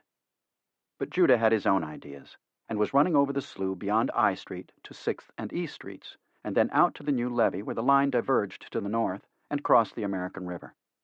According to Huntington, at the slough, water overflowed every year, and Judah's route would require more of the riprap stone ballasting to protect the embankment. Work had been going on for several days when Huntington saw it. He admonished Judah, who told him that the other directors had approved his route. I replied, said Huntington, it will cost $200,000 more at least to put the road here, and then I ordered him to move the road. Huntington was pig-headed, but Judah was also stubborn. He refused to carry out Huntington's order, and the road is today on his line. Huntington and Judah argued about everything. Judah felt that he was being pushed to a back seat as a hired hand on his railroad. Huntington was almost contemptuous of Judah. Some 5 years later, he said in a letter to E.B. Crocker, "There never were two peas more alike than General Dodge and T.J. Judah." He was one of the very few men who knew them both, and the only one to compare them to two peas. "If you should see Dodge, you would swear that it was Judah," he went on, "and if you had anything to do with him, you would be more than satisfied. The same low cunning that he, Judah, had. Then a large amount of that kind of cheap dignity that Judah had." In Huntington's view, Judah had nothing to complain about. The CP had picked him up when no one else would. The directors had raised his salary from an initial $100 a month to almost $500 per month, and given him a stock option plan that let him purchase 500 shares of $100 stock at half price, and he still demanded deference. To hell with that. At a stockholders' meeting in mid-July 1863, the crisis came to a head. Huntington proposed adding to the board, while Judah and Strong, along with their friends Bailey and Booth, resisted. By the end of the meeting, the board's two new members were Asa Philip Stanford and Dr. John Morse, the former Leland Stanford's brother, and the latter Huntington's friend. Judah wanted to mortgage at 2% interest per month the equipment that Huntington had bought in the East. Huntington argued that such a course would create a crushing interest load for the CP and impair the credit standing he had relied upon with Ames and the other Eastern men who had loaned the company money. Better to assess the stockholders for additional money to pay up on their stocks more rapidly than originally intended. The directors agreed. Hopkins began demanding that the directors pay for their stock in full, something the others in the Big Four began to do, even as they bought out other shareholders at sharply discounted prices. Hopkins asked Judah to pay at least 10% on the stock he had been given in lieu of salary. Judah protested that this was a tax on money already paid him, but he managed, just barely, to do it. Then he returned to the mountains, determined to turn the tables on the shopkeepers. Judah felt that the Big Four were outright cheating, especially in the matter of where the Sierra Nevada began and on the Dutch Flat Wagon Road, and were guilty of misusing the public trust and public monies. Huntington's next actions deepened his anger. The day after the shake-up of the board, Huntington later recorded there was a good deal of hubbub. He overruled Judah on some engineering decisions, and when Judah objected, said bluntly, if Judah and the other objectors didn't like it, why not buy out the Big Four? This degenerated into a shouting match. Huntington said, in a snide manner, that Judah could have all the stock of all the members of the Big Four at $100,000 each if he could raise the money. As Huntington well knew, Judah and Bailey did not have the money to take that option, but the two men were determined that the Big Four had to go. They went into San Francisco to see if banker Charles McLaughlin, who owned the Western Pacific Railroad, might be willing to buy out the Big Four. But although he was interested, when McLaughlin heard that Huntington was willing to sell, he sent Bailey a telegram. If old Huntington is going to sell out, I am not going in. Bailey, discouraged, sold out himself, which left Judah standing alone.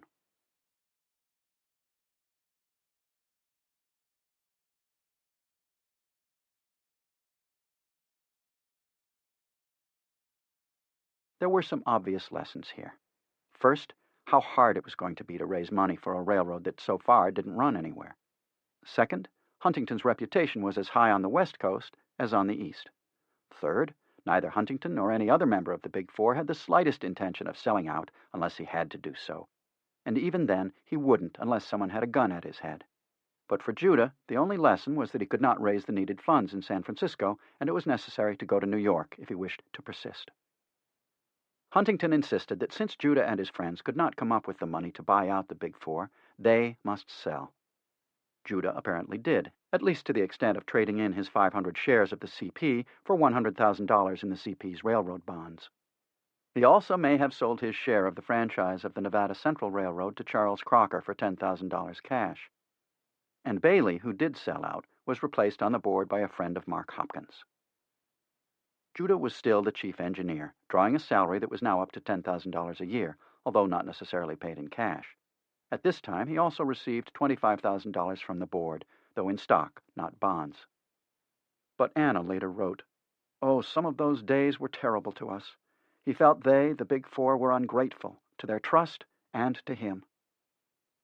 Judah made contact with money men in the East, most of all Cornelius Vanderbilt, who may have told Judah he was ready to buy out the Big Four, but before he did so, he wanted more details about the railroad. Probably using the $10,000 he had received from Crocker for Nevada Central Railroad stock, Judah bought tickets for Anna and himself to New York. Despite the victories at Gettysburg and Vicksburg, the summer of 1863 went badly for the Union. There was no follow-up in Virginia against Lee's army. Out west, there was better news. On July 9, the Union forces captured Port Hudson, Louisiana, and thus opened the Mississippi River.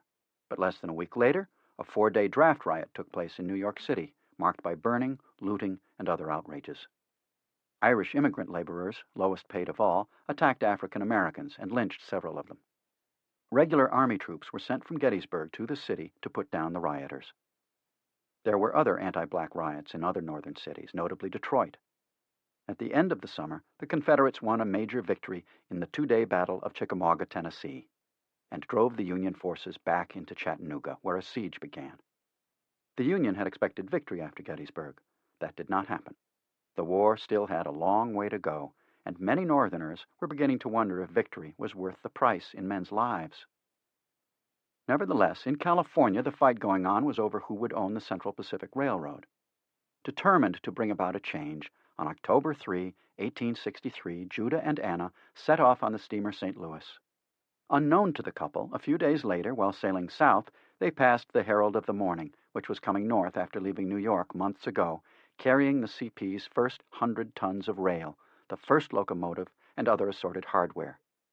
3 more of CP's cargoes were not far behind, carrying 3 more locomotives. The first came onto the Sacramento levee 4 days later, with the others soon after.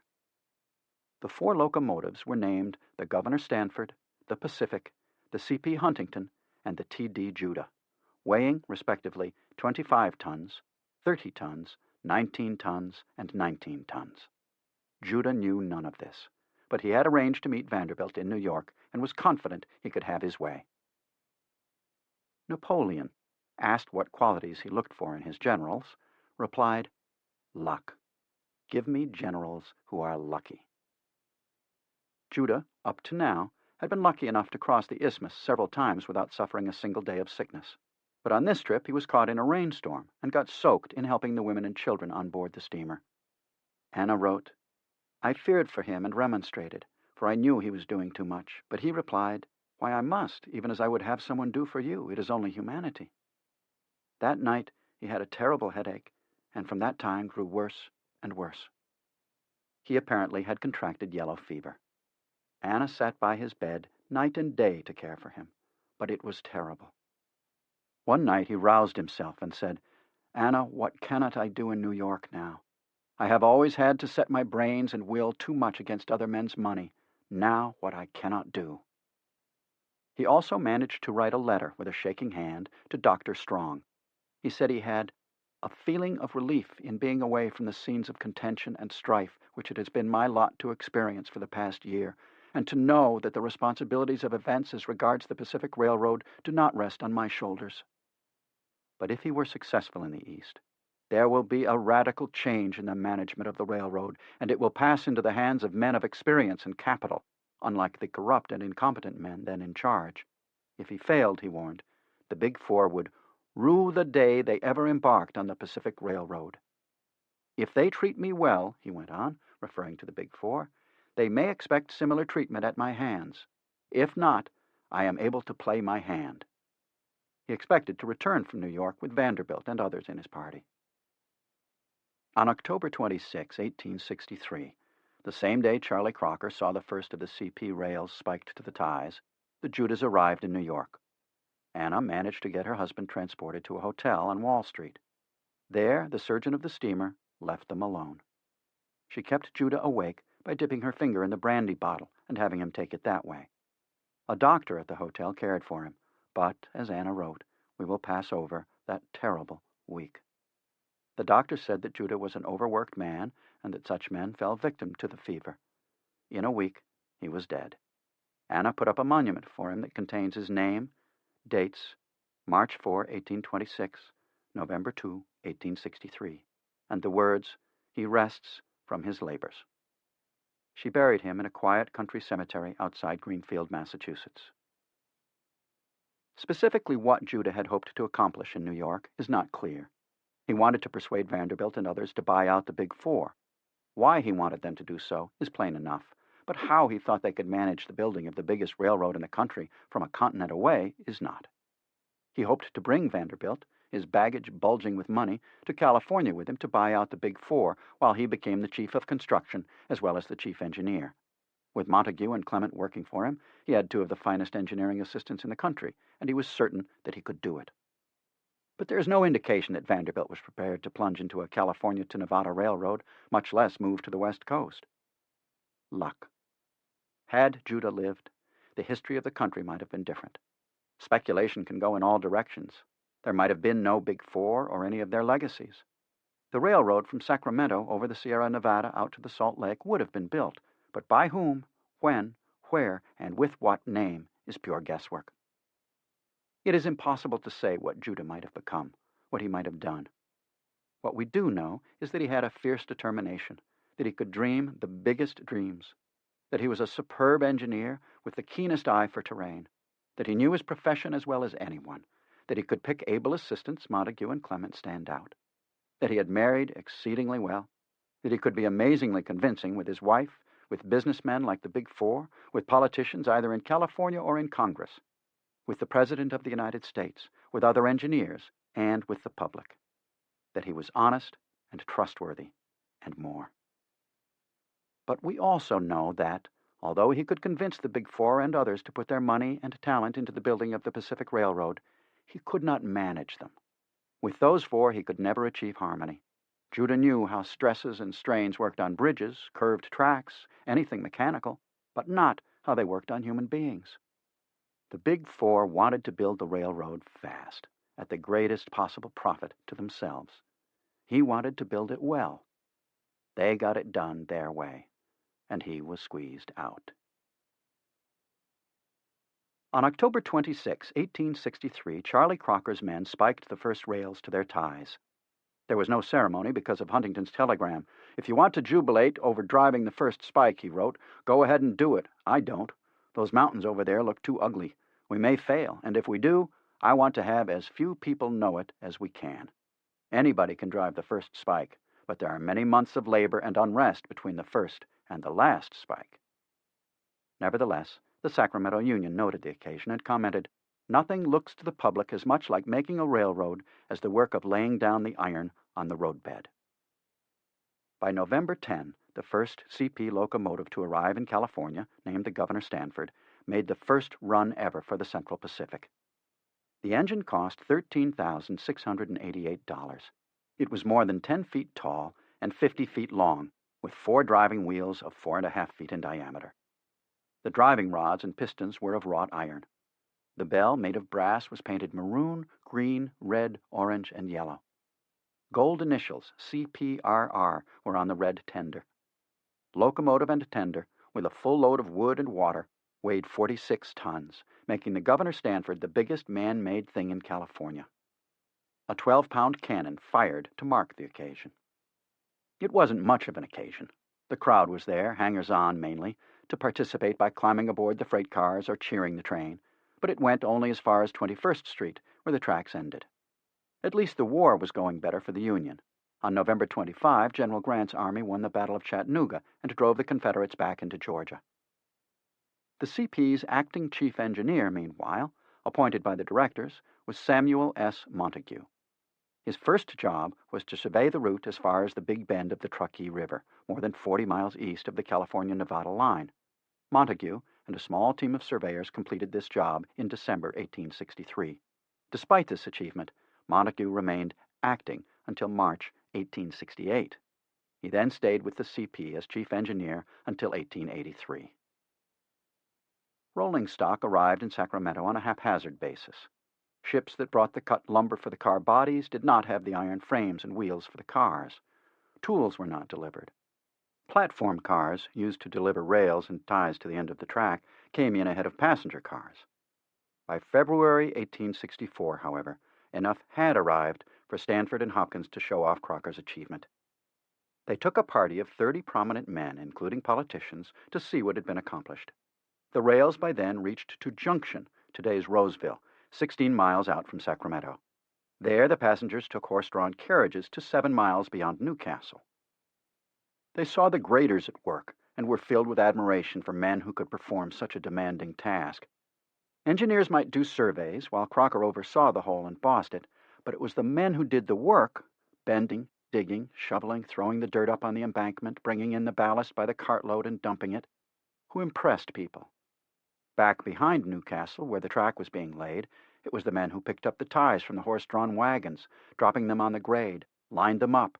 Others dropped the rails and made certain they were the requisite spread apart, 4 feet 8.5 inches, spiked them in with their heavy sledgehammers, 3 blows to a spike, and connected the ends with a fish plate.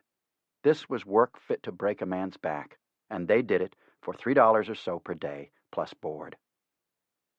Many of the men were Irish immigrants who had just arrived in America. Crocker signed them up through agents in New York and Boston and had them shipped west at a terrific expense plus time. There was some drunkenness, strikes, and slowdowns. Crocker petitioned the War Department for 5,000 Confederate prisoners of war, without luck. He tried for newly freed African Americans, again with no luck. He tried for immigrants from Mexico, same result. Some 1,900 out of a 2,000-man crew he hired that summer fled for the Nevada mines almost as soon as they arrived at the end of the track and had been fed a warm meal. They drove acting chief engineer Samuel Montague nearly mad. Grading work, as Lynn Farrar, a Southern Pacific historian, described it, uses pick and shovel work most efficiently when low cuts or fills, 1.5 to 2 feet, are required. Fills are made by what is called casting, i.e. shoveling. If there are over 3 feet of material, it can be double casted. That is, it requires 2 throws to get the material into place for the grade. In most cases, earth was plowed by heavy steel plows, drawn by up to 12 oxen. It is more efficient to use an earth scraper, but the CP never used one. For distances greater than 500 feet, it was economical to waste and borrow. That is, dispose of cut material by wasting it, and then borrow material for an adjacent fill. The location surveyors always tried to find a line that would balance the grading between cuts and fills, so that there would be a minimal amount of moving of material. For 7 miles beyond Newcastle, the cuts and fills were said by the Sacramento Union to be as great as any found in the nation. In the 31 miles from Sacramento to Newcastle, the grade of the roadbed rose steadily, until, after Rockland, it reached 105 feet to the mile, then grew to nearly 116 feet per mile, the steepest allowed by the Congress, and steeper than any other ascent in the Sierra Nevada.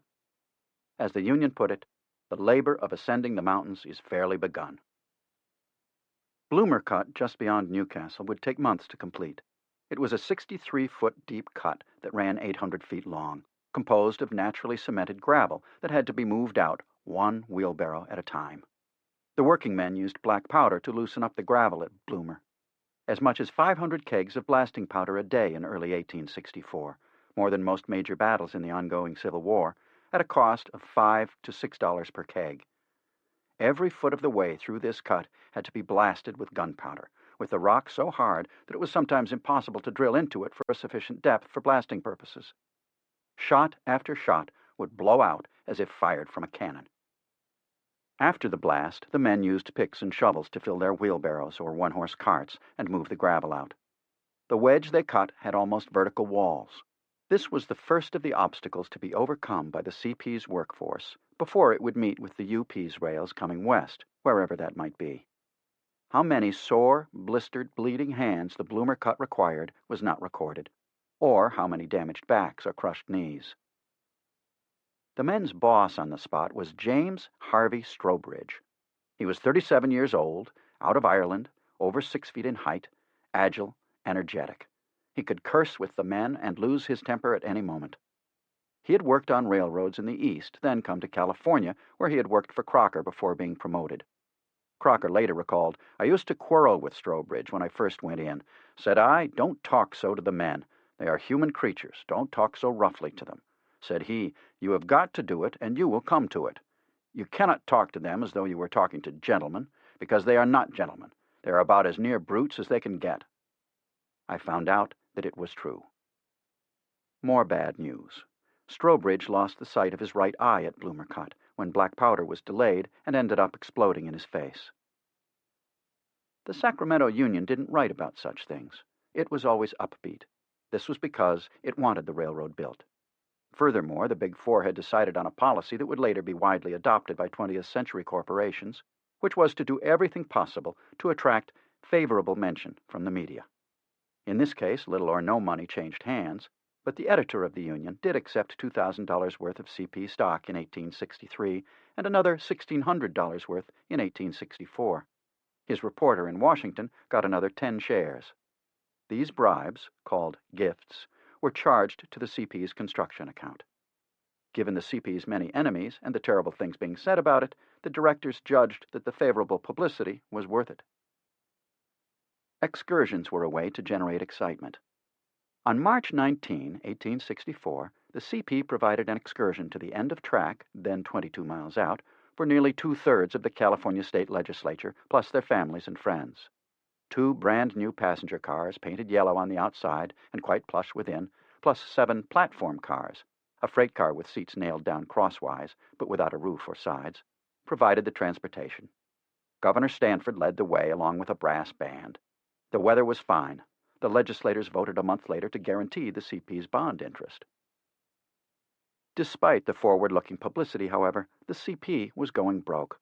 The state had not paid what it had pledged, and the bonds from the U.S. government could not be collected until 40 miles of the road had been completed and approved. Charlie Crocker later said about this time, "We could not borrow a dollar of money. We, the Big Four, had to give our personal obligations for the money necessary to carry us from month to month. There was not a bank that would lend the company a cent." For 17 consecutive days, there was nothing in the treasury. yet California law required that the men be paid in gold. Crocker, Hopkins, Stanford, and Huntington had to give their personal obligations for money to pay workers and to buy rails and other materials, putting up the bonds of the company besides as security. Crocker was not paid for the first 18 miles until he took company bonds at 50 cents on the dollar. Meanwhile, his labor force continued to disappear into the mines. "I had become thoroughly warmed up to the building of this road," he later told an interviewer for H. Bancroft. "My whole heart was in it. I was willing to do anything to push it forward, and I took great risks in doing it."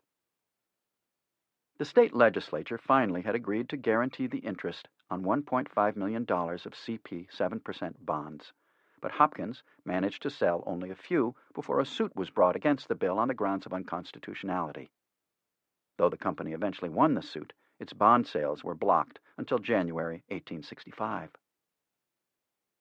On March 25, 1864, the locomotive Governor Stanford pulled into Sacramento with a load of granite from a quarry 22 miles to the east. This was the Central Pacific's first freight train. Exactly 1 month later, the company began regular passenger service to Roseville, 3 trains per day in each direction. On inaugural day, the train made 18 miles in a bit less than 40 minutes. Later, it averaged 22 miles per hour. In its first week, the CP carried 298 passengers and earned $354.25. A pittance, but a heartening reversal of constantly paying out money without ever taking any in.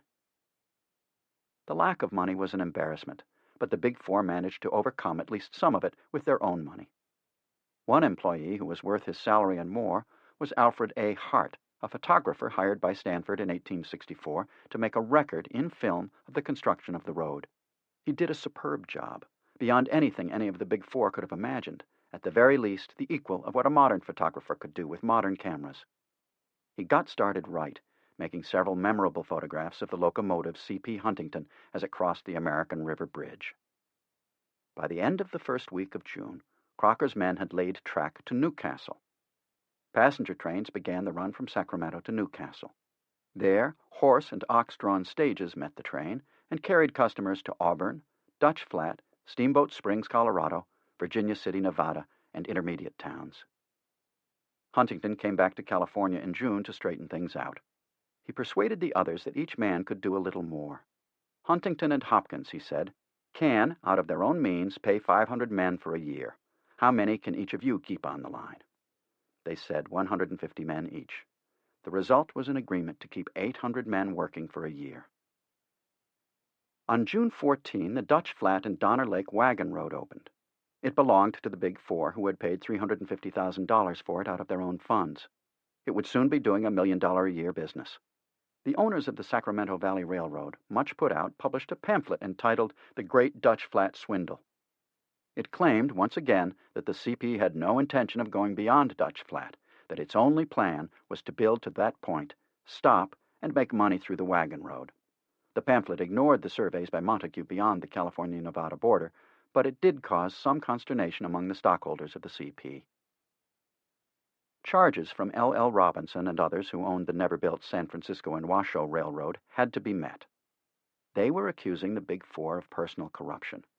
So effective were their charges that the Placer County Board of Supervisors, which held some $250,000 in CP stock, appointed 2 of its members, A.B. Scott and D.W. Madden, to investigate the Central Pacific's books.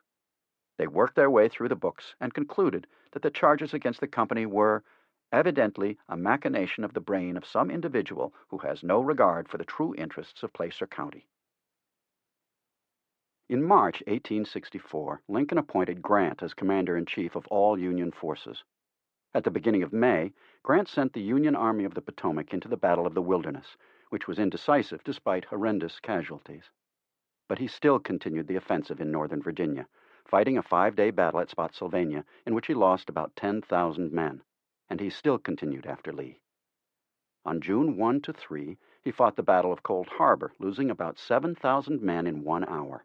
But he continued to attack, and by June 18 he was besieging Petersburg, south of Richmond. General Sherman, meanwhile, started from Chattanooga into Georgia, and by July was besieging Atlanta. On September 1, he captured and later burned the city. This victory raised Northern morale, as did the Union Navy's capture of Mobile, Alabama on August 23. So did the early October victory over Confederate cavalry at Winchester, Virginia.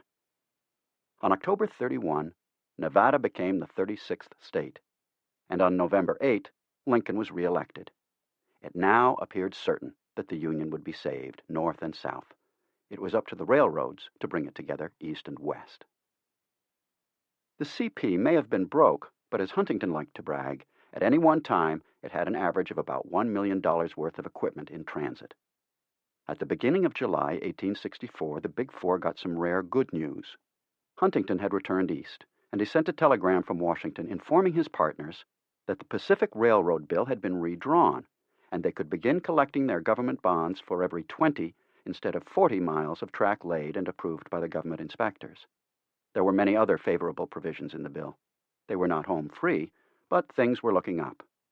Collecting what was their due from the government, however, proved to be difficult. In November, the company put out a report on the condition of the line. The CP had some earnings, about $110,000 from passengers, the mail, and freight. Stock sales, however, were a scrawny $723,800, not counting the subscriptions from Placer and Sacramento counties. There was no cash on hand. A month later, Sam Montague published his annual report. Bloomer Cut had been finished, but not yet tracked. He said that 396,800 acres of land grants due from the government, but not yet granted, would bring in far more than $1.25 per acre, because it was mainly superb agricultural land. Further good news, his own survey had revealed that he could cut back on Judah's original route and eliminate several tunnels, thus saving time and money. The bad news was that the cost of building the first 36 miles in 1863 and 1864 was nearly $3 million, or what Judah had anticipated spending for the first 50 miles. And not a single tunnel had yet been started. But as for the gaps, Montague had decided to bridge them with trestling, which, if made properly of pine, would last from 8 to 10 years. They could then be replaced with embankments, transporting the material on the cars at much less expense. Montague went on to report that the CP now had 5 locomotives, 6 first-class passenger cars, 2 baggage cars, and 50 freight cars. CP stock was then selling, if it sold, for 19 cents on the dollar. Its bonds went for half of par. Crocker, who admitted that he was suffering from severe insomnia, later recalled of the last part of 1864, "I would have been glad when we had 30 miles of road built to have got a clean shirt and absolution from my debts. I would have been willing to give up everything I had in the world in order to cancel my debts." The day after Christmas, 1864, he lamented, "If we only had the government bonds in hand, that would help our credit amazingly and crush out our enemies." But it would be 5 months before the company got those bonds. The Big Four were now fully aware of the prophecy of Judah's remark to Anna, "I cannot make these men appreciate the elephant they have on their shoulders." What they would do about it remained to be seen. Chapter 6. Laying out the Union Pacific Line, 1864 to 1865. The surveyors came first. It was fitting, since they enjoyed life in the open more than most men. They were like the early 19th century mountain men, adventurous, capable of taking care of themselves, ready for whatever the wilderness threw at them. They were out in front of civilization, enjoying the views, the air, the campfire, the game cooked over it, drinking pure water from the rivers, creeks, and lakes, exploring the country, mapping it. For the surveyors, it was pure joy. Nothing could be done until they had laid out and marked the line.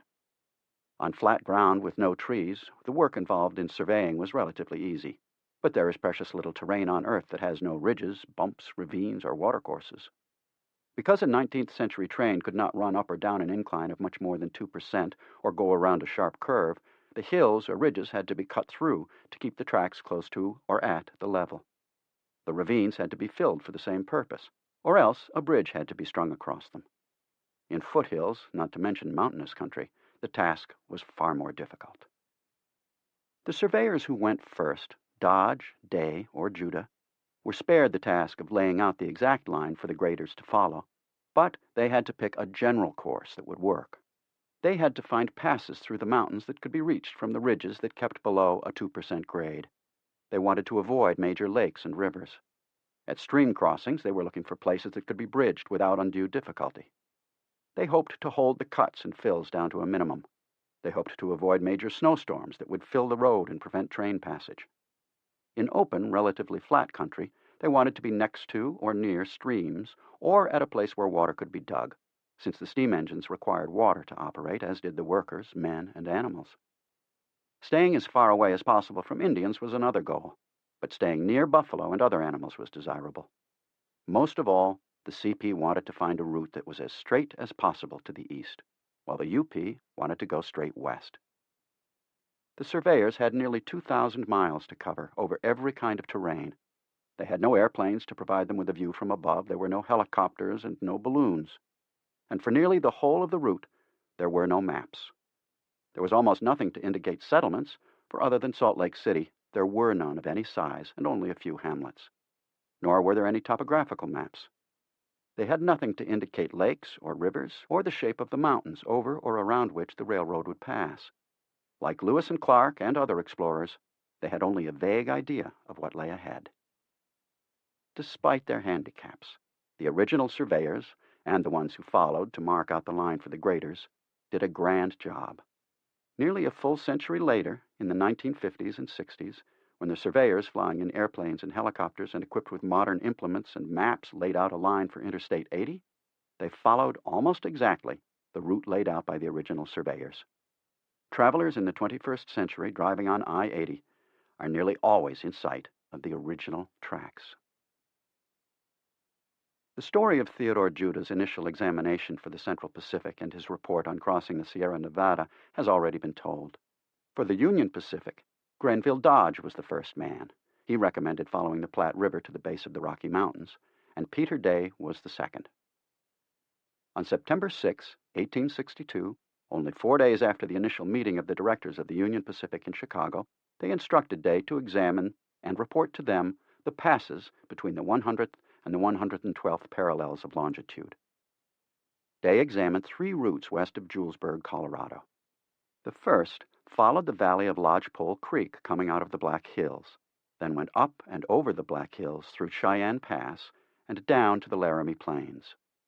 The second followed the North Fork of the Platte River through western Nebraska, went over the Continental Divide via the relatively easy crossing called South Pass, then west to the Green River in western Wyoming.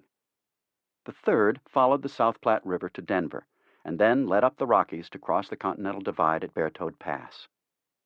Day concluded that the North Fork line would be much too long and dangerous, and going across Bear Toad Pass would be beyond the capacity of 19th century track builders and locomotives. Although the Denver newspapers, politicians, and businessmen wanted the tracks to come through the city, Day was right.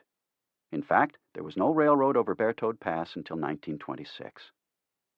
Day picked the route over Cheyenne Pass, later called Lone Tree Pass, then Evans Pass, then Sherman Pass, ultimately changed to Sherman Summit, and finally Sherman Hill. On November 4, 1864, Lincoln approved Day's route. Brigham Young also wanted the tracks to run through his city, and he was, with Durant's help, a member of the UP Board of Directors. On October 23, 1863, Young wrote to Durant, saying that he had engineers ready to lay out a route through the Weber River Canyon down to Salt Lake City. In January 1864, he asked when Durant wanted him to begin work, promised workers to make the grade and lay the tracks, and reminded Durant that in the Weber Canyon there were extensive coal beds. He concluded that he was in readiness to aid in completing a work of such magnitude and usefulness as the Pacific Railroad. Young's eagerness and the potentially lucrative coal deposits notwithstanding, what was needed most of all, at least at first, was a line through the Wasatch Range into the Salt Lake Valley. Accordingly, Day recruited 2 fine engineers, Samuel B. Reed and James A. Evans, to head separate parties to find a passage. On April 25, 1864, Day wrote to Reed, instructing him to run a line from Salt Lake City up to where the Weber River broke through the mountains, then east up the Weber Canyon to Echo Creek, and then on to Wyoming. Day wanted Reed and Evans to examine other routes, but he thought the Weber Echo would be best, although he admitted That is rugged country, and there is not enough known of that region to give you more than a general outline. Day concluded, as a general rule, it will be safe to sacrifice distance and straight lines to cost of construction, the aim of the company being to secure a line they can afford to build. That last admonition remained to be seen. Reed headed west in April 1864, first by train to the end of the track at Grinnell, Iowa, then by stagecoach to Omaha. It was an excruciating ride. In Omaha, there was a rush of gold seekers trying to get to the latest discovery in Montana. Hundreds passed through here every day, Reed wrote. Old men, young men, the lame and the blind, with women and children all going westward, seeking the promised land. The stage ride to Salt Lake City consumed 13 days, and he was more than glad to get there, for I have never been in a town of this size in the United States where everything is kept in such perfect order. No hogs or cattle are allowed to run at large in the streets, and every available nook of ground is made to bring forth fruit, vegetables, or flowers for man's use. Reed met with Brigham Young, who gave him equipment and 15 men. After training them, Reed headed north to where the Weber River emerged from the Wasatch Range onto the valley. He went up the canyon until he came to Devil's Gate, the wildest place you can imagine. After further progress upstream, he came to Echo Creek and followed it across the mountains to Bear River, north of the Uinta Mountains, and near present-day Evanston, Wyoming. From there, it was almost straight east to Omaha. The exploration took Reed 4 months. He never enjoyed work so much. The brilliance of the air, the warm days and cold nights, the beauty of the scene, and the idea that he was the advance agent in transforming this land from nature's wilderness to civilization, all transformed him. From August to November, he did more surveying, looking for a route south of the Weber River, then for one leading west from Salt Lake City, and finding neither. He returned to Omaha by stage. It was a bone-rattling trip, 20 days and nights of blizzards that, he moaned, almost froze the lifeblood out of me. He could only hope that 1865 would be better. Another surveyor was Ogden Edwards. His assistant, Hezekiah Bissell, called him the hardest drinker I ever saw. His regular drink was 2 pony glasses of straight whiskey. Yet Edwards was a highly regarded surveyor. Doc Durant was a man heartily disliked. He had few redeeming qualities to overcome his arrogance, bluster, quick and often wrong judgments, bossiness, show business attributes, and lack of common sense. Yet he did well sometimes in picking out the men he wanted in charge of building the UP, especially the man at the top. All through the Civil War, he had kept asking Grenville Dodge to be his chief engineer. On that one, he was exactly right. His problem was getting Dodge to accept. There was no chance of it so long as the war went on, nor so long as the Native Americans of the plains were burning, looting, raping, and robbing the American settlers in their homesteads or villages. Grant had appointed Dodge to command the Department of the Missouri, comprising all the land between the Missouri River and the Rocky Mountains. On January 15, 1865, Lincoln sent Dodge a telegram ordering him to pay special attention to Missouri, whose citizens were badly divided between North and South. He was needed to keep the peace. But both Dodge and Grant believed that Dodge's main task was to curb the Indians, who had done great damage. On January 7, 1865, Sioux, Cheyenne, and Arapaho rode into Julesburg, Colorado, killed 15 soldiers and a number of civilians, and burned every building. Farms along the Platte River were also burned to the ground. Among those killed was Lieutenant Casper Collins, for whom Casper, Wyoming is named. Dodge wrote that Collins was found horribly mutilated. His hands and feet were cut off and his heart torn out. He was scalped and had over 100 arrows in him. After witnessing one Native American meeting, the wandering British reporter Henry Morton Stanley put it succinctly. The Indian chiefs were asking the impossible. The half of a continent they wanted could not be kept as a buffalo pasture and hunting ground. In 1865, Dodge moved his headquarters out of St. Louis to Fort Leavenworth on the Missouri River in Kansas. It was cold. The thermometer dipped below zero almost nightly, and sometimes to as low as 30 below just before dawn. To meet the Indian threat, Dodge sent out a general order to all district commanders on the Great Plains. Place every mounted man in your command on the South Platte route. Repair telegraph lines. Attack all bodies of hostile Indians, large or small. Stay with them and pound them until they move north of the Platte or south of the Arkansas River. I am coming with 2 regiments of cavalry to the Platte line and will open and protect it." In so doing, Dodge was carrying out his specific injunction from Grant to remove all trespassers, Indians, on land of the Union Pacific Railroad. He toured the country and had every soldier on the Platte in the saddle instead of by a fire in the stockades. Shortly, the general manager of the Overland Telegraph notified Washington that telegraphic communication had been resumed from the Missouri River to California. Grant wired him a query. "Where is Dodge?" The manager telegraphed back, "Nobody knows where he is, but everybody knows where he has been." Dodge was not employed by the Union Pacific, and he had not seen Day's report to the directors recommending the route up Lodgepole Creek. His job was to look for Indians making depredations on white settlers, but he was also looking for a route over the Black Hills. If he was looking for himself, to make something for himself out of his exertions, then so be it. If he was looking for his country, so much the better.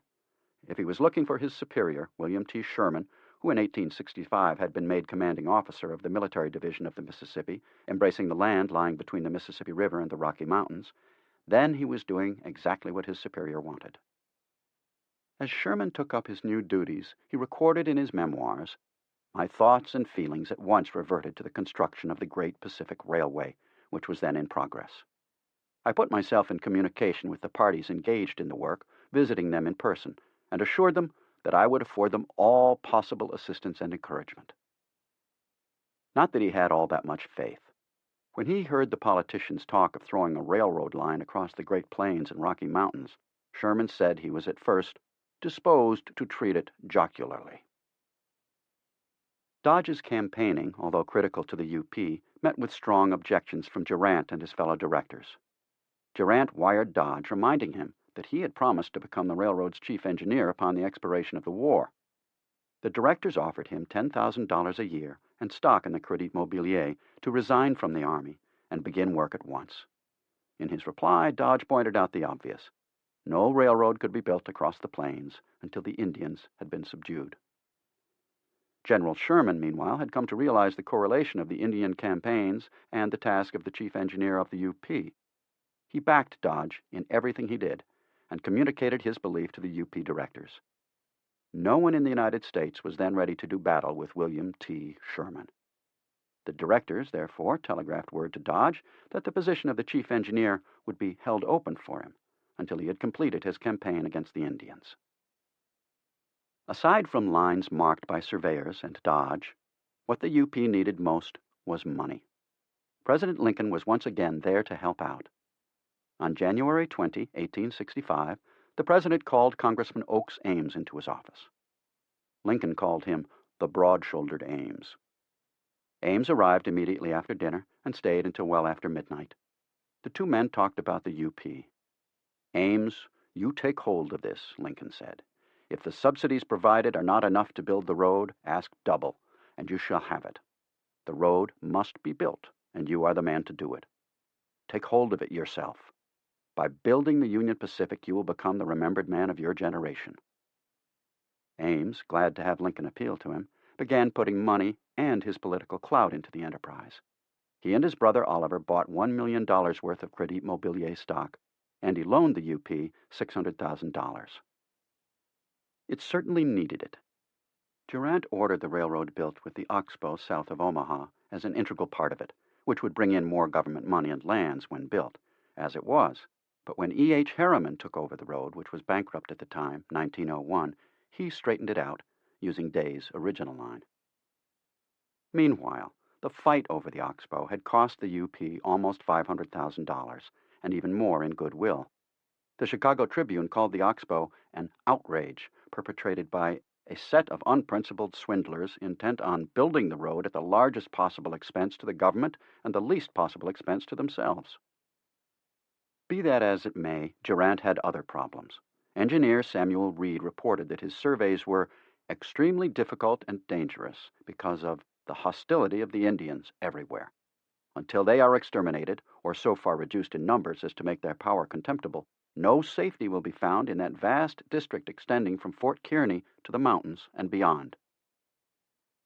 In addition to laying out the route, Durant faced a logistical nightmare. To get building materials to Omaha required shipping them up the Missouri River from St. Joseph, Missouri, 175 winding miles on a river that was navigable by steamboat only for 3 or 4 months per year. The only wood available in the area for ties was cottonwood, which was so wet that it could last but 2 or 3 years, and the UP needed 2,500 ties for each mile. Laborers were hard to get, so hard that Dodge offered captive Indians for grading. Irishmen had been contracted in New York, and they worked hard, but they also played hard, and were likely to strike when they were not paid.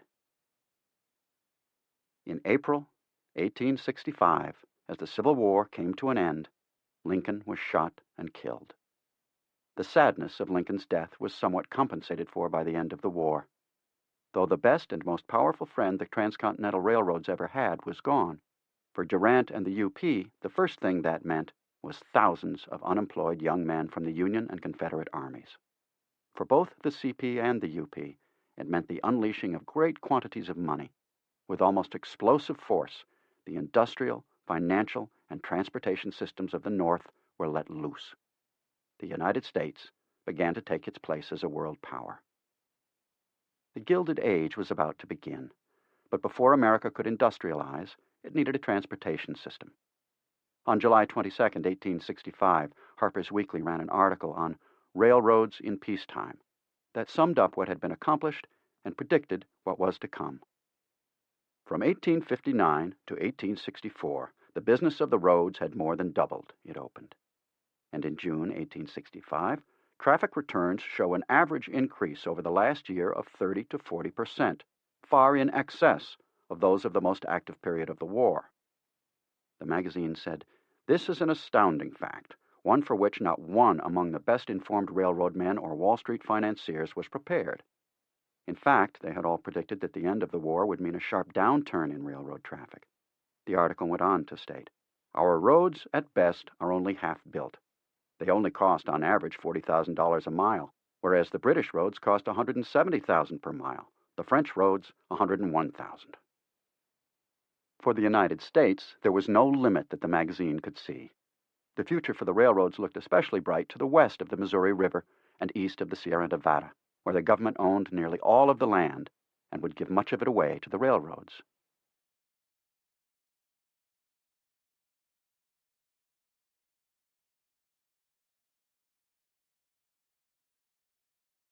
The surveyors were critical to making it happen. For the UP, although the general route north of the Platte River had been set, the exact line had not.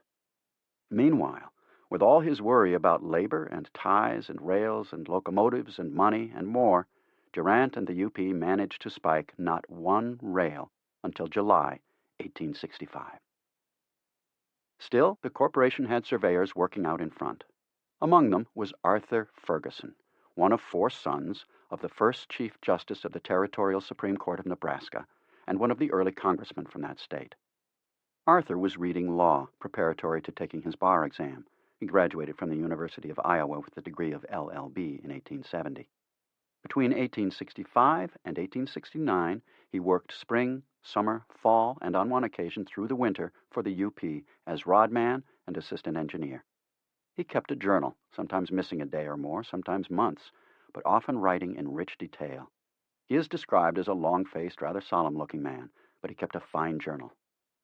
In the summer of 1865, the 24-year-old Ferguson went to work as a surveyor for the civil engineers who were locating the track from the mouth of the Loup River at the village of Columbus, Nebraska, along the north side of the Platte River for 150 miles west. Previous surveyors had already marked the line from Omaha to Columbus. Ferguson's party consisted of 15 men, including assistants, teamsters, and cooks, carried by several covered wagons drawn by horses and mules.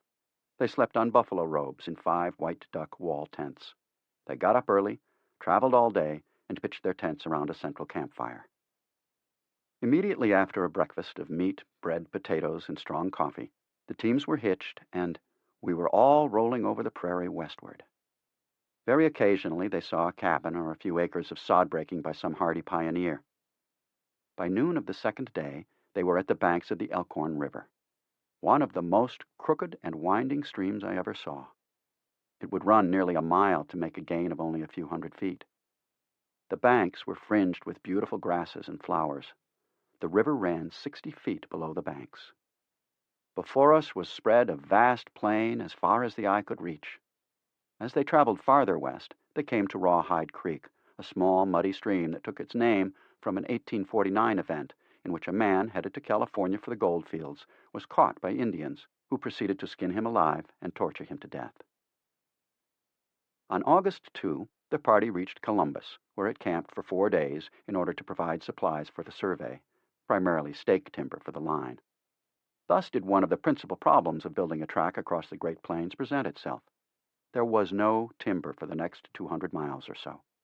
The surveyors needed stakes to mark the line. When the party got going, the wagons hauling the supplies went ahead to make camp along the Platte, while the surveyors, with a wagon carrying their instruments, food, and stakes, went to the line and started staking it. They worked until noon. After an indifferent lunch packed in their wagon, they started out again, and by nightfall had gone 10 miles. By the third day of 10 miles per day, the party camped at the deserted homestead of some settler who had been run off by the savages. Quite a number of whites had been killed some time previous by roaming war parties of Sioux, but the Indians did not bother the surveyors, who were well armed. The surveyors were usually well north of the Platte River, while the remainder of the party went forward to set up camp. Since the surveyors often worked until dark, the others would make a large campfire to guide them in. Each day the surveyors followed the route laid down by Dodge, Day, Reed, or Evans. They used the wooden stakes to leave a message for the graders. Here is the exact line. Sometimes it was flat, sometimes it crossed ridges that would have to be cut, sometimes there were drainage ditches that must be filled, or occasional creeks that must be bridged. Sometimes the surveyors found a way to go around ditches or ridges, which saved time and money, even though the curves would have to be built to accommodate the track. Such devices of economy explain why today the old track bed seems to wander, whereas the replacement, laid out in the 20th century, runs in a straighter line. Dodge was determined that the UP be built just as soon as he could bring peace to the Great Plains. In September 1865, while returning from the Powder River campaign in today's Wyoming, he set out to discover a pass over the Black Hills, today's Laramie Mountains. He wasn't hopeful because of the short slopes and great height of the hills on the eastern side, but he never overlooked anything. Striking Lodgepole Creek on the first day of fall, Dodge took 6 mounted men with him to explore up the creek, which eventually discharged itself into the South Platte River near Julesburg.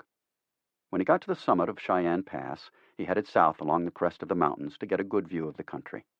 His other troops were meanwhile passing south down the east base of the Black Hills. He was on the divide of the hills, not the Continental Divide, which is to the west, near present-day Rawlins.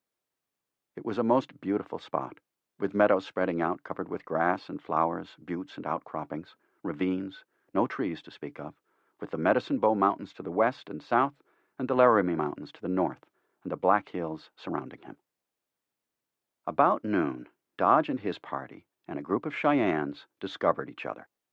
Dodge was approximately at a spot on today's Interstate 80, about 25 miles west of the junction of I-15 and I-80, at 8,000 feet of altitude, or 15 feet short of the highest point on the I-80 system. There's a sign there that points to, alas, geographical features of the countryside rather than Dodge's adventure. He gained the high point, then began to signal to his troops at the base of the mountains, meanwhile dismounting and starting down the ridge between Crow Creek and Lodgepole Creek. He kept the Cheyennes at bay by firing at them occasionally. It was nearly night when his troops saw his smoke signal and came to his relief. In going down the ridge separating the two creeks, Crow Creek flows into today's Cheyenne, Wyoming, and Lodgepole Creek flows into the city's north, Dodge wrote, "We followed this ridge out until I discovered it led down to the plains without a break." He said to his men, "I believe we have found the crossing of the Black Hills." He marked the place by a lone tree. Dodge's mentor, Day, might have questioned his use of the verb discovered in his account, but never mind. Dodge, like Day, had found the way to go. Behind the surveyors came the graders. There were a few hundred of them, mainly recruited in New York or other eastern cities, some immigrants born in Ireland or elsewhere in Europe, some second-generation Americans. They were lured to the West by the promises of steady work and high wages, as much as $2 or even $3 a day, sometimes more. They were mostly young veterans of the Civil War with little or nothing to go home to. In Nebraska, they were organized into teams. They were commanded by various bosses. The boarding boss was at the top. His tent went up first when camp was made. Then came the camp doctor, if there was one. Often there was not, whose job was relatively easy because when the water was good and the food untainted, the health of the men was excellent. They lived in the open air, worked hard, ate and slept well. If there was no camp doctor, the boarding boss had a medicine chest filled with bandages and a few simple remedies. There were various stable bosses who assigned the men to their jobs. Each boss might have 100 horses and mules working his wagons, but he knew them all by name. The driver and the harness for a team were never changed, and each driver was responsible to the boss, who was expected to turn the outfit back to the contractor at the end of the season in as good shape as when he took it. Then there were the walking bosses, who had their eyes constantly on the men. They used vigorous profanity and time checks to keep the men working. If a boss caught a man loafing, he cursed at him. The next time, he cursed in a louder voice. The third time, the walking boss called the timekeeper and gave the man his time, adding for the enlightenment of the others, "This is not a Salvation Army, but a grading outfit." Occasionally, the Irishmen went on strike whenever Durant failed to forward their pay. When it did not arrive on time, they turned volatile and surly.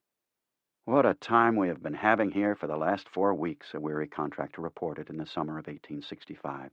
"With Irishmen after their pay, I can assure you it is enough to make men crazy." The men worked with shovels, sold by Ames, of course, picks, wheelbarrows, teams, and scrapers. The younger men were usually the drivers. The older ones did the plowing and filling. The men in their late teenage years or early 20s were generally the shovelers. The job of all was to lay out a grade for the track, one that was level with only a bit of curve, 2 feet or more above the ground so it would not be flooded out. Mainly that required digging dirt, filling a wheelbarrow with it, taking it to the grade, and dumping it. Sometimes 2 men used a dump wagon drawn by a horse. They dumped the dirt onto the bare ground. First, the grass and roots had to be removed and tossed aside, not turned over. The dumping boss was a man with a good eye and an unmistakably Irish accent. He stood on the grade and indicated with his shovel where he wanted the dirt dumped. He leveled the dirt with his shovel, and under his constant care, the grade grew with just the proper pitch until the top was leveled off, ready for the cross ties. The grade at the top was wide enough for 1 or 2 tracks, or 12 feet from shoulder to shoulder. Promptly at noon, the big watch of the walking boss snapped, and he called out, "Time!" Every man in the outfit heard him, as did the mules and horses. Everything stopped. The animals were unhitched and put to water. Then the men went to the boarding tent, where their appetites made even the coarsest fare taste good, if not delicious. At 1 o'clock, the shrill voice of the walking boss was heard, and the men went back to work, although after the hearty meal it took a vast amount of profanity to get them stepping again. The bosses, it was widely agreed, were not tyrants. The average grader had muscles like steel and could take care of himself in a rough-and-tumble fight, and anyway, the bosses did not resort to pick handles. There were exceptions, but generally they ruled with comparative ease, and they got the grade done. When the bosses couldn't level the grade, the scrapers, drawn by oxen or up to 4 horses, were called in to do the job. When solid rock was encountered in a ridge line, which was seldom in the Great Plains, the men used hand drills and stuffed the hole with black powder. When the rocks blew apart, the remainder of the cut was dug out and leveled. A cut was done entirely by hand. The men would form an endless chain of wheelbarrows. For fills, the dirt was dumped in. The land yielded nothing but some limestone for masonry work. There was no gravel for ballast, so mainly sand was used. At night, after supper, the men would play cards or sing songs, such as "Poor Paddy, He Works on the Railroad," or "The Great Pacific Railway for California Hail, Bring on the Locomotive, Lay Down the Iron Rail." Others were "Pat Malloy," "Whoop Along Louisa Jane," or "I'm a rambling rake of poverty, the son of a gamboleer." The low notes of the Jew's harps and harmonicas floated across the cool night air. The songs were sung almost regardless of harmony and in contempt of tune. By mid-October 1865, the Omaha Weekly Herald reported that the graders were up to the Loup River, Columbus, and advance teams were rapidly making their way across the next 100 miles. Preparations were being made for putting the foundations of the Loup Fork Bridge, which, at 1,500 feet in length, was a great work in itself, and was scheduled to be erected in the spring of 1866. The trestles were being made in Chicago in accordance with measurements and instructions laid out by the surveyors. Behind the graders came the track layers. In 1865, they made only 40 miles, just beyond the Elkhorn River, and their story is best saved for later. Meanwhile, the white population of the Great Plains was increasing.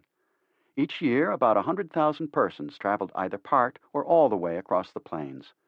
Many of them became a part of the 10% transfrontier population occupying what the Census Bureau called the vacant spaces on the density map.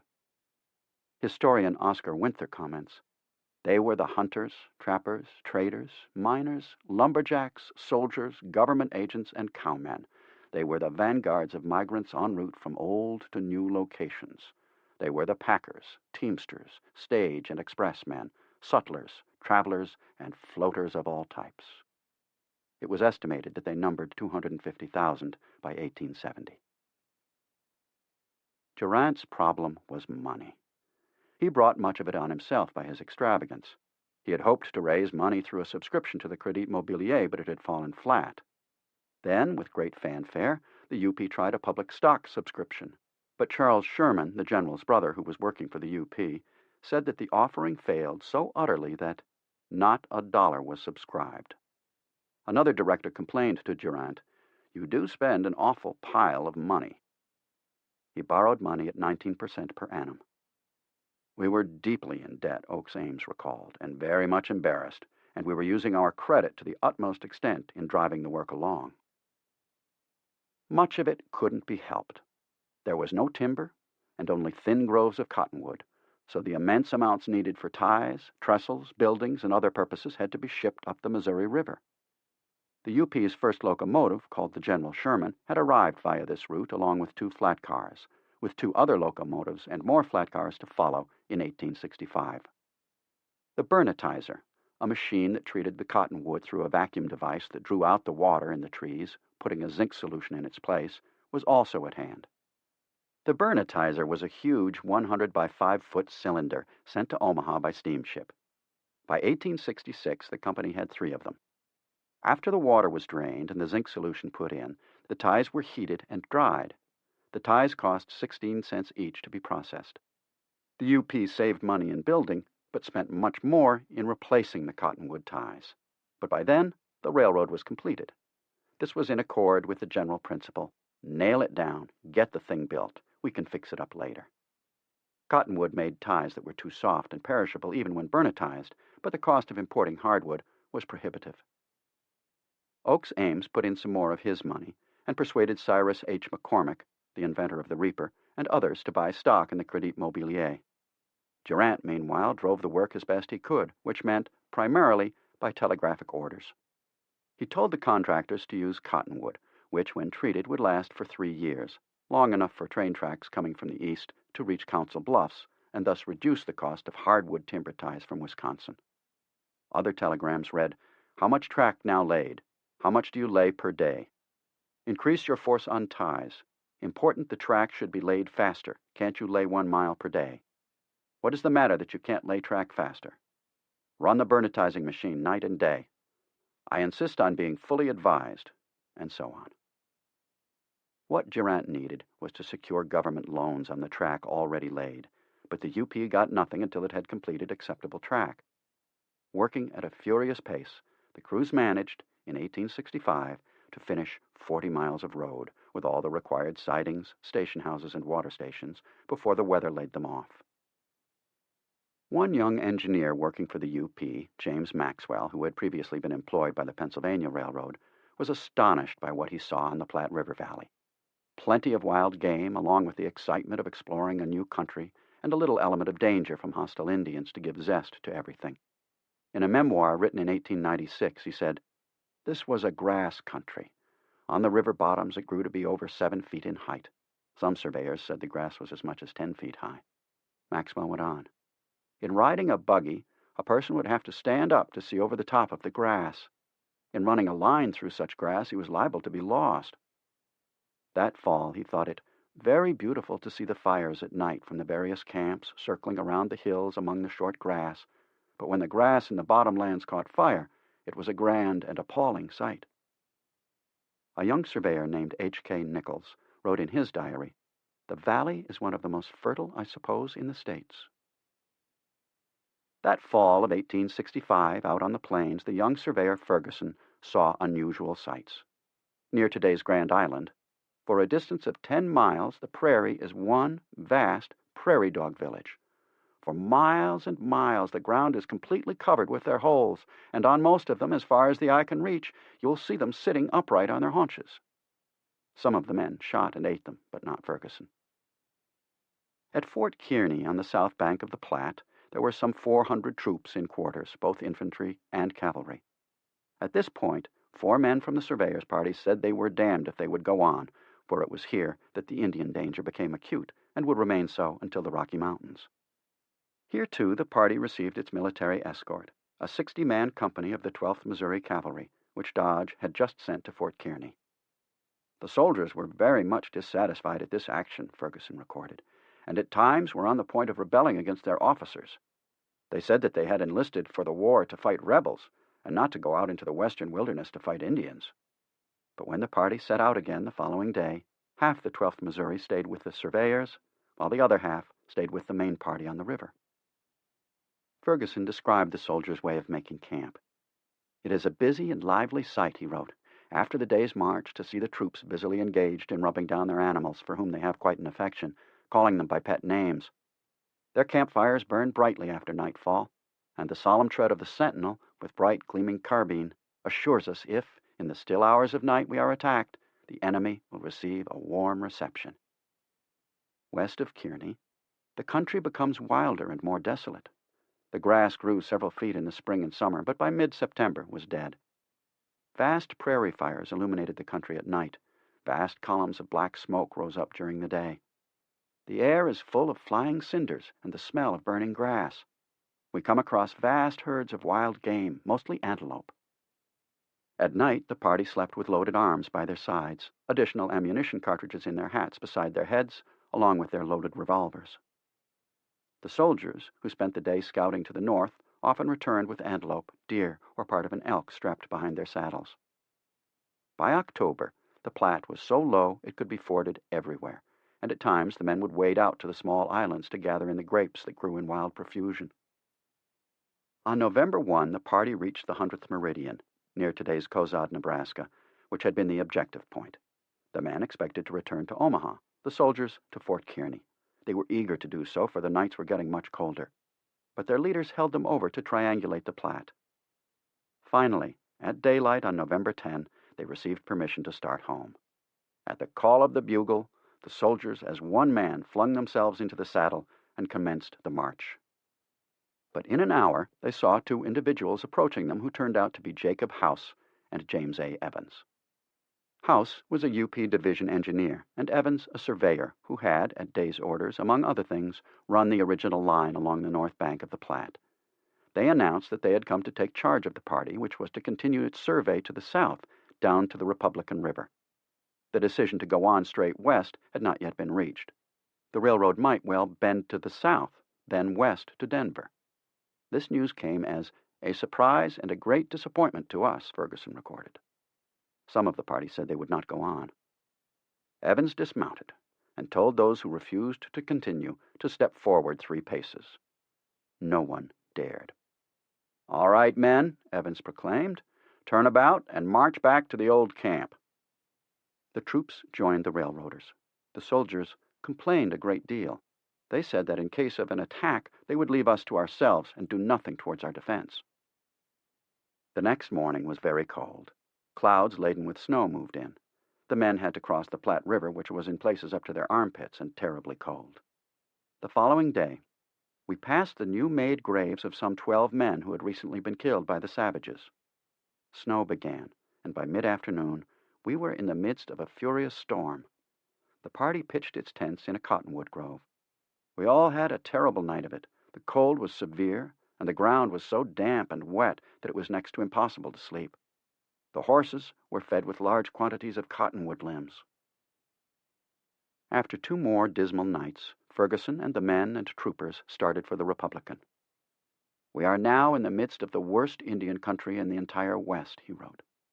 "It is the very stamping ground of the war parties of various tribes." No wonder. This is the great buffalo country of the West, he noted. And sometimes a black surging mass can be seen extending in every direction as far as the eye can reach, the herd running up into thousands and thousands. The soldiers wasted their ammunition by shooting them in sport, leaving them on the ground for the wolf and the raven. Despite an abundance of animal life, such as no modern man has ever seen, and only Lewis and Clark and their men and a few other white men had seen before, Ferguson was struck by the scene. "This is a terrible country," he wrote, "the stillness, wildness, and desolation of which is awful. Not a tree to be seen. The stillness, too, was perfectly awful. Not a sign of man to be seen, and it seemed as if the solitude had been eternal." Shortly thereafter, the party returned to Omaha, the soldiers to Fort Kearny. They would start again from the 100th meridian when the weather became fair. The 1864 Pacific Railroad Act required the UP to complete the first 100 miles of track by June 27, 1866. Durant had talked confidently of building that amount in 1865, but he didn't come close. In September 1865, he confessed that the UP would be lucky to complete 60 miles by the end of the year, but he didn't come close to that either. By December 31, the UP had laid 40 miles of track. Because the 1864 bill had reduced the number of miles completed before the bonds would be given out from 40 to 20, that feat meant that when the government commissioners accepted the UP's 40 miles of track, the railroad would get $640,000 of government bonds, $320,000 per 20 miles, or $16,000 per mile. In addition, Durant had gathered together in Omaha a set of superb workers who were just waiting for the warm winds of spring before starting out again, either to lay track or to grade or survey. They were tough, hardy, eager. And with the war over, there were thousands of young men, all veterans of either the Union or the Confederate Army, who were looking for work. The UP's first locomotive had arrived. Further, Durant had faced up to the need for reorganization, on which he expected to get started immediately. Meanwhile, he was pushing his original surveyors as hard as he could.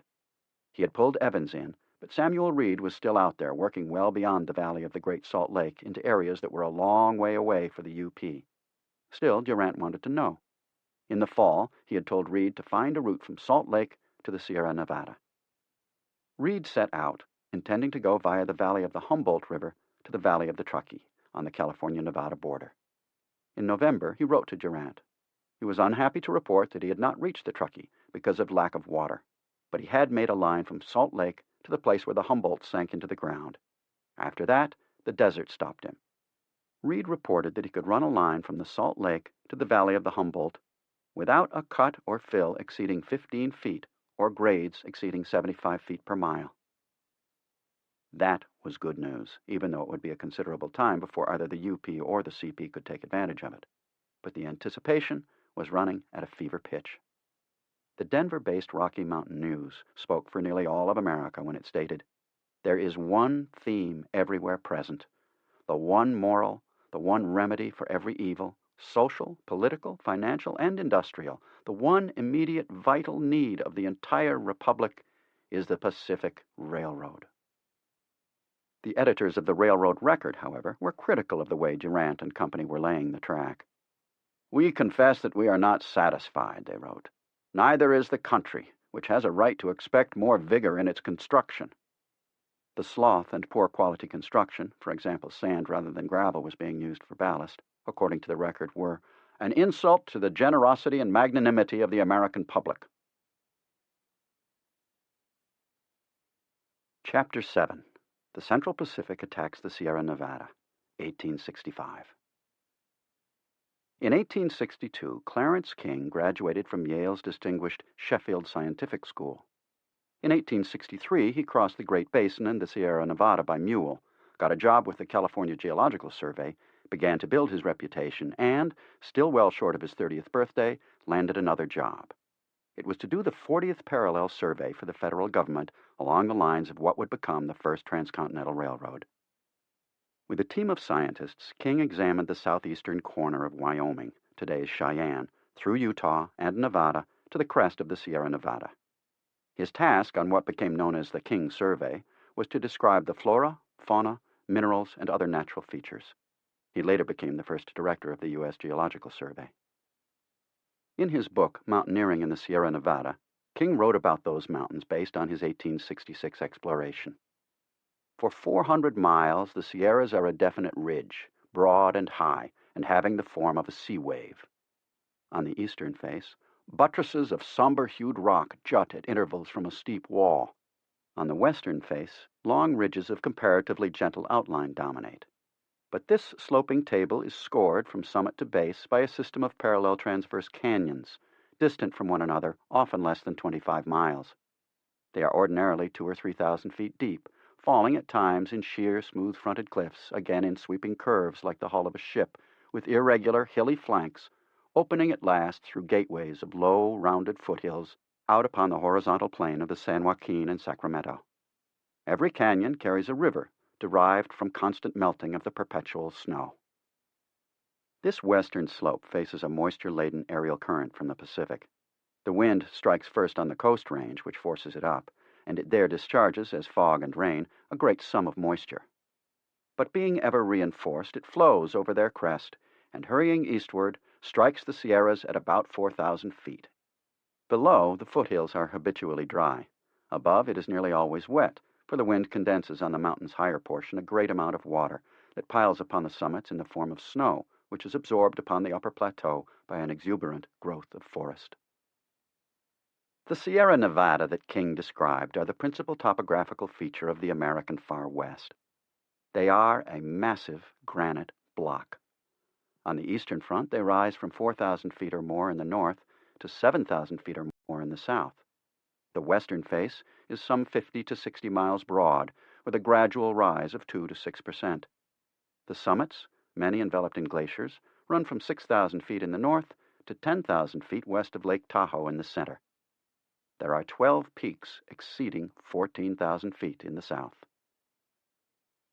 If California was the land of superb natural bays, gold, silver, and other minerals for the picking, fertile agricultural lands, the best weather anywhere in the continent for humans, animals, and plants, and no warlike Indian tribes to resist the coming of the Americans, it was also a land that the Americans could scarcely get to or out of because of that granite block between them and the eastern United States.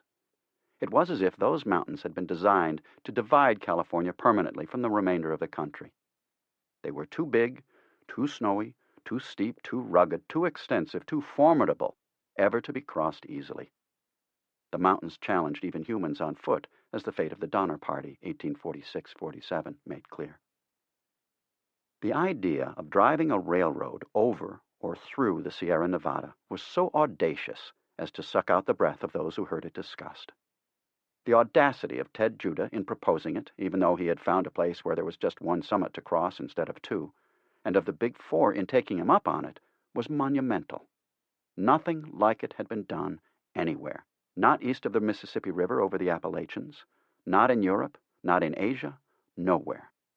Charles Crocker, who proposed to do it, later said, "People laughed at the time of building a railroad across those mountains." To get a locomotive through that granite would require tunnels. Without them, no locomotive could get over the summits, even at the passes or with switchbacks. Tunnels through granite had no precedent. To make it happen, a way had to be found. Early in 1865, the Central Pacific went to work on the apparently unsolvable problem. First, money had to be found. That seems hard to believe for a much-needed and much-anticipated railroad, whose president was also governor of the state of California, a railroad with millions in bonds pledged to it from the federal government, a railroad that could sell its own stocks and bonds, a railroad that had Collis Huntington raising money in Boston and New York. But it was so. A railroad that was building in the land of milk and honey, gold and silver, needed money. Nevertheless, there was no money at the beginning of 1865, only horrendous expenses. As soon as the UP and the CP went into the market for rail, they could use only iron made in the United States by act of Congress as decreed in the Pacific Railroad bills. The prices jumped 80%, from $41.75 to $76.87 per ton, and by 1865 had jumped again to $91.70 per ton. Shipments via the Panama Isthmus cost $51.97 per ton, meaning that rail delivered at San Francisco cost $143.67 per ton. Then came the charges for transfer from ships at San Francisco to the lighter, then unloading at Sacramento, then for transportation up the Sacramento River. Locomotives went up in price, too. 2 engines in 1865 cost the CP $79,752. The CP paid it more or less gladly, because, as Assistant Chief Engineer Lewis Clement explained to Leland Stanford, the power of those engines is absolutely necessary to supply materials needed for construction. Without these engines, there will be delay. As the grading and then the tracks made their way up the Sierra Nevada, the expenses increased. As Clement explained, the ground was kept bare for the graders by having half of the men shoveling snow. After storms, the entire grading force was put to work removing snow. There were many other costs, especially as the tunnels began to be driven through the granite, and as part of the CP's workforce moved east of the mountains. But there was no money, either to pay the laborers or for supplies. Until 1865, the CP operated mainly on the Big Four's money, or on loans. In 1863 and 1864, not a penny in aid reached the railroad. Still, it operated, even though in the winter of 1864-65 it was down to about 500 workmen. On January 7, 1865, Strobridge placed an advertisement in the Sacramento Union. Wanted, 5,000 laborers for constant and permanent work, also experienced foremen. Apply to J. H. Strobridge, Superintendent. On the work near Auburn. Many applied, few stayed. What the white men wanted was what they had come to California to get, riches. At around $3 per day, the CP was not offering them any riches, but they were broke. New silver strikes in Nevada promised riches. The prospective rich men needed a ride to get there, and a stake to support them once there. A week's work on the CP would suffice. So, of the almost 2,000 laborers who signed up to work for Strobridge, fewer than 100 were there after a week. Clement recalled that among the laborers, mining was more to their liking than the discipline of railroad work. They were indifferent, independent, and their labor high-priced. Labor sufficient for the rapid construction of the Central Pacific was not then on the coast, and the labor, as it existed, could not be depended upon. The first mining excitement meant a complete stampede of every man and a consequent abandonment of all work. Crocker and Strobridge kept at it. By the spring of 1865, Bloomer Cut was graded and tracked. The steep sides of this rocky cut stand today just as the builders left them. The cement-like rock that dulled drills and broke picks and resisted blasting powder shows no signs of disintegration. The line now runs through 2 tunnels to the north. On April 5, after 2 years of strife and litigation, the California Supreme Court handed down a favorable decision. It ordered the San Francisco Board of Supervisors to pay the CP $400,000 in stock bonds as a gift, instead of the $600,000 stock subscription authorized by the citizens of the city in 1863.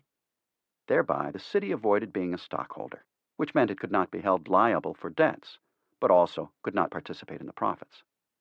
The CP had paid $100,000 to win the suit, so it realized $300,000.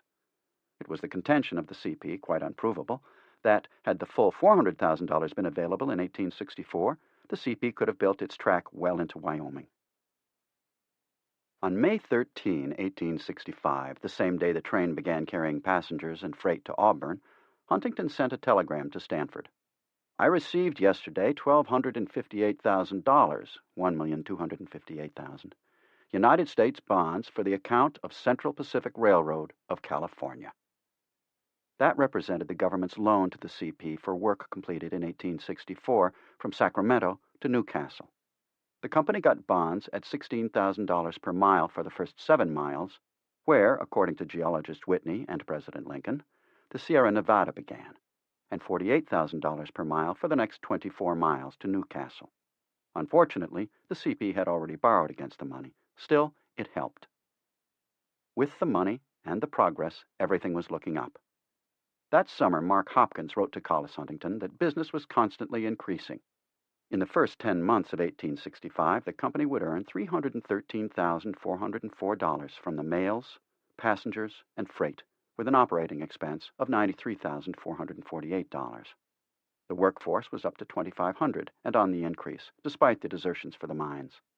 More iron, engines, and cars were needed as soon as possible. Hopkins thought the CP could build all the way to the Salt Lake and perhaps farther. Meanwhile, he expected it to get to Dutch Flat in 1866. And, he noted, the public, here in Nevada and at the east, began to exhibit an impatient interest in the progress of the Pacific Railroad, which we cannot afford to disregard. There was small chance that the Big Four and their workers would disregard the sentiment. In fact, none. The CP was charging ahead. What it needed to keep up the momentum was workers. When the tracks reached Auburn, the railroad was entering the Sierra for real. By far the toughest terrain lay ahead, up to and then down from the summit. In the spring of 1865, the CP went at that problem. By June 10, the railhead was at Clipper Gap, a lumber settlement 43 miles east of Sacramento and 1,751 feet above sea level. It was now into its assault on the Sierra Nevada.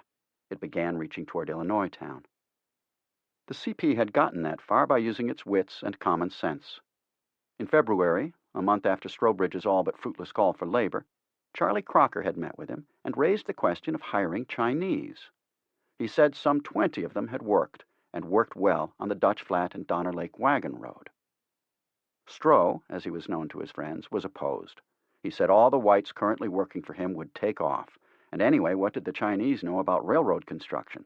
They couldn't possibly do the work. They averaged 120 pounds in weight, and only a few were taller than 4 feet 10 inches. I will not boss Chinese, he declared. They built the Great Wall of China, didn't they? Replied Crocker. Besides, who said laborers have to be white to build railroads? Strobridge, still skeptical, agreed to hire 50 local, that is, living in Auburn, Chinese, and try them out for a month under white supervisors. There were in California at that time some 60,000 Chinese, nearly all adults, and the great proportion of them males.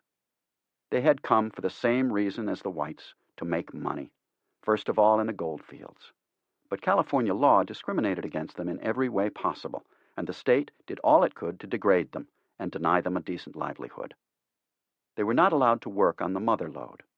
To work the tailing, they had to pay a miner's tax, a $4 per head so-called permission tax, plus a $2 water tax.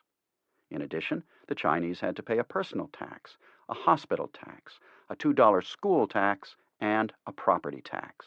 But they could not go to public school. They were denied citizenship, they could not vote, nor could they testify in court.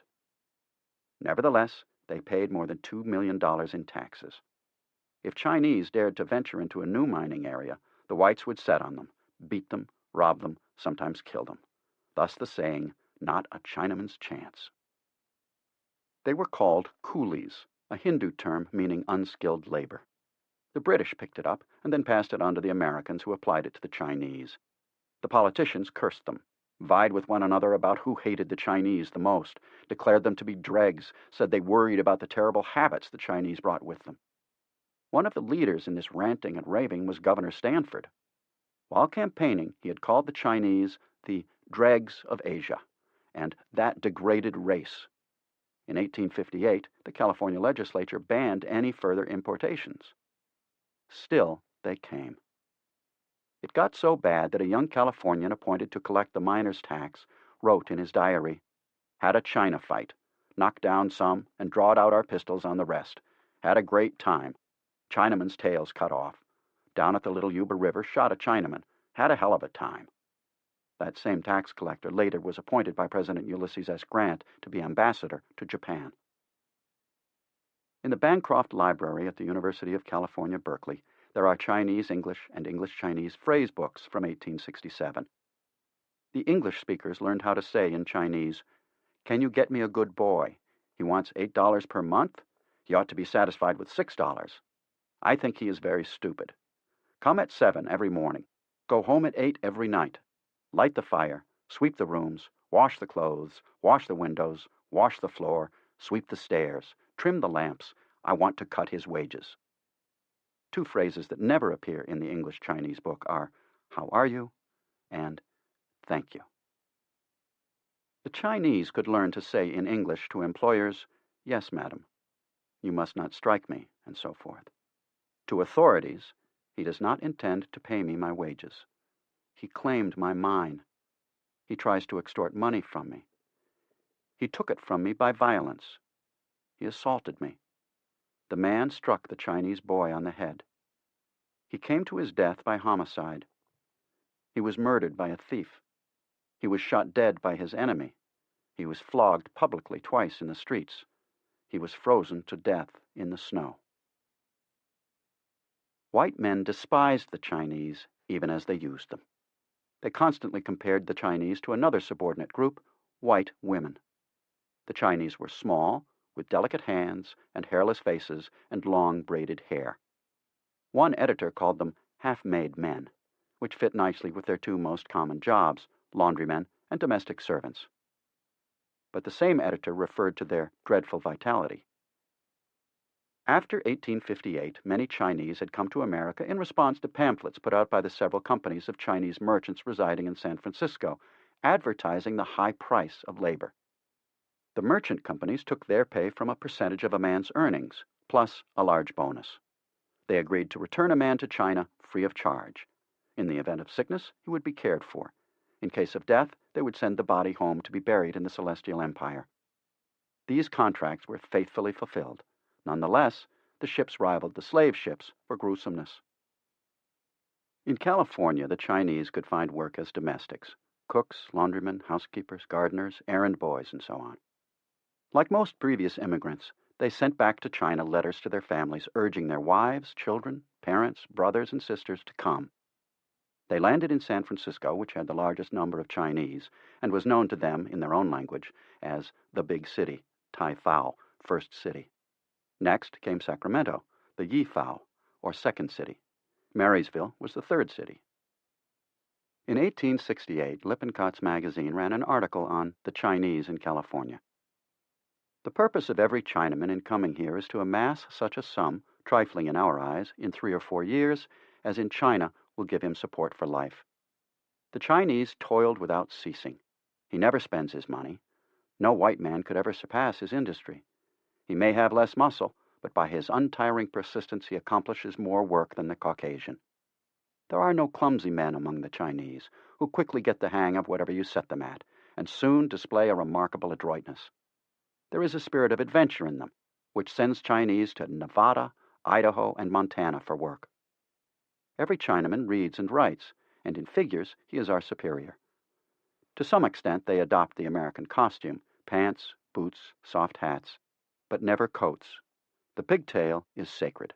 Never can a Chinaman be persuaded that he can survive the loss of that emblem of dignity. The article concluded with a plea for the federal government to do something to protect the Chinese. After all, it said, there was a Freedmen's Bureau to protect the newly freed slave. After a month's labor, Strobridge admitted, albeit grudgingly, that the Chinese had performed superbly. They worked as teams, took almost no breaks, learned how to blast away rocks, stayed healthy and on the job. Engineer Montague praised them and declared in his 1865 report, "The experiment has proved eminently successful." The CP began to hire them locally, offering $28 a month, then $30, then $31. Those were big wages, even when the men had to pay for their own food. Crocker turned to a labor contractor in San Francisco, Koopman Chop, and had him look across the state for 2,000 more coolies, and even to import them from China if necessary. Before the end of 1865, there were 7,000 Chinese at work on the line, with just under 2,000 whites.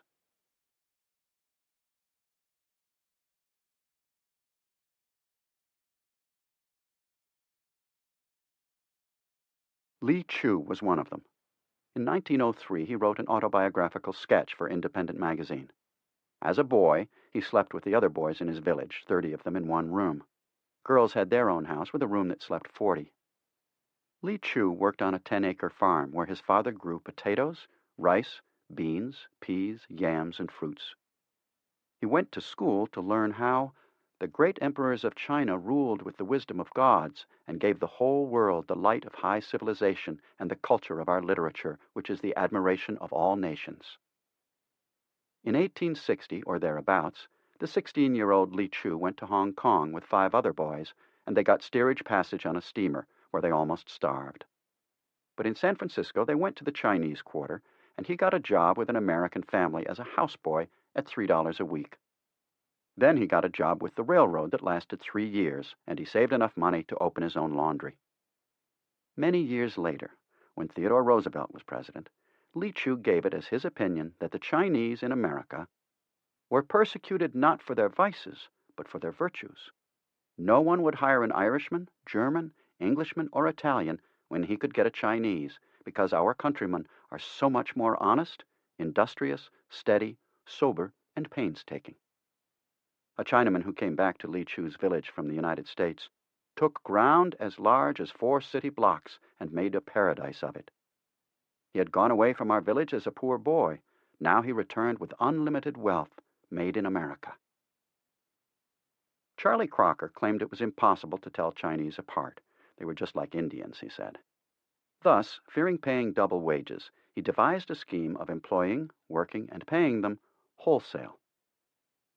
The CP organized the Chinese into gangs of 12 to 20 men, one of whom was an elected headman, another the cook. Crocker hired Sam Thayer, who spoke a number of Chinese dialects, to teach the men something of the English language.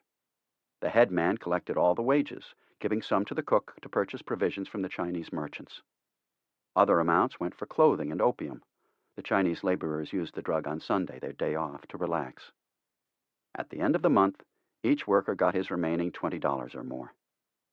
Each gang had a white, usually Irish, boss, and the whites usually monopolized the skilled work, such as trestling, masonry, and actual rail laying.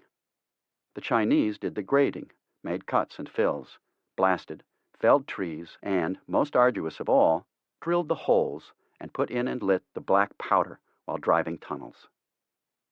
In May, Mark Hopkins wrote to Huntington, "We find a difficulty in getting laborers on the railroad work. Prospecting generally takes off our men." But 1,600 Chinese were then employed, and Hopkins added, "Without them, it would be impossible to go on with the work." Crocker's brother, E.B., wrote that spring to Representative Cornelius Cole, "I can assure you the Chinese are moving the earth and rock rapidly. They prove nearly equal to white men in the amount of labor they perform and are far more reliable. No danger of strikes among them. I tell you, Cole, we are in dead earnest about this railroad, and you take 6 or 8 men in real earnest, and if they have any brains and industry, they will accomplish something." It had been Judah's original plan to bridge the deeper ravines and gaps between Newcastle, below Auburn, and Illinois Town with timber structures. But with the Chinese there to fill and push the carts, wherever possible, earthen embankments, fills, were used.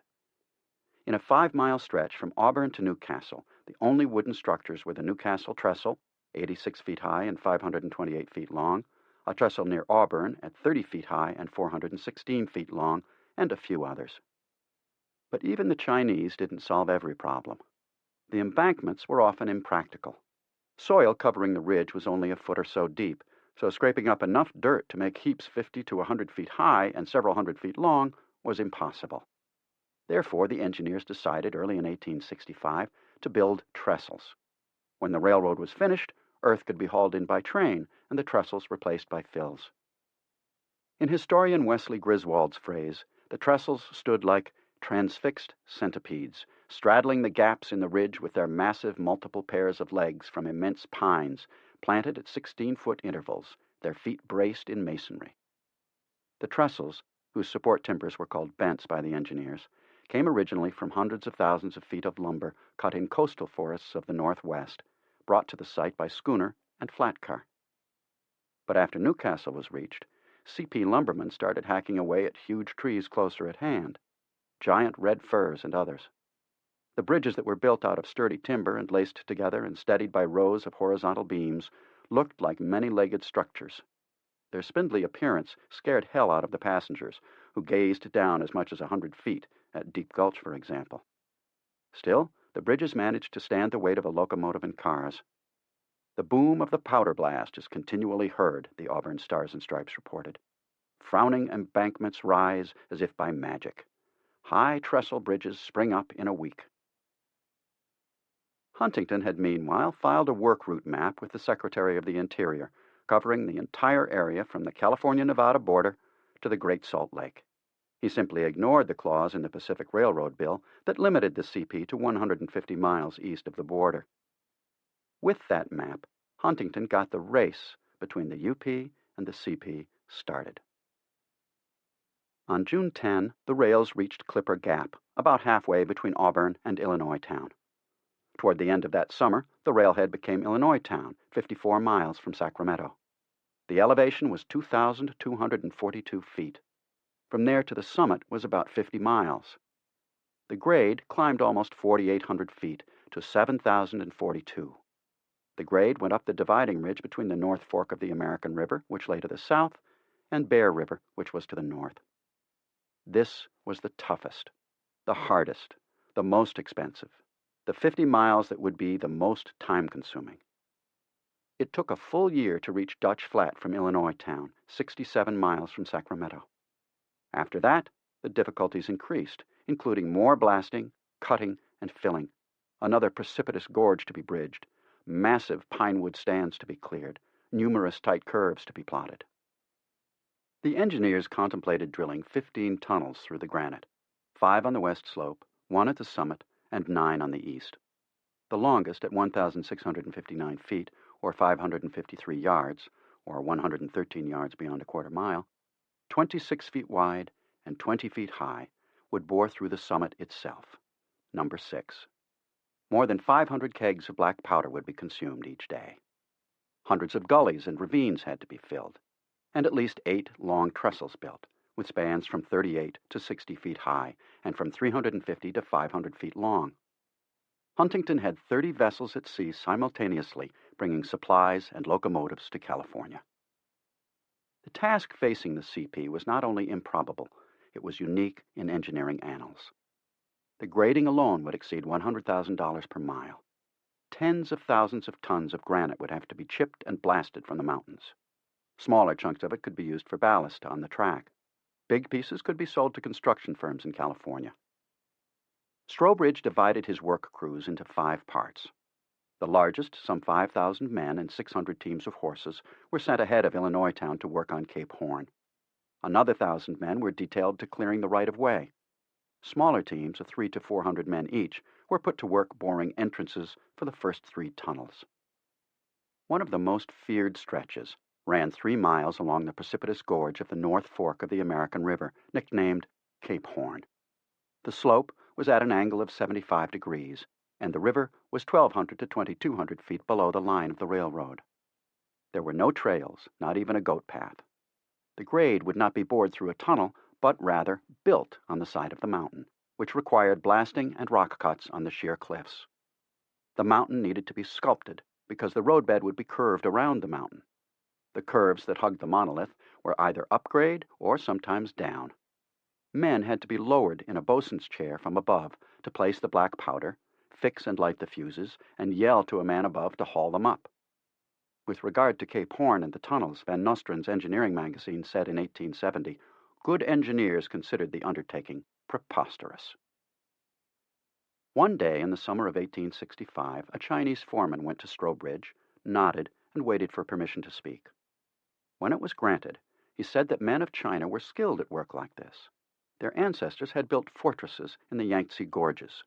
Would he permit Chinese crews to work on Cape Horn? If so, could reeds be sent up from San Francisco to weave into baskets? Strobridge would try anything. The reeds came on. At night, the Chinese wove baskets similar to the ones their ancestors had used. The baskets were round, waist-high, 4 eyelets at the top, painted with symbols. Ropes ran from the eyelets to a central cable. The Chinese went to work. They needed little or no instruction in handling black powder, which was a Chinese invention, with a hauling crew at the precipice top. Hundreds of barrels of black powder were ignited daily to form a ledge on which a roadbed could be laid. Some of the men were lost in accidents, but we don't know how many. The CP did not keep a record of Chinese casualties. The Chinese working men, hanging in their baskets, had to bore the holes with their small hand drills, then tamp in the explosives, set and light the fuse, and holler to be pulled out of the way. They used a huge amount of powder that was shipped to them from Sacramento. Crocker had a spark-proof car built to transport it, with iron sides, a door lined with India rubber, and a tin roof which could not catch fire from sparks and could be blown off in the event of an explosion. The CP made it in the railroad's workshops at E and 6th Streets in Sacramento. This car alone was allowed to haul explosives to the work sites, and it never had an accident. The Chinese made the roadbed and laid the track around Cape Horn. Though this took until the spring of 1866, it was not as time-consuming or difficult as had been feared. Still, it remains one of the best known of all the labors on the Central Pacific, mainly because, unlike the work in the tunnel, it makes for a spectacular diorama. As well it should. Hanging from those baskets, drilling holes in the cliff, placing the fuses, and getting hauled up was a spectacular piece of work. The white laborers couldn't do it. The Chinese could, if not as a matter of course, then quickly and, at least they made it look this way, easily. Young Lewis Clement did the surveying and then took charge of overseeing the railroad engineering at Cape Horn. What Clement planned and the Chinese made became one of the grandest sights to be seen along the entire Central Pacific line. Trains would halt there so tourists could get out of their cars to gasp and gape at the gorge and the grade. Dangerous as the Cape Horn work was, clearing the roadbed was worse. The Chinese who did it had the task of making an avenue 100 feet wide on either side of the roadbed, mainly to provide room for the graders and to prevent tall trees from crashing down on the track. At least 25 feet on each side of the grade had to be cleared and leveled. Not only trees and stumps, but rocks, other obstructions, and vegetation of all types had to be removed. Past Illinois Town, the growth included some of the world's largest trees, hundreds of feet high. One 300-man gang spent a full 10 workdays clearing a single mile of right-of-way. The trees were shipped to sawmills to be fashioned into ties and trestling. Then the stumps had to be blasted from the soil. 10 barrels of black powder were needed to free each one. In any one week, the crews used as much explosives as did Generals Lee and McClellan at Antietam. Every time the powder charge was exploded, chunks of rock and tree flew into the air. They were like missiles fired by nature at the army invading it. In World War II, the GIs in their foxholes got wounded more often by splinters flying through the air during a German barrage than by the shrapnel itself. When a congressional investigator expressed incredulity at the amount of black powder used for any one stump, Clement told him, "These are not Yankee forests, but forests with trees 4, 6, and 8 feet in diameter." They were often 150 feet tall. The first two groups, other than the CP workers, to get a glimpse of what was being accomplished were George Gray and his assistants, and Schuyler Colfax, accompanied by 3 journalists and some others. Gray went because he had been invited by the Big Four to make an inspection of the completed line and the grading beyond the end of the track. He had a reputation as one of the best railroad engineers in the country and had previously been the first chief engineer of the New York Central Railroad. A favorable review by him would have a big effect on the potential bond and stockholders. An unfavorable one was too painful to contemplate. Gray, with a wagon load of instruments and a team of assistants, set to his inspection in late June. He was impressed and more. He found the CP's line to be of first quality throughout, from the seating of its bridges and the quality of its brickwork to the spacing of its ties and the construction of its depots, and had no reservations whatsoever. He sent his report to the President, Secretary of the Interior, the CP headquarters, the Railroad Record, and other publications. The CP was so delighted that, in late July 1865, it published Gray's report as a pamphlet. Among other things, he wrote, "From the examination I have made, having traveled the distance on horseback or on foot, I feel confident that the railroad can be constructed over the Sierra Nevada within 2 years. It is quite a remarkable feature of your route that so elevated a mountain range can be surmounted with such comparatively light grades and curves." In short order, the CP made Gray its consulting engineer. The other party, led by Schuyler Colfax, the Speaker of the House of Representatives and a future Vice President of the United States, left Omaha in July for a tour to the Pacific. Colfax went to the end of the track of the UP, which was less than halfway to the Elkhorn River, then took stages to Denver. His party included Samuel Bowles, editor of the Springfield, Massachusetts Republican, William Bross, editor of the Chicago Tribune and Lieutenant Governor of Illinois, and Albert D. Richardson, one of the most distinguished correspondents of the Civil War from the New York Tribune, Horace Greeley's newspaper. From Denver, the party went on a posh new Concorde coach loaned by its owner, Ben Holliday himself. It reached California in late summer. Stanford invited the speaker and his party to travel with him to the CP's end of track, then at mile 50, just short of Illinois town. Off they went, with plenty of wines, brandies, and good food. Stops were made to inspect tracks, trestling, and culverts, and to view the Chinese workers. Stanford made a grand gesture when the train got to the end of the track. He renamed Illinois town as Colfax. The reporters were enthusiastic, especially Richardson. He wrote of the Chinese. They were a great army laying siege to nature in her strongest citadel. The rugged mountains looked like stupendous ant-hills.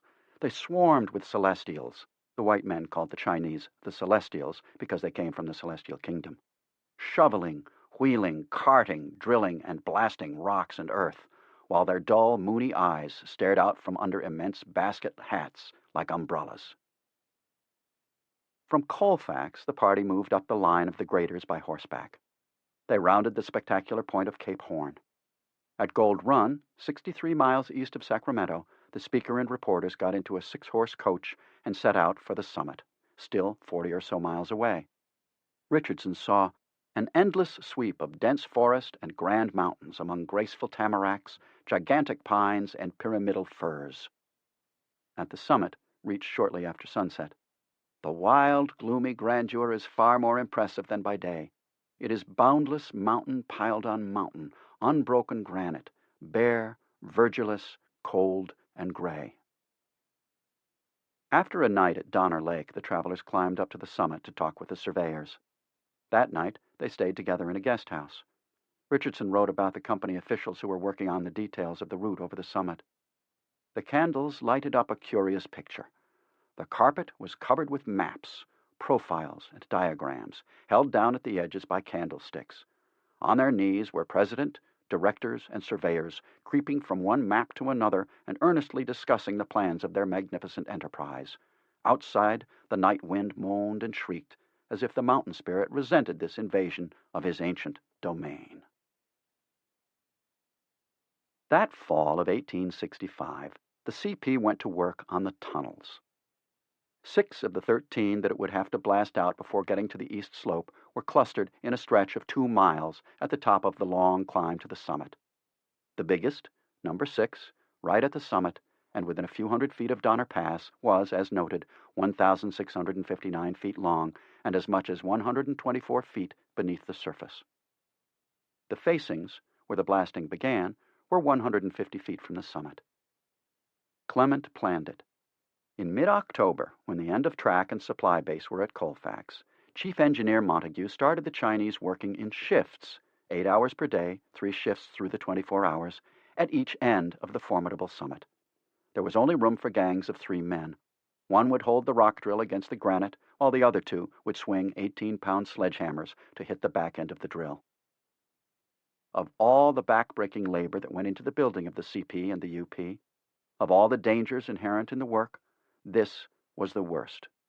The drills lost their edge to the granite and had to be replaced frequently. The CP soon learned to order its drills in 100-ton lots. The man holding the drill had to be steady, or he would get hit by the sledgehammer. The man swinging the hammer had to have muscles like steel. When the hole was at last big enough for the black powder, the crew would fill it, set a fuse, yell as loud as they could while running out of the range of the blast, and hope. Sometimes the fuse worked, sometimes it didn't. Often the workers had put in too much powder, and most of it blew toward them, harmlessly as far as the granite was concerned, but a great danger to the Chinamen. Clement's assistant, Henry Root, explained that more powder was used by the rock foreman than was economical, for the simple reason that the workers were told that time, not money, was of the essence. At Summit Tunnel alone, 300 kegs of blasting powder a day went up, costing $53,000 to $67,000 per month. Progress was incredibly slow, with men working round the clock between 6 and 12 inches per 24 hours was normal. Crocker gave orders to establish permanent work camps on each side of the summit to facilitate the round-the-clock drilling, blasting, scraping, shoveling, and hauling by the Chinese. He figured there was no night or day within a tunnel. The men worked in groups of 20 or so, because only a handful could work at any one time. By the middle of the summer of 1865, cargoes of Chinese laborers, signed up by Koopmanschap, had begun arriving in San Francisco. It is not true, however, despite persistent myth in California, that most Chinese came to the United States to work for the CP. In fact, in 1866 and 1867, more Chinese left the state than entered. They were shipped forward by riverboat to Sacramento, then to the end of the track by train, then by foot to work on the grading. Strobridge's workforce soon doubled and continued to grow. The CP had to learn how to put them to useful work, no difficult problem, and to house and feed them, which required some imagination, principally from the Chinese. The CP used tents for housing as long as the weather remained warm. The Chinese men, more than half teenaged and from farm families, were accustomed to spending their days outdoors and sharing crowded quarters at night. One visitor to the CP construction sites wrote, "In a little tent, 10 by 12 feet, a half dozen or more Chinamen find abundant accommodation for eating and sleeping." Tents went up at the facings of each tunnel, or near the site of grading, putting in sidings, or other work. As noted, the Chinese were divided into gangs of 12 to 20 men, each with a head man and a cook. They ate healthy, well-cooked and tasty food, unlike the white workers. The CP provided the Americans with boiled beef and potatoes, beans, bread and butter, and coffee. If they wanted to spend their own money, the company kept stores that offered dried fish and salted codfish, peaches, cherries, raisins, apples, tomatoes, eggs, beets, turnips, pickles, and more. The Chinese paid for all their food. They demanded and got an astonishing variety: oysters, cuttlefish, finned fish, abalone meat, oriental fruits, and scores of vegetables, including bamboo sprouts, seaweed, and mushrooms. Each of these foods came dried, purchased from one of the Chinese merchants in San Francisco. Further, the Chinese ate rice, salted cabbage, vermicelli, bacon, and sweet crackers. Very occasionally they had fresh meat, pork being a prime favorite along with chicken. The food helped keep the Chinamen healthy. The water they drank was even more important. The Americans drank from the streams and lakes, and many of them got diarrhea, dysentery, and other illnesses. The Chinese drank only tepid tea. The water had been boiled first, and was brought to them by youngsters who carried 2 pails on a sturdy pole across their shoulders. Augustus Ward Loomis, a Christian minister who came to observe them, noted that the Chinese set an example for their white co-workers in diligence, steadiness, and clean living. In an article for the Overland Monthly, he wrote, "They are ready to begin work the moment they hear the signal, and labor steadily and honestly until admonished that the working hours are ended." Loomis approved of their habits. Not having acquired a taste for whiskey, they have few fights and no Blue Mondays. They did smoke opium on Sundays, their day off, but they did not stupefy themselves with it. You did not see them intoxicated, rolling in the gutters like swine. They took daily sponge baths in warm water, washed their clothes, and otherwise kept themselves clean and healthy. According to contemporary B.S. Brooks, who wrote a pamphlet about the Chinese, the white worker has a sort of hydrophobia which induces him to avoid the contact of water. In contrast, the Chinaman is accustomed to daily ablutions of his entire person. The Chinese were ideal workers. Cheap, did as they were told, made a quick study, and after something was shown or explained to them, did it skillfully. Few, if any, strikes. The same for complaints. They did what no one else was willing or able to do. There was other good news beyond the Chinese willingness to work and their capability at it. When winter set in at the summit tunnel facings, Montague had put them to other work. He continued to get reports from survey teams he had sent as far east as the Truckee River and on into Nevada. From those reports he learned that the location engineers could shave several miles off Judah's original line and, even better, eliminate 2 tunnels and perhaps a third. Grading above Colfax and tunneling at the summit meant that the CP was into the battle with the Sierra Nevada in earnest. Stanford wrote to President Andrew Johnson, "The grading between Newcastle and Colfax was very difficult and expensive, increasing as the line was pushed up the mountain slope. The cuttings have been deeper, the embankments higher, and more rock work encountered as the line has progressed eastward.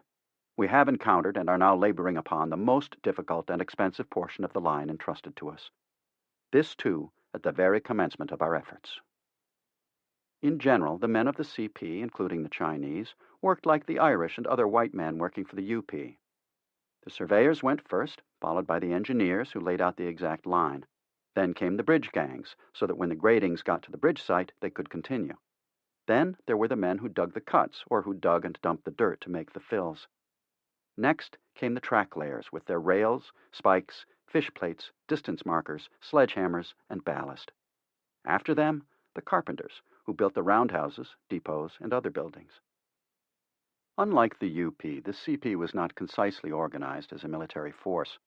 Of course, in California it had no Indians to contend with, for they had nearly all been wiped out. But the military manner of organizing complex outfits fit the CP as much as it did the UP. Squads, platoons, companies, battalions, regiments, divisions, with separate commanders and staffs for logistics, planning, intelligence, finance, personnel, and more. The bosses on the spot where the construction was going on were Charles Crocker and James Strobridge. Crocker was described by his assistant chief engineer, Louis Clement. He was a businessman in the full sense of the word, prompt, methodical, fearless, and confident. He was decided and firm, yet not obstinate. When he was satisfied that he was in the wrong, he was always ready to concede it and apologize. He kept his word, Clement said, but he was very quick to act, and sometimes acted too quickly. He acted and then considered it afterwards. He was the manager of the construction, which was a job no ordinary man could have done. He wasn't imposing despite his bulk. He was less than 6 feet tall, with a fair complexion, and beardless. I don't suppose, Clement said, that there was a mile of road constructed that he didn't go over the ground, either on horseback or with a wagon. He always wanted to see what had been done and what was being done. He was out in every kind of weather, and it made no difference whether it was an American horse or a bucking Spanish pony. Clement admitted that Crocker was a large eater and a man of very strong prejudices.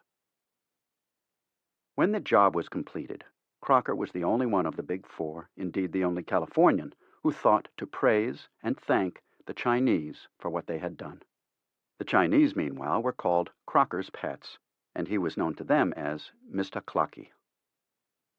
Strobridge had lost an eye to a black powder explosion in Bloomer Cut, but the Chinese respected him without hesitation or stint. Those who had learned English called Stroh the one-eyed bossy man.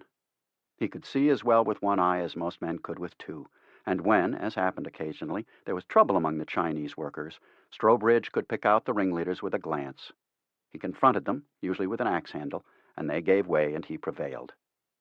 One white foreman would sometimes spur on his Chinese work gang by clapping a hand over his right eye and striding about as Strobridge did, implying that Stroh was about to appear. Men generally earn their money when they work for me, Strobridge said. Strobridge appreciated what the Chinese did. After a few months with them, he said, "They learn quickly, do not fight, have no strikes that amount to anything, and are very cleanly in their habits. They will gamble and do quarrel among themselves most noisily, but harmlessly." And Montague reported at the end of 1865, "The Chinese are faithful and industrious, and under proper supervision soon become skillful in the performance of their duty. Many of them are becoming expert in drilling, blasting, and other departments of rock work." Leland Stanford, the governor of California, who had won many voters by denouncing the Chinese immigrants, wrote to President Andrew Johnson, "As a class, they are quiet, peaceable, patient, industrious, and economical." And he asserted, "Without the Chinese, it would have been impossible to complete the western portion of this great national highway." And what did the Chinese think of their employers? For sure, they wanted the jobs. Most, if not all of them, saved money while working for the CP, and those who went back to China with their savings used the money to live well. Others went to work for the multitude of railroads building new lines west of the Rocky Mountains after the CP was constructed. Many settled in California, where they raised families and became an important part of the population. Still, there is no solid answer to the question. For the most part, we just don't know. There are indications, of course, including how many went to work with the CP and stayed with it. The CP's successor, the Southern Pacific, kept the workers on a regular pension. In 1915, the newsletter of the Southern Pacific carried a letter from a former worker then living in China, thanking the railroad for sending his pension check each month. Another indication came in November 1917. A half year earlier, the United States had declared war on Germany.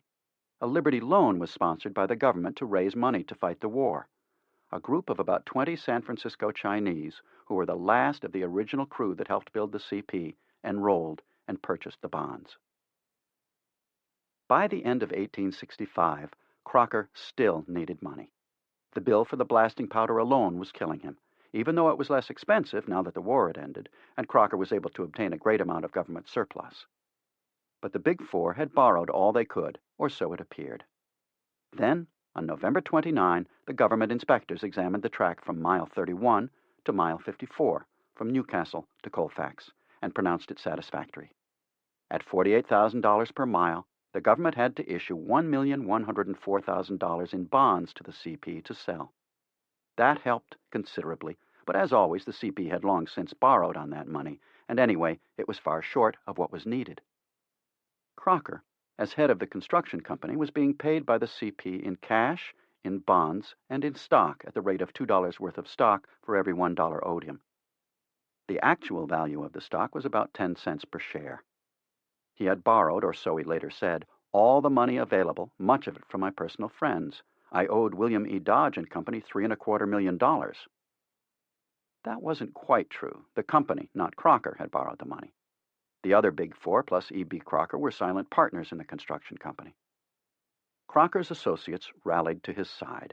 They agreed to help pay his bills, although they were not legally his partners in Crocker and Company. They would stand or fall together. "Go on," Stanford assured him. "We will stand by you." By the end of 1865, the CP had 54 miles of working track to Colfax. Less than 20 miles had been spiked that year, but those few miles had cost an astounding $6 million. Only $3,363,300 in stock had been subscribed, not all paid for, and only one block of government bonds had been received.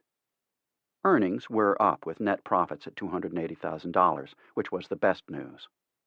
Most of the earnings came from freight. The company anticipated 1866 revenues of nearly $500,000 from freight and just over $200,000 from passengers, plus income from the sale of timber. But whatever the anticipations, the sober truth was that the western branch of the Transcontinental Railroad had scarcely penetrated the Sierra Nevada. Chapter 8. The Union Pacific Across Nebraska, 1866. The Union Pacific and the Central Pacific were the first big business in America. Except for the invention of the telegraph, which gave their officials a means of almost instant communication, quite limited because of the cost per word, the railroads had to invent everything.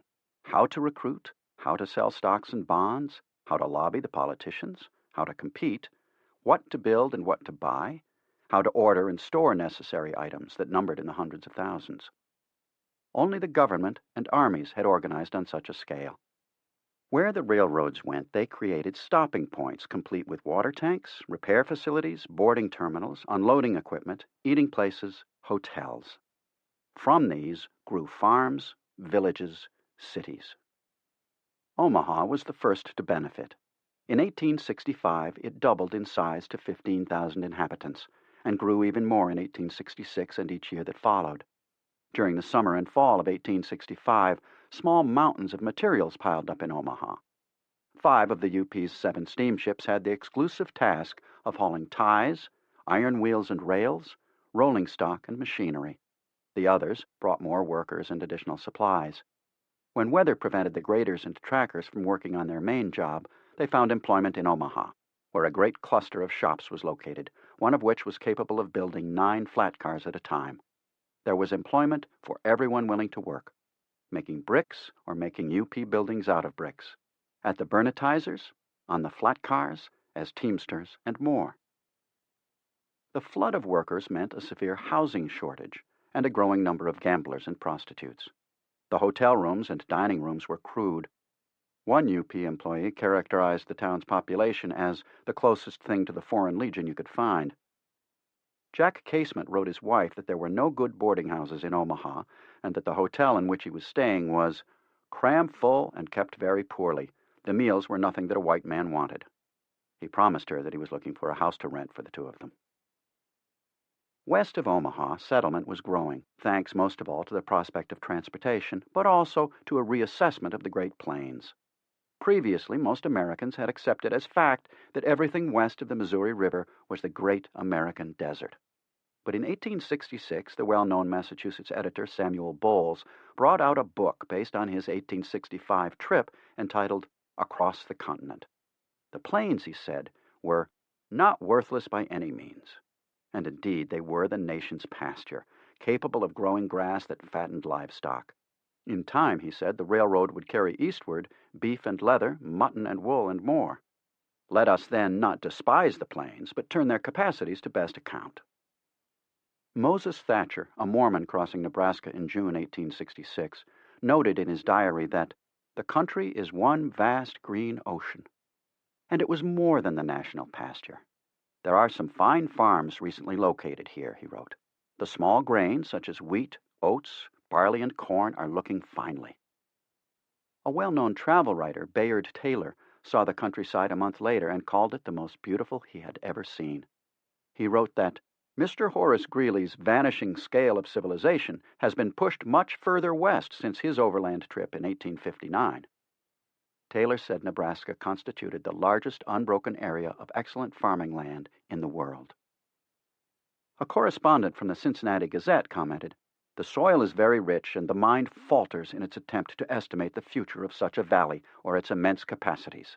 He went on to say, "The grain fields of Europe are mere garden patches beside the green oceans which roll across the Great Plains." In January 1865, the three government commissioners came to examine the track already laid. Accompanied by Durant and other officials of the UP, plus the governor of Nebraska and others, on what the Omaha Weekly Herald called one of the loveliest winter mornings that ever dawned in the world, in cars pulled by the General Sherman, they rode to the end of the track at Fremont. The Herald reported that the return trip was made at an average speed of 35 miles per hour. The commissioners accepted, on behalf of the government, the first 40 miles of track, and on the return to Omaha, they wired the Secretary of the Interior that they had found the road in superior condition. President Andrew Johnson accepted the report the same day, and on January 27, the government issued the bonds, each carrying 6% annual interest, payable twice a year. According to the Herald, the commissioners were astonished at Durant's personal omnipresence in every department of the work, his vigilant and untiring watchfulness of all details, and the energy and effective push which he had imparted to the colossal enterprise. The Herald's praise for Durant was wondrous to behold. In March, the newspaper called him the great manager who is to railroads what Napoleon was to war. Perhaps, but Napoleon's reputation rested on more than 40 miles of track. Durant needed to prove the comparison apt. To do that, he first of all needed to establish a solid organization, one with forceful, trustworthy, and capable men to run the company in its many operations, men far better than the ones he had already hired. At the beginning of 1866, he set out to do that. To begin with, he let go his brother Frank along with Herbert Hoxie and Joseph Henry. He pulled Samuel Reed off his surveying job and put him in charge of construction. Durant gave Reed, 47 years old at the time, the title of Superintendent of Construction and Operations. Reed was a quiet, likable, methodical man who was a conscientious worker, skilled in his methods. He would supervise all grading, track laying, bridging, and tunneling. A tough, demanding position for which he was perfectly suited.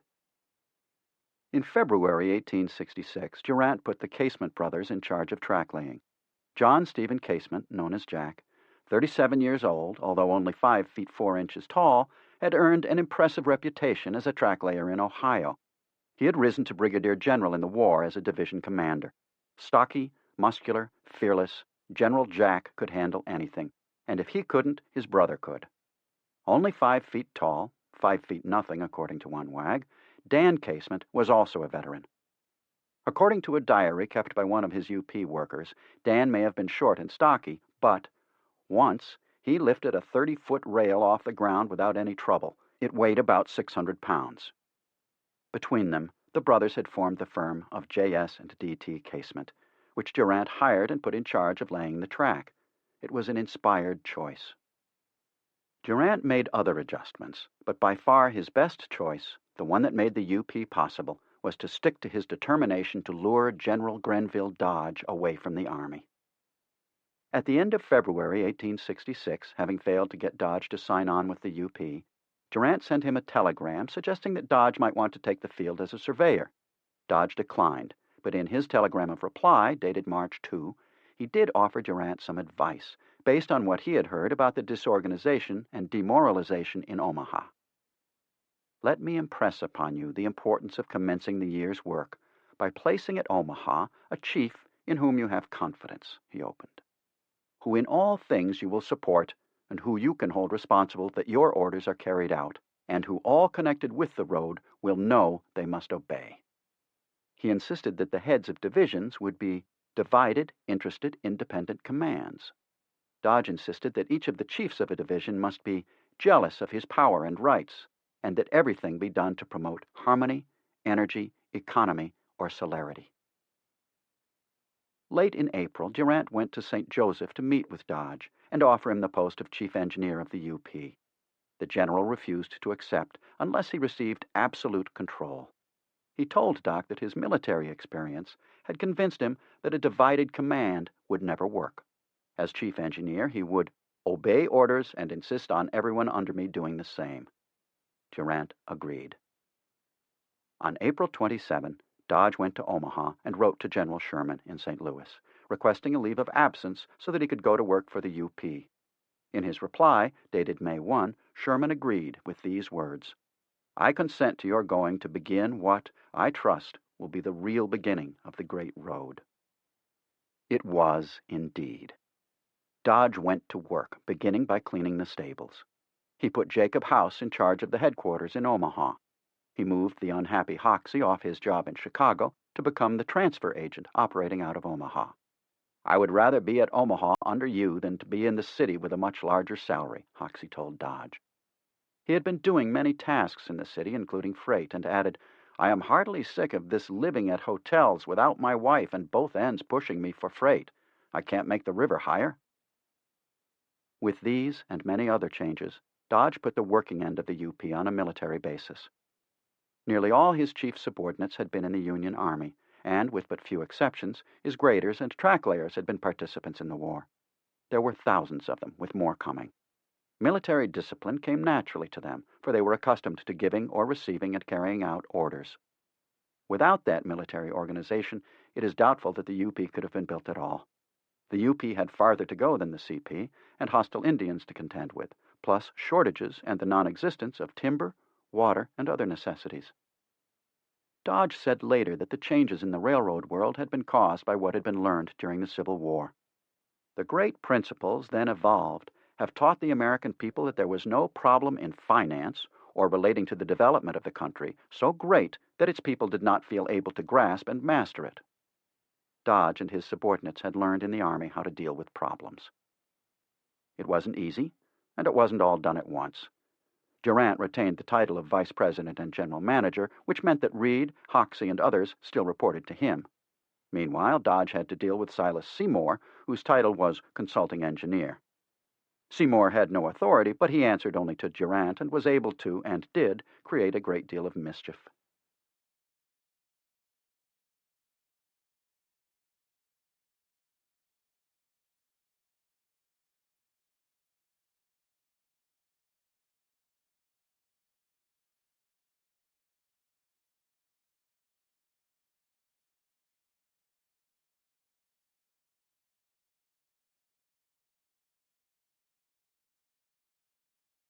The Indians out on the Great Plains posed their own threat.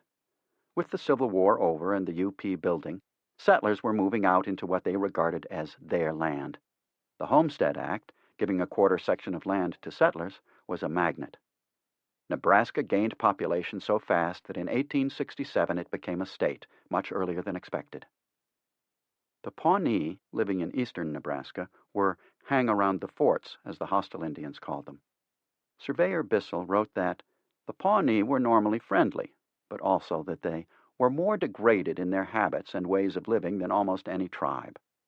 They had made their peace with the white men, and many of their warriors had become soldiers in the white man's army.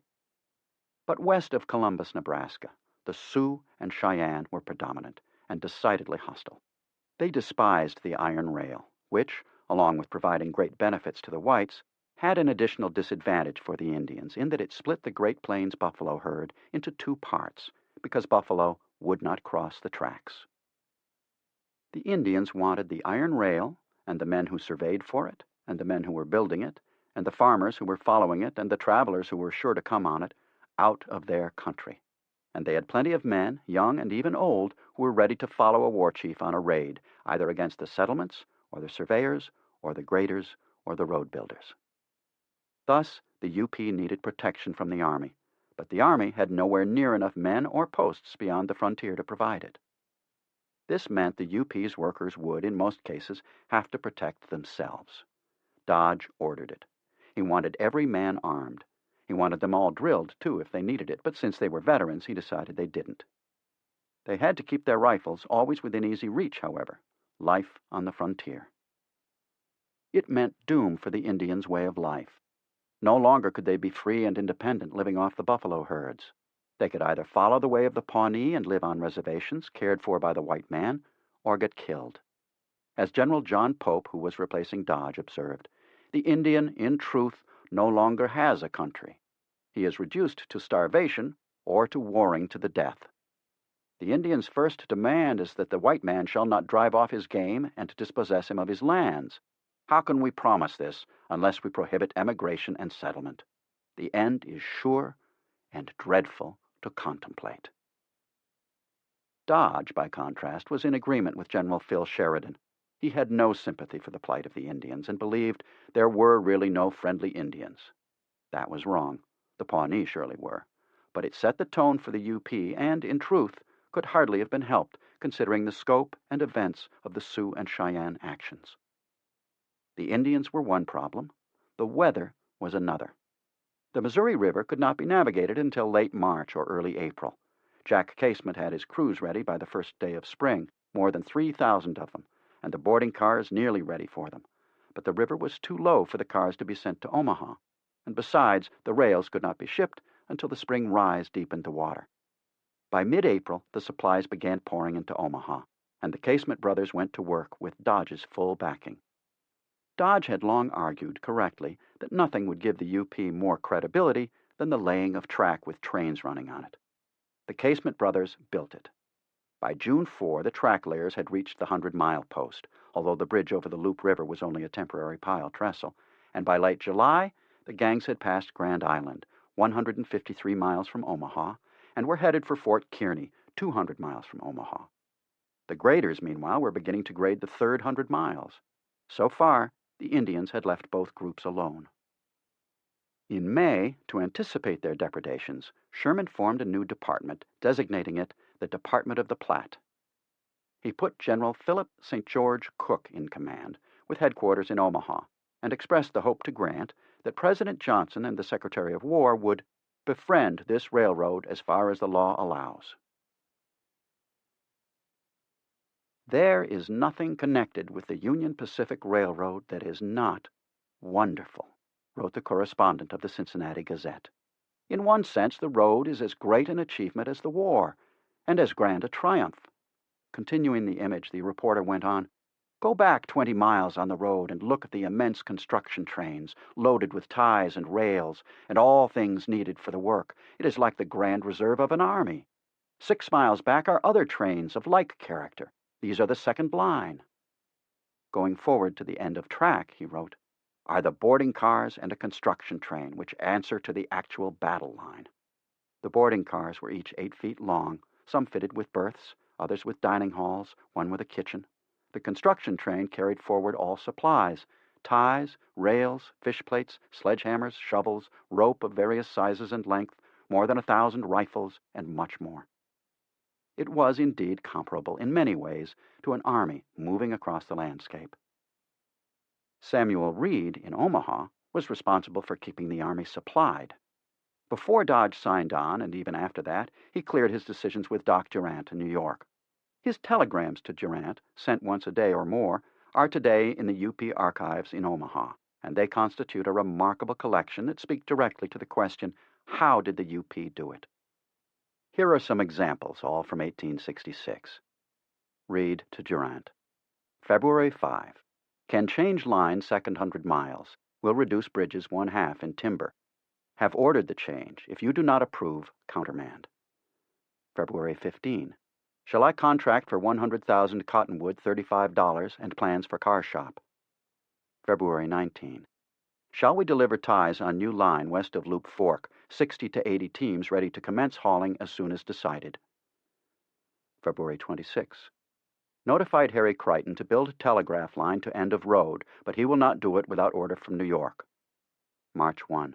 The new line will be better than the old one. Less bridging, less grading, and 4 to 6 miles nearer fuel and ties. March 12. Must have 3 spans loop fork truss. Can make temporary bridges for balance. Single pile bents will not stand in channel. Piles drove east abutment and 3 east piers. West abutment and west pier half drove. March 13. McManus and Hornby proposed to build engine house 10 stall for $20,000 and car shop for $35,000. Shall I close? Can I contract loop fork masonry? March 20. Navigation open. First boat just arrived. The last telegram in the preceding sample marked a big moment for Reed and all who worked for the UP. Supplies could now get to Omaha by steamship. This allowed Durant to embark on a bold experiment.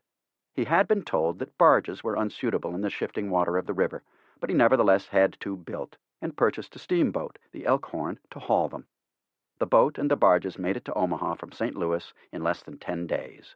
Durant had opened a new era for shipping on the Missouri River. Reed to Durant, April 7. I have contracted for 500 cubic yards of stone for foundations and small bridges at $4 per yard delivered on the line of the road, also for 50,000 ties. Mr. Davis is sawing the timber for Loop Fork Truss Bridge. The bridge was to be 1,700 feet long. There is little more than 1/3 of the piles drove for the temporary bridge over Loop Fork. Grading contractors are commencing their work, although the frost is not out of the ground yet. We have just received 2 rafts of logs, the first of the season. There is a good stage of water, and I think we shall receive ties and timber rapidly via river from this time. 1,200 tons of iron rails have been received. We have more than 100,000 ties on the line of the road, inspected and paid for. I can contract for 50,000 hardwood ties to be delivered 20 to 25 miles west of the west end of the second 100 miles. And so on. Reed's telegrams to Durant are remarkable, partly because of the detail Durant insisted on holding in his own hands, even after Dodge signed on. Also for all the details Reed had to handle, and most of all for the scope of the enterprise. And by mid-April, Reed was reporting on the speed of the construction. On April 17, he took government commissioners over the completed track. We left Omaha at 9:20 a.m. and arrived at the 40 miles post at 10:40, then run slow over the road to end of track, 63.5 miles from initial point. The commissioners appear to be well pleased with the work and expressed themselves accordingly. I intend to have the track laid to the 65-mile stake before 6 o'clock tonight. We are laying 3/4 of a mile each day. The boarding cars will be completed Saturday and sent to the end of the track. After that, we can lay 1 mile per day. May 28. Track laid to west end of station at Columbus, across the Loop River, at 86.5 miles from Omaha. No track laid Saturday on account of storm. May 31. 8,000 feet track laid today. 97.25 miles laid from Omaha, counting sidings. Columbus, hard place. Men had big drunk. 2 days lost. Despite Reed's disapproval, one should hope so for the sake of these young lions, Columbus being the first village they had come to since leaving Fremont at the beginning of the season that had beer or whiskey for sale. In August, a correspondent of the New York Times wrote that one of the new railroad towns, Kearney City, was small but vigorous and promising. He predicted that she will be a rich and busy city someday, and commented on these numerous towns which spring up so suddenly on the plains. They remain in constant and fierce rivalry, each eagerly clutching at every straw of trade to keep itself afloat and to swim ahead of its neighbors. He found that, with the track completed to Kearney less than a week ago, the first train came in from Omaha yesterday, and tomorrow shall see the first eastward-bound train, yet already the road has been built 2 miles further on, this in 1 day. He considered it extraordinary to see in how short a time the smooth, grass-covered prairie, unworn by wagon tracks and undented even by hoof-prints, has been converted into a grand iron highway.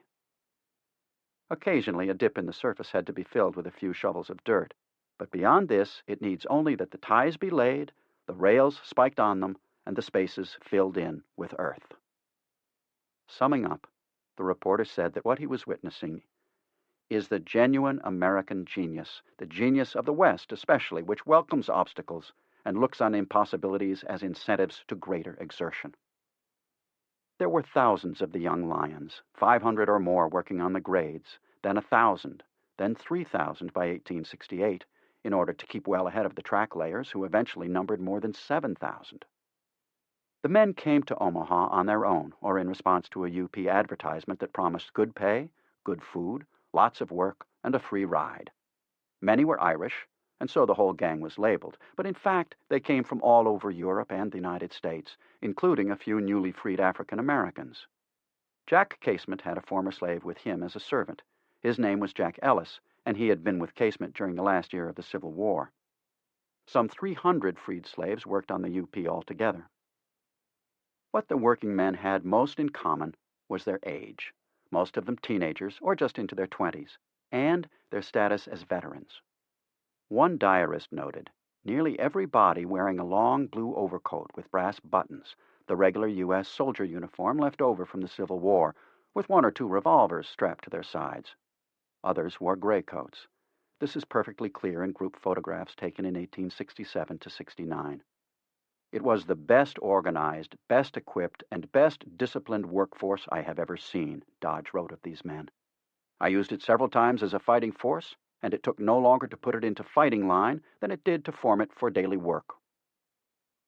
Their food was served on long tables in a dining car. They sat on benches as at a picnic table. The meals consisted of coffee, potatoes, and boiled meat, usually beef. Jack Casement kept a herd of 500 cattle marching along with the advance of the rails.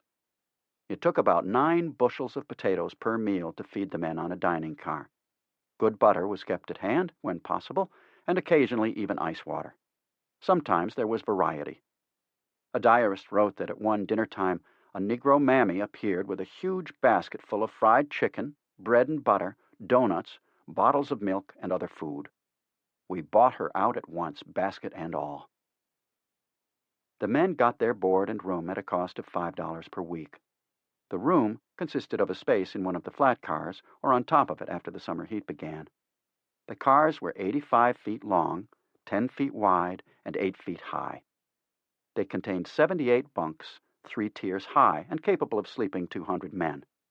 The graders' beds were in dugouts half beneath the ground, perhaps roofed with sheet iron, the same kind of hut used in the Wilderness and at Vicksburg. The men bathed only when they were near enough to the Platte to make it possible, and that wasn't often. They almost never washed their pants, shirts, and jackets. About a quarter of them had mustaches, another quarter had beards, a quarter had full facial hair, and the rest were clean-shaven, at least when the photographer showed up. The hair on their heads was generally long, down to the shoulders. About half seemed to have smoked, mainly pipes. They were paid from $2.50 to $4 per day, depending on what they did. Only 1 in 4 was a track layer. Some put in the ties or filled around them, or handled the rails or spiked them down or attached the fish plates to them. Others were graders, teamsters, herdsmen, cooks, bakers, blacksmiths, bridge builders, carpenters, masons, and clerks or telegraph operators. Most had to be taught their jobs, but they were quick learners, and the work was so specialized that they seldom, if ever, made a mistake. How hard they worked is an astonishment to us in the 21st century. Except for some of the cooks and bakers, there was not a fat man among them. Their hands were tough enough for any job, one never sees gloves in the photographs, which included pickaxe handling, shoveling, wielding sledgehammers, picking up iron rails, and using other equipment that required hands like iron. Their waists were generally thin, But oh, those shoulders, those arms, those legs.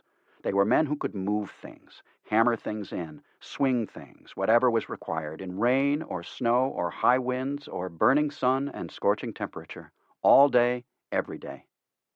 Nebraska can be hotter than hell, colder than the South Pole. They kept on working.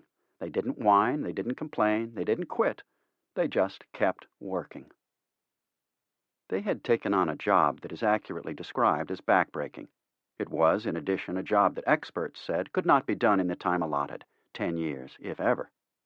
But they were building a railroad that would tie the country together, a railroad that almost every American wanted built as fast as possible, a railroad that required much of the skill and ingenuity and organizational ability and manufacturing capacity and stick-to-it determination of all Americans, a railroad that every American, most of all those men who were working on it at the cutting edge, was damned proud of. A day's routine was something like this. In the morning, the men were up at first light. After their toilet, they went to wash faces and hands in a tin basin, had a hearty breakfast, and went to the job, whether plowing, shoveling, placing ties or rails, spiking them in, or putting on the fish plates at the junction of two rails. At noon, time was called, and they had an hour for a heavy dinner that included pitchers of steaming coffee, pans of soup, platters heaped with fried meat, roast meat, potatoes, condensed milk diluted with water, sometimes canned fruit and pies or cakes. There was little conversation. The men were there to eat, and they made a business of it. Afterward, they sat around their bunks, smoking, sewing on buttons, or taking a little nap. Then back to work with the bosses cursing and excoriating to overcome the noontime lassitude. Time was called again an hour before supper, to allow some rest. The evening meal was more leisurely. Then to the bunkhouses for card games, a smoke, lots of talk. Railroad talk was said to consist entirely of whiskey and women and higher wages and shorter hours. Perhaps a song, such as Poor Paddy He Works on the Railroad, or the Great Pacific Railway for California Hail. Then to bed, the whole to be repeated the next day, and the next, and the next. During the spring of 1866, Jack Casement offered each man a pound of fresh tobacco for every day he laid a mile or more of track. Bissell, who was there, noted, this was done. Dan Casement went out in the early summer to offer time-and-a-half pay to ensure that the UP reached the 100th meridian before any other line. He also offered double wages for 2-mile workdays. Henry Morton Stanley, the reporter who found Livingston in Africa and who was reporting for 2 American papers, was impressed by the results. The workers, he said, display an astonishing amount of enthusiasm for their jobs. The snakily undulating double row of glistening rails stretched on to the west. Side tracks were filled with supply trains bearing hundreds of tons of iron and thousands of ties, fish plates, and more. The end of the track, the last terminal base, was brimming with riotous life. There the Casement brothers had a huge takedown and then put up again warehouse. There were the boarding cars, the dining cars, the combined kitchen, stores, and office car. There were dusty lines of wagons bearing ties, hay, rails. A construction train would run up, men quickly unloaded its material, and the train started back to bring on another load. The wagons, drawn by horses, plied between the track layers and their supplies. Here was where all the work paid off. One wagon took about 40 rails, along with the proper proportion of spikes and chairs, along the rails already laid. The horse started off at a full gallop for the end of the track, running between the rails. A couple of feet from the end of the rails already down, metal checks were placed under the wheels, stopping the wagon at once. On each side of the wagon, there were rollers to facilitate running off the iron rails. Parties of 5 men stood on either side. 2 men seized the end of a rail with their tongs and started forward with it, while the other men took hold with their tongs until it was clear of the car. They all came forward at a run. The chairs had, meantime, been set under the last rails placed. At the command, "Down," they dropped the rail in its place. Every 30 seconds there came that brave "Down, down," from either side of the track. The chief spiker was ready. The gauger stooped and measured. The sledges rang, 2 rails every 30 seconds, 1 on each side, 4 rails to a minute. These were the pendulum beats. As the rails went down, they were gauged by a measuring rod exactly 4 feet 8½ inches, as Lincoln had designated in 1863. Ere the rails' clang in falling had ceased to reverberate, the wagon moved forward on the new track, and another pair of rails was drawn out. When the wagon was empty, it was tipped over on the side of the track to allow the next loaded wagon to pass it. Then it was tipped back again and sent down the track for another load, the horse straining at a full gallop. The lead horse always was Blind Tom, a noble, venerable, full-blooded horse who pulled the front wagon. His name came from his condition. He couldn't see. The workers pronounced him perfect in his role. No one claimed less sagacity for Blind Tom than that for any of the humans around him. When his wagon slipped and got stuck in a gap between the joints, he tugged with Herculean force to drag it through. He became something of a celebrity from being mentioned in so many newspaper accounts of the construction. Behind the wagon, there was a man dropping spikes, while another settled the ties well under the ends of the rails. There was no ballast for the ties other than sand, which was added later. For now, they were simply put on the grade. The attitude was, as with the cottonwood ties, that it could be fixed later, when trains would be going down grade from the mountains, where the material, gravel or hardwood ties, could be sent to where it could replace the sand or cottonwood. It would be much cheaper and would get the road built all the faster.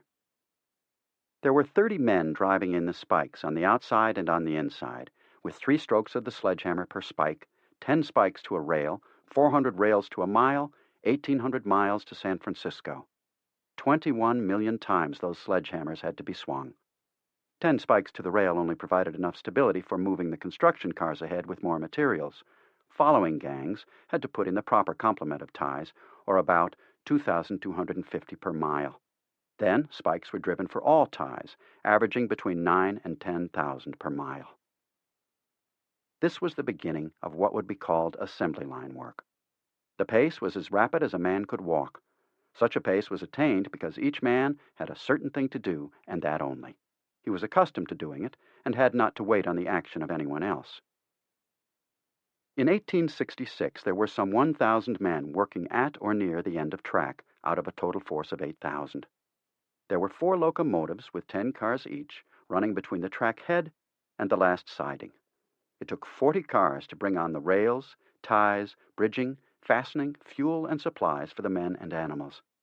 Everything had to be transported from the Missouri River.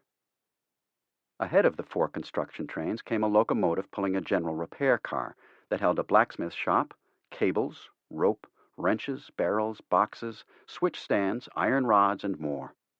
Then the feed store and saddler's shop, then a carpenter's shop, then a sleeping car or 2, then a sitting and dining room for foremen, then a long dining room, then a car that contained a kitchen in front and counting room and telegraph office in the rear, then a store car, then 6 cars that were all sleepers. 2 locomotives powered the work train.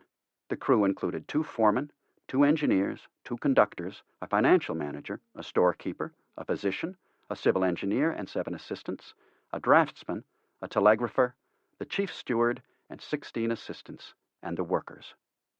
The physician had broken bones and mashed fingers to repair, and sometimes Indian arrows to extract. All the cars were hauling material. There were tie layers, who needed 75 teams of horses and wagons to haul the ties forward along the side of the track. Then the track layers, the gaugers, the spikers. Keeping up with everything were the herd of cattle, along with a butcher and helper to kill daily for consumption, and herders to care for the cattle. There was a baker and helper to bake the bread and more. It was the very embodiment of system. Henry Morton Stanley was in Nebraska to write about the Indian uprisings and massacres for a St. Louis and a New York newspaper. After breakfast with Casement, Stanley watched the men laying track. He noted, "All this work is executed with great rapidity and with mechanical regularity." Captain D.B. Clayton, superintendent of laying the track, showed your reporter a specimen of what could be done. He gave his men the order, and in the space of exactly 5 minutes, as timed by the watch, they laid down the rails and spiked them for the distance of 700 feet. There were 50 rails laid down, 1 on each side of the track. At that rate, 16 miles and a half of track could be laid down in 1 day. Their slang was expressive. An engineer was a hogger. The fireman was the tallow pot. When the engineer wanted the brakes set, he whistled a signal called the whistle-down brakes. Setting the handbrakes was a tie-down. A drifting railroad worker was a boomer. A bumper was a retaining post at the end of a spur track. A car toad was a car repairer. Cushions were passenger coaches, of which the workers saw few to none. To dance the carpet was to appear before an official for discipline. A flylight was a man at work who had missed a meal. A drone cage was a private car, also seldom seen by the workers. A man asleep on the job was a hay, and so on. A phrase universally known was Gandhi dancer for a track laborer. It took an immense force to support the end of track, just as it took an immense force to support the front line in a battle. 20 miles back of the end of track stood construction trains loaded with ties and rails and all other things needed for the work. It was like the grand reserve of an army. 10 to 12 miles ahead of it were other trains of like character, the second line. One reporter wrote, "Sherman with his victorious legions sweeping from Atlanta to Savannah was a spectacle less glorious than this army of men marching on foot from Omaha to Sacramento."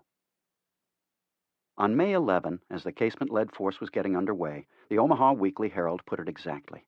"The question of time is of such moment that minutes and seconds even are estimated when interruptions occur in the work of track laying.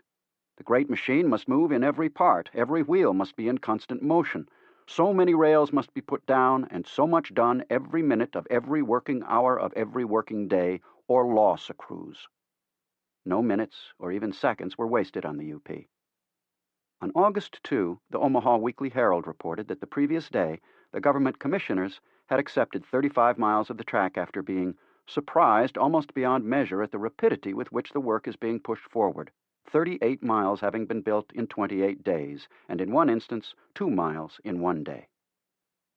On their ride, the commissioners uttered expressions of wonder at the extent and amazing fertility of this valley of the Platte. One called it the finest valley in the world. Their train, meanwhile, sped forward at a speed of 35 miles per hour, not spilling a drop of water from the well-filled goblets, so smooth is the track. The commissioners arrived at the end of track toward the end of the day, when the men were seated in the dining car having their meal. Together with the kitchen and sleeping cars and the construction supplies and cars, the total constituted almost a city in itself. On the return trip to Omaha, the train made the last 32 miles in 37 minutes. At this time, Dodge and Reed made a trip over the road, then continued on to see how the graders were doing. Their biggest worry was crossing the North Platte at the Nebraska City, now named North Platte, at the junction of the North and South Platte rivers. Reed sent a telegraph to Durant on August 4. "General Dodge was with me at crossing of North Platte, and decides that pile bridges will be suitable for crossing that stream. Can reach there before January with track. Shall I close contract or wait until I can send you plan?" Why he had to have Durant's approval for something Dodge had already decided on doing isn't clear. On September 17, Reed wired that he had on hand 200,000 ties, which had reduced the price to 60 cents per tie. "If the grading can be done and iron delivered, we can lay the track to Julesburg before spring. Did you send spikes, fish joints, or is all the iron to be laid with chairs? The above has been written on the supposition that the men employed on the work are not molested by the Indians. We lost 98 mules 50 miles west of end of track. The men are very timid, and on the first appearance of Indians would all leave the work. Sherman promised protection if there were troops in the country to be spared." At the end of August, the commissioners wired President Johnson that they had inspected an additional 45 miles of the UP and accepted them. Their telegram concluded, "The cars now run 205 miles west of Omaha, or 15 miles beyond Kearney." The men were really hopping for the Casement brothers. On September 21, the Omaha Weekly Herald was able to announce that the UP had printed a timetable. It was now running twice a day from Omaha to Kearney, a distance of 200 miles. The passenger train, with first-class coaches and newly completed freight cars, left Omaha at 1 p.m. and 7 p.m. and arrived at Kearney at 5:10 a.m. and 11:10 a.m. Turned around, the trains got back to Omaha at 2 p.m. and 8 p.m. At Kearney, coaches met the train and moved passengers and freight to Colorado, Utah, Wyoming, and California. The Rocky Mountain News had reported a few months earlier that all horse-drawn coaches had been withdrawn from Omaha. General Sherman went for the ride. He was impressed beyond measure. He wrote to Grant that he hoped the line would be completed to Julesburg, Colorado by April 1867. "This will be a great achievement," he ventured, "but perfectly possible when we see what has been done." He confessed that he was puzzled about what to do with Fort Kearny. Because of the railroad, it was of no further military use. Sherman's puzzlement illustrated one of the main purposes of building the UP. The Army was spending millions of dollars in building forts on the plains and across the Rocky Mountains, and in getting the soldiers to them and supplying them. But it was critical that it be able to do so, because with the end of the war and the rapidly increased immigration to the United States, families were moving out onto the plains at a fast pace. The hostility of the Plains Indians required the Army to get out there to protect the immigrants. But stationing companies and even regiments at frontier posts did little good, since the troops could never mount up and go out to catch marauding Indians in time. The Indians would long since have departed the scene of their outrage. With the railroad and its ability to move troops faster and safer from one place to another, the Army needed fewer men and fewer forts, which made it much cheaper to maintain. Thus did the government get an immediate payoff from its investment in the UP. Sherman had anticipated this, which is one of the reasons he and Grant were great friends of the railroad. Early in 1866, Sherman wrote to the editor of the Omaha Weekly Herald. "You know how outspoken I have been in the matter of befriending the Great Pacific Railroad," he opened, "as also on all subjects calculated to develop the vast natural resources of the Northwest." Then he pointed out, "You can hardly create a more lively interest than already prevails in the whole civilized world on the subject of a Pacific Railroad."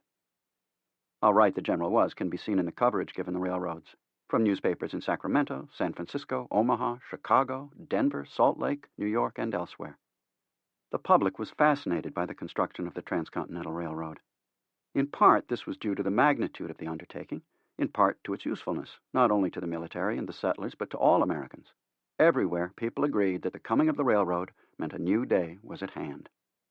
Another factor, the Civil War was over, and the great corps of reporters and editors that had come of age during the conflict suddenly had little of national significance to write about, except for national politics. This meant that sophisticated reporters and editors who were savvy about what people wanted to read were at loose ends. Many of them decided that the railroad was the news to cover. As each month went by, more and more of them started doing so. In a short time, it became the big story. As of October 6, 1866, the end of track had reached the 100th meridian, 247 miles west of Omaha. Doc Durant decided that this was the big story of 1866. He invited scads of people for his grand excursion to ride west on the sumptuous director's car, which he had purchased from the Pullman Palace Sleeping Car Company, built to his exacting and extravagant specifications. There were other Pullman cars in the train, called by one newspaper the most sumptuous and resplendent not only in America, but all over the world. Then there was the Lincoln car, which had been built for President Lincoln, but used only for his funeral, which Durant had purchased with the UP's money, along with 5 coaches and a freight train bearing food, liquor, tents, and other articles. The guests included Senators Benjamin Wade, J.W. Patterson, J.M. Thayer, F.W. Tipton, and John Sherman, 12 representatives and others, along with Robert Todd Lincoln, son of Abraham Lincoln, Mr. and Mrs. George Francis Train, Mr. and Mrs. Silas Seymour, George Pullman, John Duff, and many others. Reporters from every daily in the United States were invited, and many came. In Omaha, they got to see a part of what the UP had constructed, including a roundhouse capable of sheltering 20 locomotives at once. There were already 23 locomotives on the line. 100 were expected in 1867. A blacksmith shop with 12 forges, a 2-story machine shop, extensive car shops turning out 9 cars per week, and more. The first night was spent at Columbus, where some went to see casemates men laying track on a siding, while others visited a prairie dog colony or went hunting for buffalo and antelope. In the evening, Dodge had a huge bonfire lit in the center of a great circle of tents. A grand feast of game was accompanied by champagne. The breakfast and lunch on the dining cars had been meals to write home about, too. A party of Pawnees, recruited by the same Dodge who had expressed his belief that there were no friendly Indians, gave the party a scare that night when they raced through the camp wearing war paint. After Dodge had reassured the shrieking ladies and the timid gentlemen that these were friendly Pawnees, the crowd gathered to watch a few war dances and a mock battle complete with fake scalping. It all lasted until 2 a.m. While on this trip, Dodge was elected to Congress by the people of Council Bluffs and its district. Later, he figured himself to be the only man elected to Congress who forgot the day of election. He never campaigned for the office and hardly ever went to Washington to serve. At 132 miles west of Omaha was the last farm to be found until Salt Lake City. At the 100th meridian, the train turned around and started back toward Omaha. Durant was ecstatic and resolved to have excursions whenever the UP had something to celebrate. Dodge, at first wary, began to get into the spirit of the thing as he slowly realized how much good it was doing for the company. On the last night, he treated the guests to the spectacle of a staged prairie fire set at a safe distance. He also conducted what amounted to a continuous press conference. He answered all reporters' questions. He later confessed that he had sprinkled his remarks with a great deal of romance, of the sort reporters dote on. Despite the cost, which was huge, he decided that, from a sightseeing point of view, it may be considered as very successful.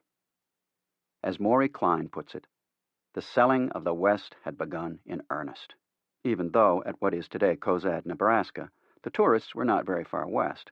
But as Klein says, even at this early stage, the market value of self-parody had been discovered.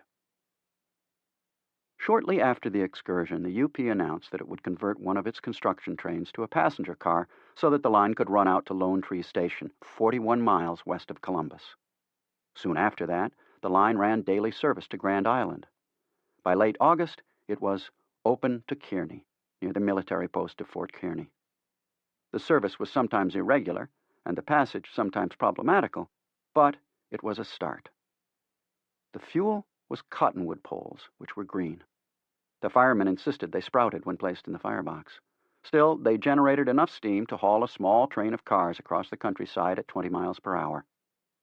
In historian Robert Athern's words, it was such an improvement over travel by jolting, wearying prairie schooners that to the post-war traveler it must have seemed he was moving through another world in another age.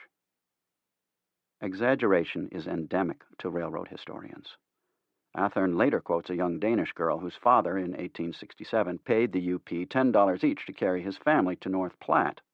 They sat on benches without backs and were jolted by the movement of a springless car over new track.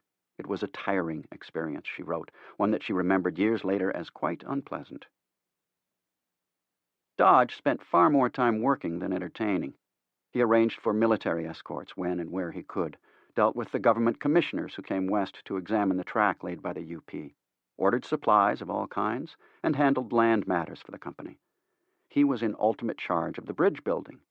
It was Dodge who decided, as Reed telegraphed Durant, that the North Platte was tame enough for a 2,300-foot-long trestle built on cedar piles. He was in charge of the Loop Fork Bridge, completed in 1866, 1,500 feet long. Dodge was also in command of the company's land and mineral interests. He arranged for the first lands received from the government along the completed road. He founded 12 depots and made a town around each one of them where he had lots recorded and the best ones taken up by the company. At such critical points as Kearney and North Platte, he reserved a large acreage for railroad shops, sidings, and other needs. His working theory was that it was best to take all the property needed, or that would ever be needed, while the land was vacant. He sold lots to settlers at anywhere from $25 to $250, 1/3 in cash and the balance over the next 2 years. The purchaser had to plant shade trees. In addition, Dodge kept a sharp lookout for coal, iron, and other minerals.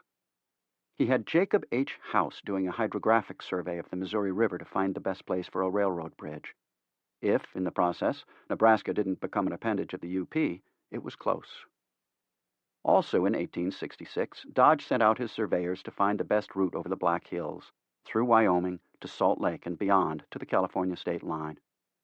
In a May 1866 letter to surveyor James A. Evans, with more or less similar copies to the other surveyors, Dodge said, "You know that a railroad can be built where a mule or a man can hardly travel."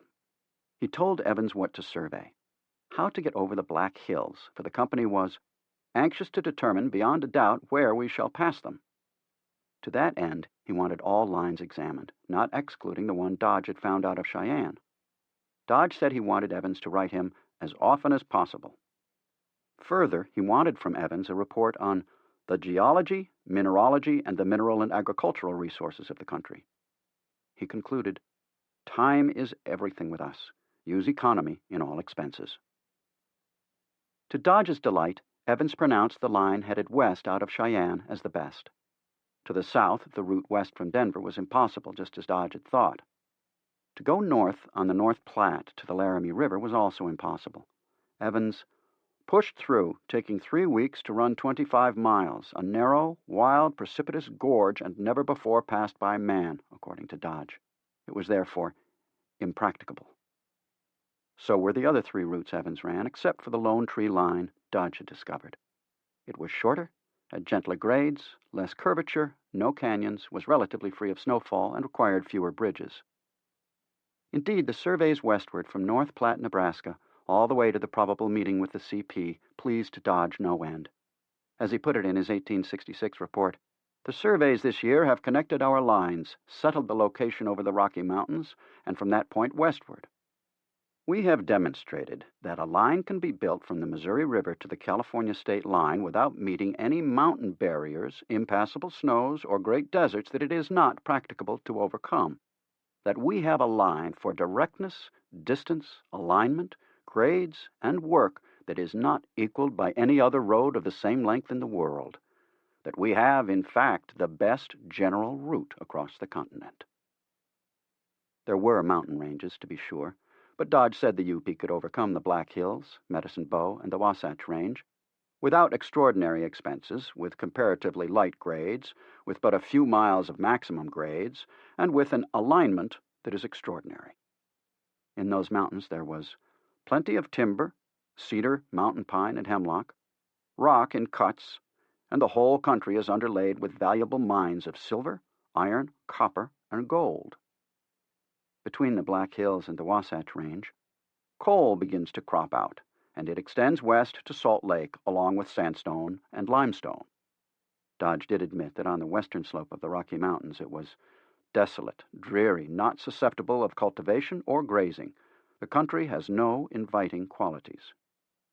Still, there was produce for road building, and labor to build this portion of the road exists there today, by which he meant Mormons from Salt Lake City, without importing a single man or mechanic. Dodge's 1866 report constituted the first clear description of the country from the western part of Nebraska all the way through to the Sierra Nevada, along with the first description of the best route for a railroad over that country. He was quick to praise his surveyors for all that they did, nor did he neglect to add that they had all the time been in a hostile Indian country, unceasingly dependent upon military escorts, every mile having been located under guard, the party perpetually apprehensive of attack. The engineers performed their work much better than could have been expected. What path-breaking work the surveyors were doing was illustrated by the information they got. One of them, L.L. Hills, talked to the oldest inhabitant on the Platte River. Oldest is relative here, for he could not have been there for more than a couple of years. Anyway, the old-timer said that the Platte never flooded over at the Loup Fork. Hill's own observations were more accurate. "I have no doubt that this valley will make one of the finest stock-raising countries in the world." While Dodge worked on his report, the graders and track layers and other workers were busy. Reed wired Durant on November 13 that he had iron to lay track as far as North Platte, but the next day he had to tell the doctor that there had been a severe snowstorm at end of track. When the casements were shut down by weather, the ground froze, Jack stayed in North Platte building a blacksmith shop, ice house, slaughterhouse, wash house, and stock pens. Meanwhile, Reed was out in front with the graders. On November 29, he wired Durant that he hoped to keep the grading going through December. "The grading on the 4th hundred is not as well advanced as it should be," he admitted. Then he explained, "The Indian scare and severe storms has drove most of the men off the line, but I have used every effort to get as much grading done as possible. Meanwhile, the truss bridge over Loup Fork is completed."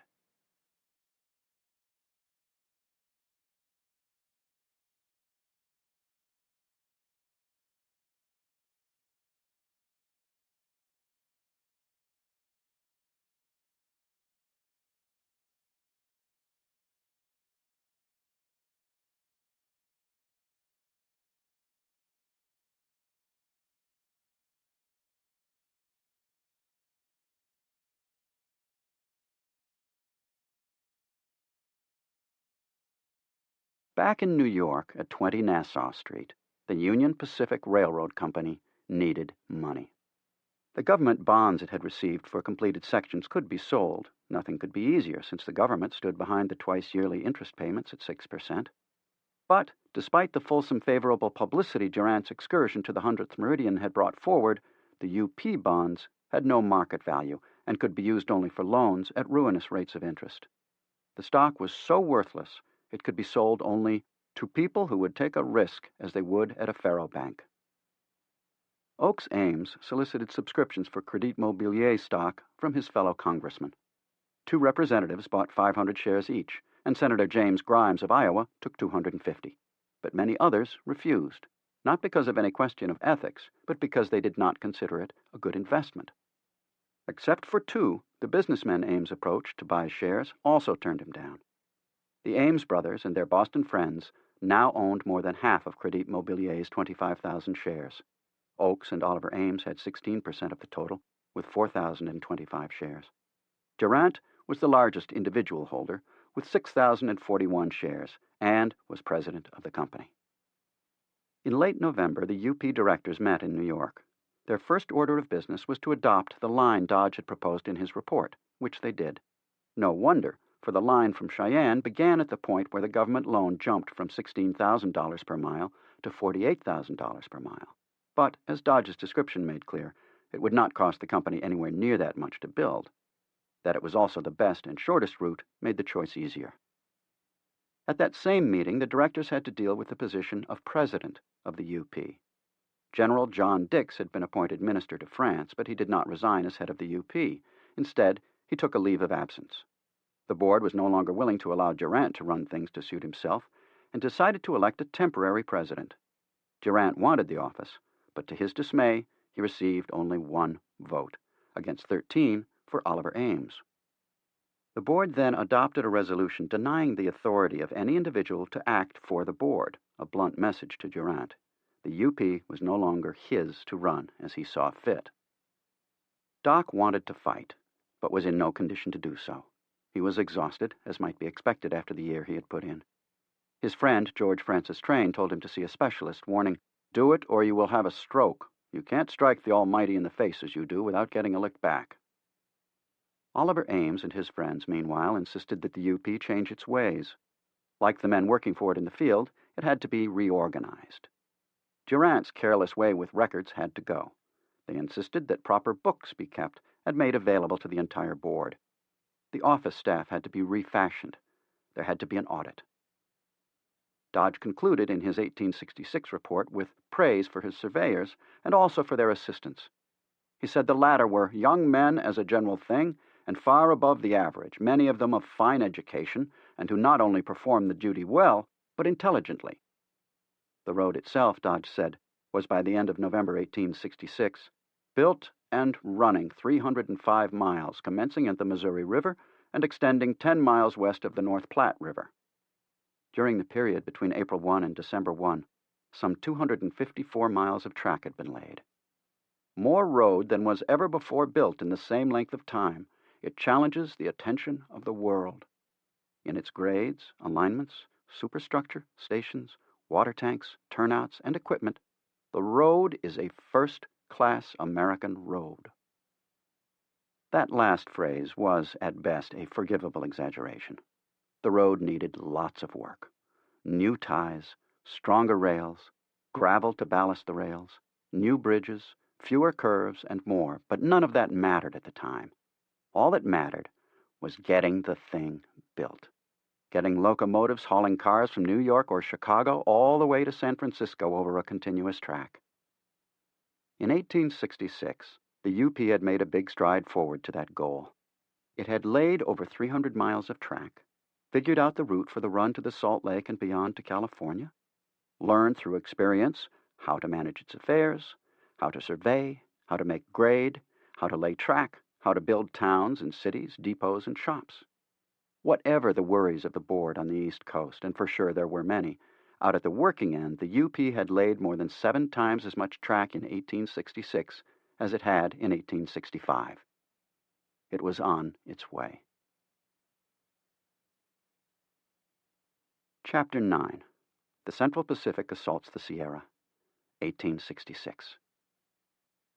In 1866, Collis Huntington followed up on the map he had already had approved by the Attorney General, the map that showed the CP going 150 miles east of the California-Nevada border. Now he wanted an amendment to the Railroad Bill of 1864 that Congress initially approved, ordering that the CP build until it ran into or even past the tracks of the UP. In short, he wanted a race, sanctioned by the U.S. Congress. A race fit perfectly into the business climate of America. The businessmen spoke little and did much, while the politicians did as little as possible and spoke much. In historian Thomas Cochran's words, the businessmen emphasized time more insistently than anyone since the original creation. Huntington hired Richard H. Franchot, an ex-congressman and former Union Army general, to represent his interests to Congress. Franchot, probably the first paid lobbyist, set a pattern for the hordes who followed him.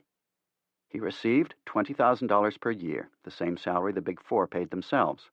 They did not even ask for a receipt, although his expense account may have reached millions of dollars as he dispensed information, cash, good cheer, and favors. It was an ideal setup for a lobbyist, as the case made itself. All the CP wanted, it said, was the right to compete fairly. How could the Congress give the UP the right to build as far west as possible without allowing the CP to build as far east as it could?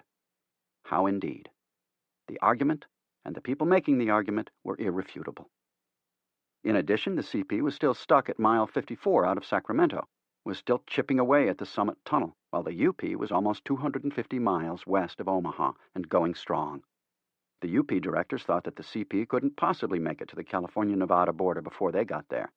There was no point spending time or money to forestall the CP's getting permission to build further to the east. Whatever the directors thought, they were up against their match. Huntington later recalled that the 150-mile limitation on the CP ought not to have gone into the original bill, but I said to Mr. Union Pacific I would take that out as soon as I wanted it out. In 1866, I went to Washington. I went into the gallery for votes. I sat there. I examined the face of every man carefully through my glass. I didn't see but one man I thought would sell his vote. So he let the politicians vote as they saw fit. He knew he had them. On June 19, 1866, the Senate approved the amendment to the Railroad Bill by a vote of 34 to 8.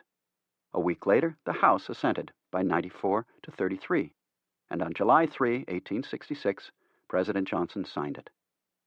The amendment authorized the CP to locate, construct, and continue their road eastward in a continuous, completed line until they shall meet and connect with the Union Pacific Railroad. Another provision permitted the companies to grade 300 miles ahead of the end of track. Still another said that the railroads could draw 2/3 of the government bonds upon completion of acceptable grade and before track had been laid. Congress reserved the right to name the exact site where the two lines would connect. That would be decided later. Meanwhile, the great race was on, exactly as the Congress and the President and the people they represented wanted. Or, as the Sacramento Union put it in a January 1866 article, it is the duty of the government to urge the construction of the road with all possible speed. The Omaha Weekly Herald wrote, American genius, American industry, American perseverance can accomplish almost anything. It was indeed such an American thing to do. A race, a competition. Build it fast. The company that won would get the largest share of the land and the biggest share of the bonds. The cost to the country would be the same if it took 10 years or 20 years or 5 years to build. People wanted to get to California or back east. They wanted to see the sights, to ship the goods. The road could be fixed up later. Build it, nail it down, and there was no better way than to set up a competition. This was democracy at work. Hopkins and Huntington's correspondence, handwritten, is long, even voluminous letters full of detail. They had no other means of communicating except by telegraph, which cost so much per word that they thought it outrageous and refused whenever possible to use it, or by a conference, nearly impossible when they were on different coasts. So they wrote handsome letters, quite legible, well written, covering all the points. In the middle part of the 19th century, before the typewriter and the telephone, Businessmen did so as a matter of course. So did the politicians come to that, and the doctors, lawyers, school teachers, generals, and enlisted men, housewives, nearly everyone. Hopkins to Huntington on January 23, 1866. It will require all the means and good management that we are master of to build the road over the mountains at the rate we are going. February 16, in reference to getting teamsters to pick up freight at the end of track to carry it on the Big Four's wagon road from Dutch Flat. We are powerless to get freight taken unless we pay the teamsters $1.25 a ton, and even at that it was difficult to get them from the Pacific Road, for no better reason than because there were more taverns on the Pacific Road, more waiting girls and barmaids, and, from long acquaintance, that road was more familiar and homelike.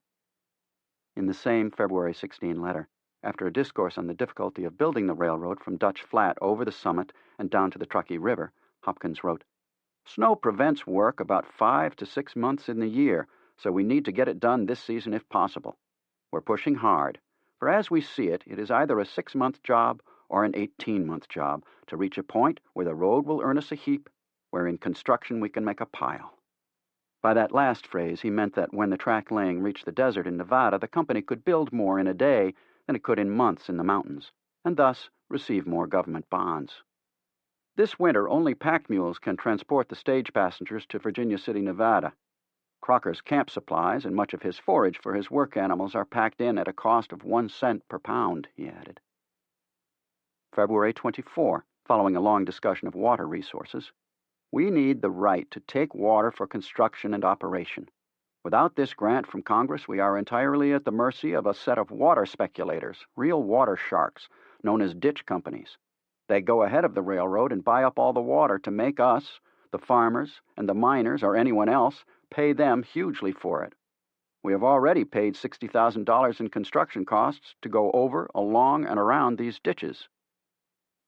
There is a great deal about money, and when the government will turn over the bonds, and what price Huntington is getting for the bonds in hand, and what he is paying for rails, locomotives, cars, and other supplies, and a great deal on various dealings of the Big Four with regard to West Coast railroads, plus personnel problems and hopes. Hopkins again on May 5.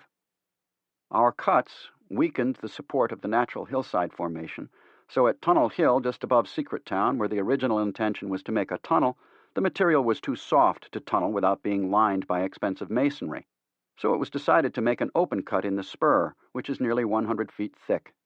The cut was nearly done when in March it broke back several hundred feet and slowly continued to slide, imperceptible to the eye yet continually moving. All the space that 500 men could make during the day with their carts and wheelbarrows would be filled the next morning. And so on, as he recounted the perils of building a track in the mountains.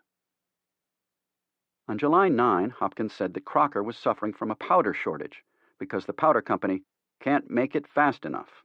Then, turning to the good news, "It is a great consolation to know that you whipped out the UP at Washington by getting Congress to approve the amendment. They thought to lord it over us and get well paid. They must be in a bad fix if they have mortgaged a road up to within 150 miles of our state line. Send me a copy of the UP's first mortgage. I will perhaps get some new ideas for the next mortgage we make." There were other problems. On July 16, 1866, Hopkins wrote to Huntington, "The ship Hornet burned at sea. Even using the invoices, schedules, and letters, it cannot be determined what railroad material went down with her. Our invoices show only 1,182 bars of iron, 100 kegs spikes, and 65 ball chains. But the bills you sent in have many other things listed, but for which we have no bill of lading." On July 21, Hopkins said that he was satisfied that each of the Big Four was doing what he ought to be doing. Stanford with the politicians, Crocker running construction, Huntington making loans and buying all equipment and supplies, and he himself in charge of finance. He felt he was useful here, while I am sure no one of us could do so well as yourself there, New York, Boston, and Washington. Until we can hear a locomotive whistle scream on the other side of the summit, so as to feel ourselves well out of the woods, I don't intend to ask or suggest any change. Huntington agreed. "If it had not been for you and I," he wrote back, "my opinion is that the Central Pacific would have gone to the devil before this." Huntington confessed, "I have gone to sleep at night in New York when I had $1.5 million to be paid by 3 o'clock on the following day, without knowing where the money was coming from, and slept soundly. I never worried. He practiced, more rigorously than any man of any previous age, the self-denial of conventional pleasures today in return for wealth and power tomorrow. CP lawyer Alfred Cohen later said, "I have seen Mr. Huntington trudging about from office to office, trying to get people to lend him money. They were put to terrible straits to get money to get over the mountains." The correspondence wasn't all business. Mrs. Hopkins will probably go east this spring, as the advanced age of her father and his feeble health induces her to change her promise never to make the voyage without me. The winter of 1865 to 66 was the wettest in years. On the lower slopes below Colfax, the rains were heavy enough for the Sacramento Union to complain that the railroad's embankments are so miserably built that they give way under the soaking rains of this climate, and long delays are occasioned.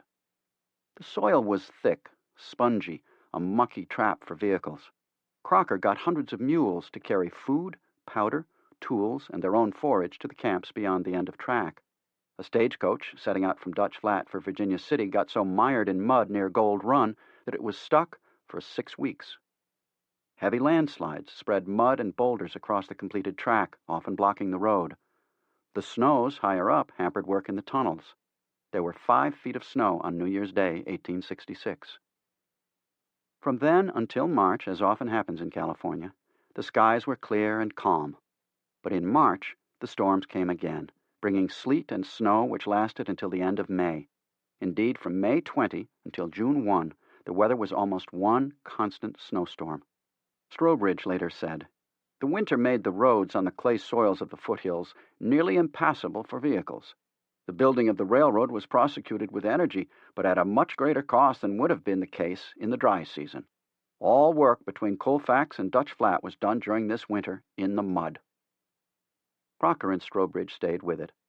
By the spring of 1866, they had hired and put to work the largest number of employees in America. The CP had over 10,000 men working on the railroad, 8,000 of them Chinese. Some 1,000 of these labored for Arthur Brown, who had charge of the company's trestling, timbering, and bridging. He had his men felling trees, shaping timbers, and driving piles for bridges. The track-laying foreman, Henry H. Minkler, had his men spiking in rails in early May up and around Cape Horn. Charlie Crocker rode up and down the line with a leather saddlebag holding gold and silver coin to pay the men. "Why, I went up and down the road like a man bull," he told an interviewer. He was inspecting, criticizing, or roaring with anger. Once he told Stroh, "Rule them with an iron hand." That was after he saw a group of white men talking excitedly in a group. "There is something breeding there," he told Strobridge. "They're getting up for a strike," Stroh replied. After Crocker had paid off the other men, Strobridge said, They're coming. Now get ready." When the men got close enough to hear, Crocker said, "Strobridge, I think you'd better reduce wages on this cut. We are paying a little more than we ought to. Reduce them about 25 cents a day." Hearing this, the men stopped and talked. Finally, one of their leaders stepped forward and said to Crocker, "We thought, sir, we ought to have our wages raised a little on this tunnel. The tunnel is very wet, and the cut is wet." Crocker replied that he had just been talking to Stroh about lowering their wages. "We thought we ought to get an advance," said the worker. "But you ought not to reduce it, certainly." Crocker asked Stroh what he thought. "I wouldn't make a fuss over it. We'd better let them get on at the same figure." "All right," said Crocker. And that was that. Strobridge lived in a manner that all the others, even Crocker, envied. His wife, Hannah Maria Strobridge, and their 6 adopted children were with him, living in a standard passenger car pulled by the headquarters locomotive, which stayed right behind the end of track. Strobridge had it made over into a 3-bedroom house on wheels. Mrs. Strobridge had an awning fitted to her front porch, and when the train was halted, she hung houseplants and a caged canary around her entrance. People wiped their feet before entering. She was the only woman on the CP line, and Stroh was the only man with a family life. Work on the Summit Tunnel went slowly at best. Montague decided it would be worth the cost to sink a shaft from the top so that the Chinese could work on 4 facings at once, the ones at each end, and 2 others going in opposite directions from the middle. The shaft would be 8 by 12 feet wide and 73 feet deep. By hand, the Chinese began to cut it through, haul the debris, mainly granite chunks, up from the bottom, and lower the timbers into place to shore it up. The bosses decided some mechanical aid might speed things up. An old locomotive, the Sacramento, one of the first locomotives in California, was cannibalized and sent to the top of the digging to serve as a hoisting engine. Minus its cab, wheels, and turning shafts, the Sacramento was loaded by a winch onto a reinforced freight car and hauled to the end of track near Colfax. There, a mule skinner named Missouri Bill took over. His job was to drag the 12-ton engine, now called the Blue Goose, to the summit, 50 miles away as the crow flies, 75 miles on the mountain trails. The wagon the Blue Goose traveled on, specially designed, had wooden wheels 2 feet wide. 10 yokes of oxen pulled it, spurred on by Missouri Bill's profanity and whip. When the oxen encountered a team of horses pulling wagons, the horses kicked, bucked, and otherwise created havoc. Bill sent one man ahead to blindfold approaching horses. Going downslope, Bill put blocks under the wide wheels. Heavy logging chains were attached to the largest trees nearby and, with a few feet of slack, attached to the wagon.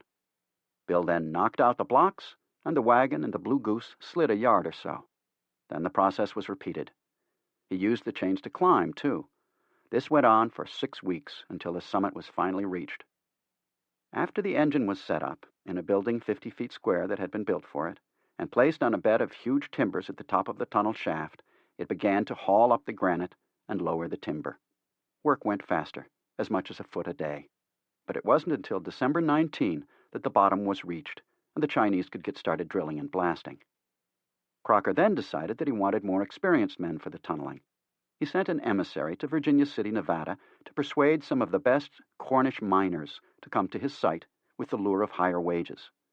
They came, but instead of giving them exclusive charge of excavating the tunnel, Crocker faced them in one direction and Chinese workers in the other. The Chinese, without fail, always outmeasured the Cornish miners, he recalled. That is to say, they would cut more rock in a week than the Cornish miners did. And it was hard work, steady pounding on the rock, bone labor. The Cornishmen quit. They swore they would not work with Chinamen anyhow, said Crocker. After that, the Chinamen had possession of the whole work.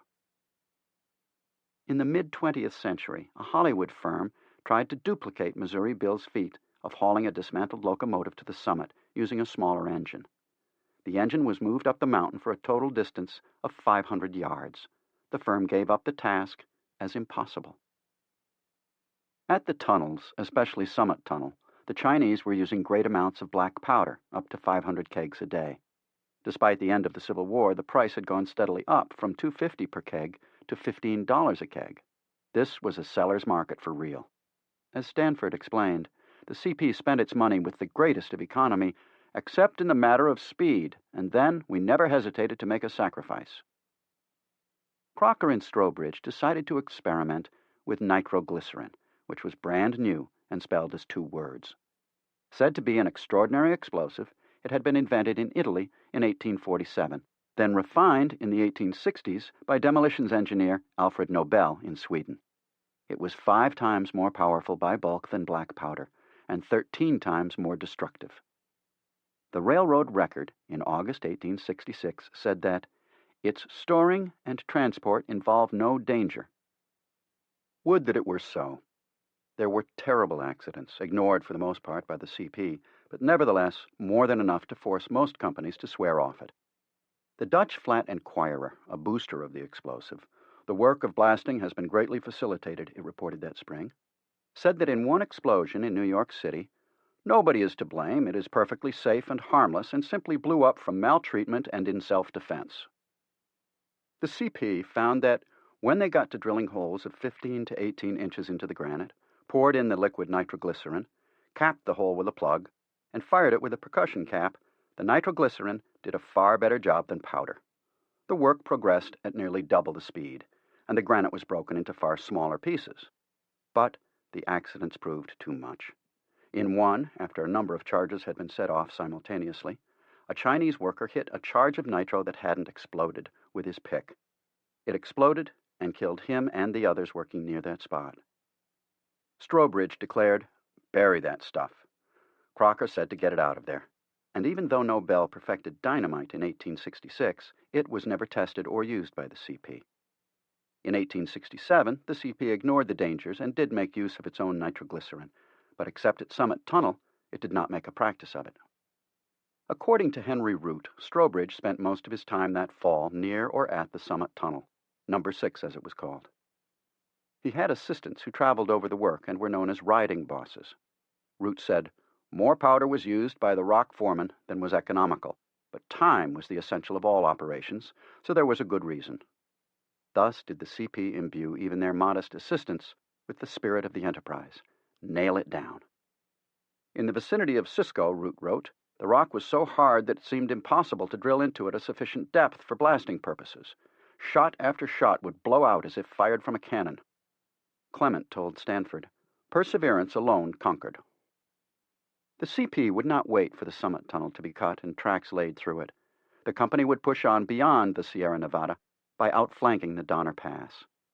Partly this was to keep the enormous workforce employed, but mainly it was to get into Nevada and head east before the UP could get to the Salt Lake and head west. The Big Four had not set up the race in order to lose it. The CP sent 3 exploring parties prodding through Nevada to look for routes for the railroad between the Big Bend of the Truckee River, some 30 miles east of today's Reno, and the Salt Lake Valley, 500 miles beyond. The leaders were survey engineers Butler Ives, William Epler, and S.M. Buck.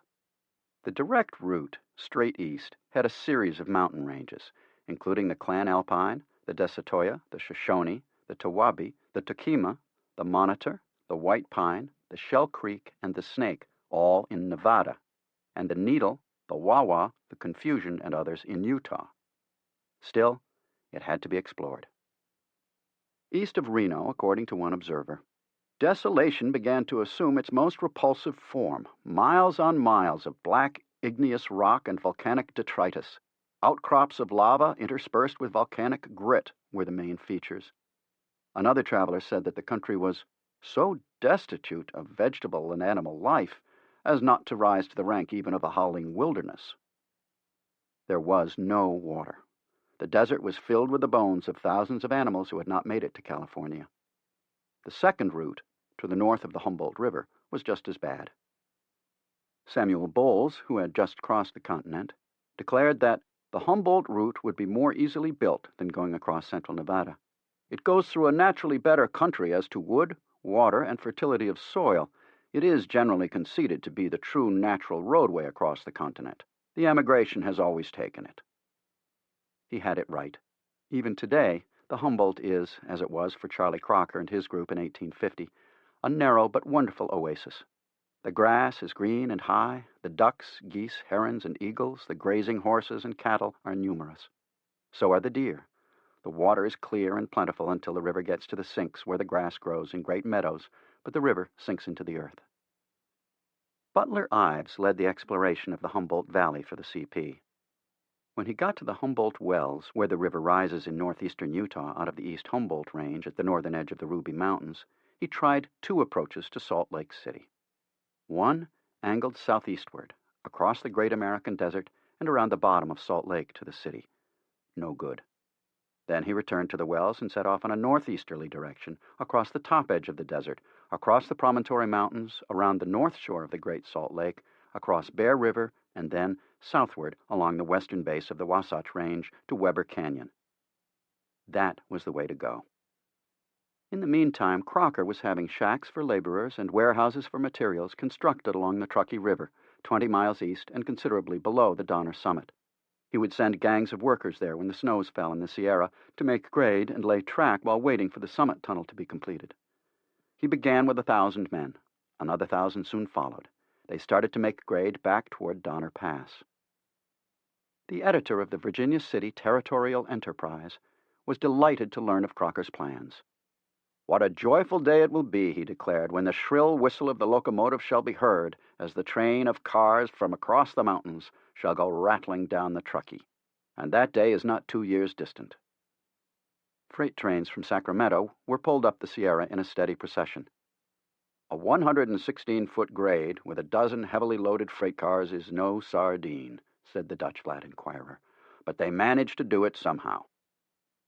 At Colfax, later at Dutch Flat, eventually at Cisco, the cars were unloaded and the supplies put onto wagons to go up and over the Sierra Nevada, then down to Nevada. On November 5, the CP laid its track to Emigrant Gap, 8 miles west of Cisco, 21 miles west of the summit, and 5,000 feet above sea level. It was now only 2,000 feet or so below the summit. It expected to reach Cisco in 10 days. That November, the stage line owner Ben Holliday arrived in Alta after riding the train from New York to Fort Kearny, Nebraska, then proceeding in a special horse-drawn coach. He brought with him the chilling news that the UP was on the march. It was coming on. In October, it had laid 65 miles of track. The editor of the Sacramento Union was not impressed. The building of 1 mile of road anywhere between Newcastle and Cisco involves more labor and expense than the construction of 20 miles on the level prairie, he wrote. 2 weeks later, Montague was able to send a telegram from Alta.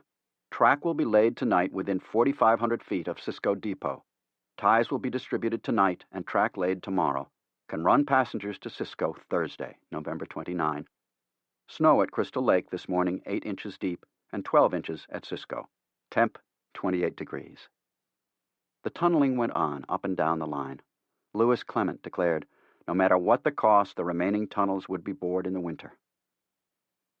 On November 24, 1866, the first trains arrived at Cisco Station. They were loaded with ties, rails, chairs, fish plates, and measuring rods. It took 3 engines to pull the freight up the mountain. Strobridge had wagons and carts to meet the train with hundreds of Chinese aboard. All night they loaded rails and the rest onto the wagons and carts. They also pulled 2 locomotives off the tracks and put them atop skid sleds. These were logs split down the middle and rounded at the ends. They were greased with fat on the bottom to help them slide. At dawn, the procession toward the summit began.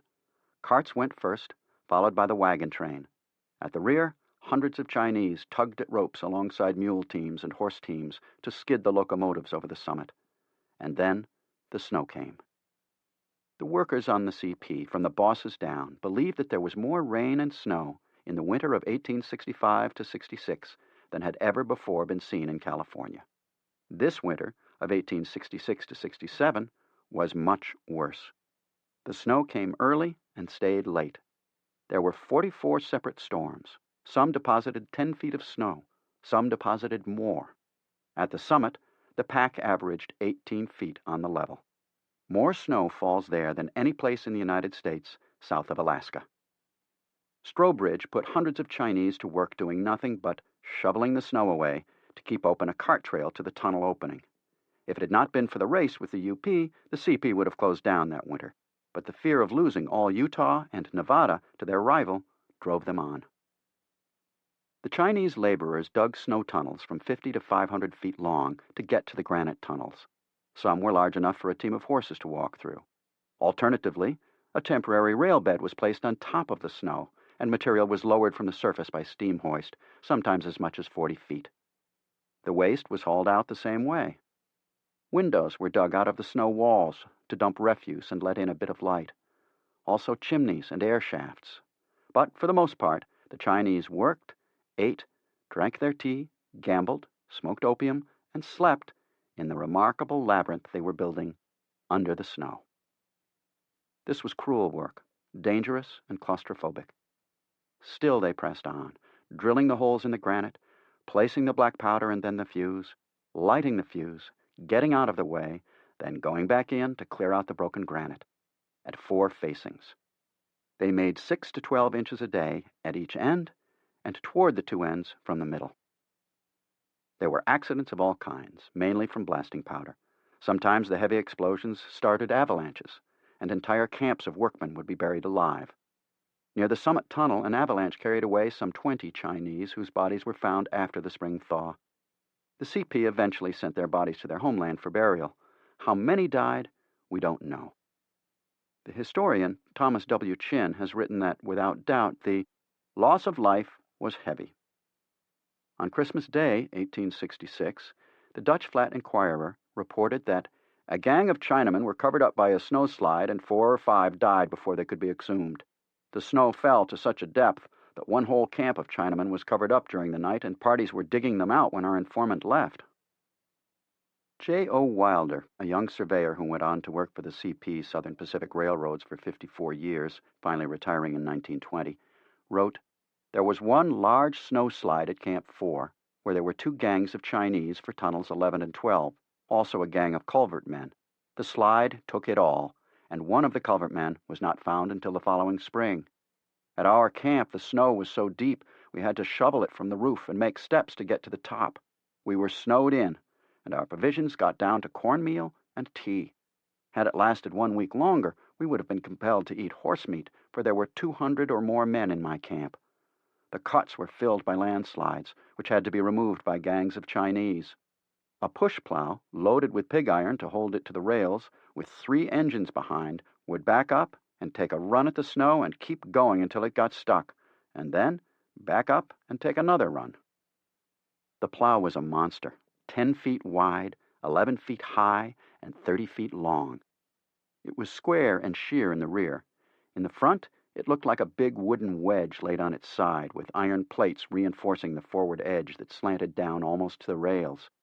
Just back from the forward edge, a sharp iron prow rose like a ship breasting a wave. The idea was that the wedge should scoop up drifts like a spade, and the prow would part them, tossing snow up onto both sides of the track. Sometimes it worked. "And still it rains," reported the Sacramento Union in late December. "The roads become sloughs through which stage horses stagger, or in which they break down altogether. The rain washes, and the swollen streams sap the high embankments over which the locomotive has ascended to the region of snow." The editor of the Union wrote that, within 5 hours' ride of Sacramento, where roses still bloom and the air is balmy, snow has fallen to a depth of 3 feet on a level, and the sleigh bells are making music along white highways. The locomotive makes this concentration of the seasons, this transition from spring flowers to wintry delights, on the same day. Each puffing engine is armed with a snowplow, and this suggests the beginning of that battle of the railroad men with the white storms of the Sierra. The next day, Cisco reported the worst storm in 10 years. Strobridge's prediction was that the railroad, now shut off, would be back in operation in 10 days. On December 22, Charlie Crocker's brother, E.B., wrote Huntington about the terrible storm that has given our railroad a severe trial. We do not know the exact extent of the damage, as Charlie and Montague are up on the road and have not reported. Those deep cuts and fills are sliding in and settling. He could not get particulars because the telegraph above Colfax had been down for nearly a week. Still, on the whole, it has not been as bad as we expected, for we had great fears about a good many of the banks and cuts standing a heavy storm. "The snow," E.B. said, "is the least of our troubles, and we no longer fear it. Since the storm, I have greater confidence than ever in successfully working our road in the winter." On the last day of the year, the CP was able to announce that it was in daily operation from Sacramento to Cisco. That was 92 miles, within 12 miles of the summit, and 5,911 feet above sea level, the highest altitude yet reached by a railroad in the United States, or anywhere else. Some 10,000 men had been engaged in construction on the track. Much of the masonry and heavy rock excavation had been done beyond Cisco. 12 tunnels were being constructed, night and day, by 3 shifts of men, a total of 8,000, mostly Chinese, at work. Except for the Summit Tunnel, they would be completed by the spring of 1867, and the Summit Tunnel by September. A large force of laborers was at work in the Truckee Canyon. The graders were almost 300 miles beyond the end of track. Grain for the horses and food for the men, plus supplies, had to be hauled by teams pulling wagons over the desert for that great distance. Water for men and animals was hauled 40 miles. A.P. Partridge, a white man working for the CP, recalled that the snows came early that year and drove as many as 3,000 Chinese out of the mountains and down to Truckee, where they filled up all the buildings and sheds. An old barn collapsed and killed 4 Chinese. A good many were frozen to death. Still, the CP expected that by the end of 1867, the end of track would be beyond the California-Nevada border, and that it would be building at a mile per day once it got into Nevada. The railroad was well into its assault on the Sierra Nevada and on its way east. Chapter 10. The Union Pacific to the Rocky Mountains, 1867. Weather dominates everything, no matter if it is D-Day at Normandy or the launching of a rocket into space or an outdoor wedding or the building of a transcontinental railroad. Everything depends on the weather. The winter of 1866 to 67 was terribly severe in California, so even though there were tunnels to dig, which the Central Pacific could pretty much do whatever the conditions outside, the weather stopped the forward progress of the railroad. The winter from the Sierra Nevada all the way to the Atlantic was one of the worst in the whole of the 19th century. In the Rocky Mountains, it was severe beyond any living memory. In western Nebraska, there were fantastic drifts, and the temperature dropped to 40 degrees below zero. In New York City, the East River froze solid. In Chicago, the firemen had to give up because the water froze in their hose lines. In Omaha, the Missouri River froze over. The weather stopped the Union Pacific in its tracks. The Casement brothers wanted to go to work in February, but that month and nearly all of March were far too cold with too much snow, so they sat and waited at North Platte. The Missouri was still frozen as late as March 25. Samuel Reed wrote home on March 27 that he had just received a telegram from Grand Island. "We are out of luck in this country, wind blowing and snow drifting worse than ever. Half men, either blind or frozen. Looks bad." Reed wrote further, "There is an immense quantity of snow on the plains and in the mountains. I expect very high water, and we may lose some bridges." Reed's telegrams to Durant are a nearly constant weather report. February 22. Heaviest storm of the season. Road blocked. March 21. Severe snowstorm. Strong wind. Road blocked badly. March 23. 6 inches snow since last evening with strong northwest wind. Road badly blocked. Still snowing. Then, in early April, came the rains. They destroyed 20 miles of the road east of Grand Island and damaged far more. Reed to Durant, April 9. Flood whole length of line. Immense damage to road. Track at Loop Fork repaired. Track washed away near Fremont, North Bend, Shell Creek, Lone Tree, Grand Island, Wood River, and Willow Island. General Jack Casement put his crews to work repairing track that he had already counted on. "We are all in a heap generally," he wrote. How big a heap was Arthur Ferguson's concern. The young surveyor reported to work on April 15, 1867. The railroad was not running, and he was stuck in Omaha. A week later, he was still there. "Water in the river still rising," he wrote in his diary. "Track in places entirely out of sight. A good prospect of the depot grounds being drowned out." A day later. "Water has risen 4 inches since last night. The bottom now presents a vast sea of rushing waters."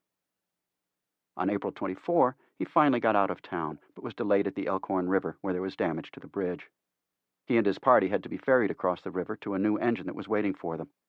Road at places in very bad condition.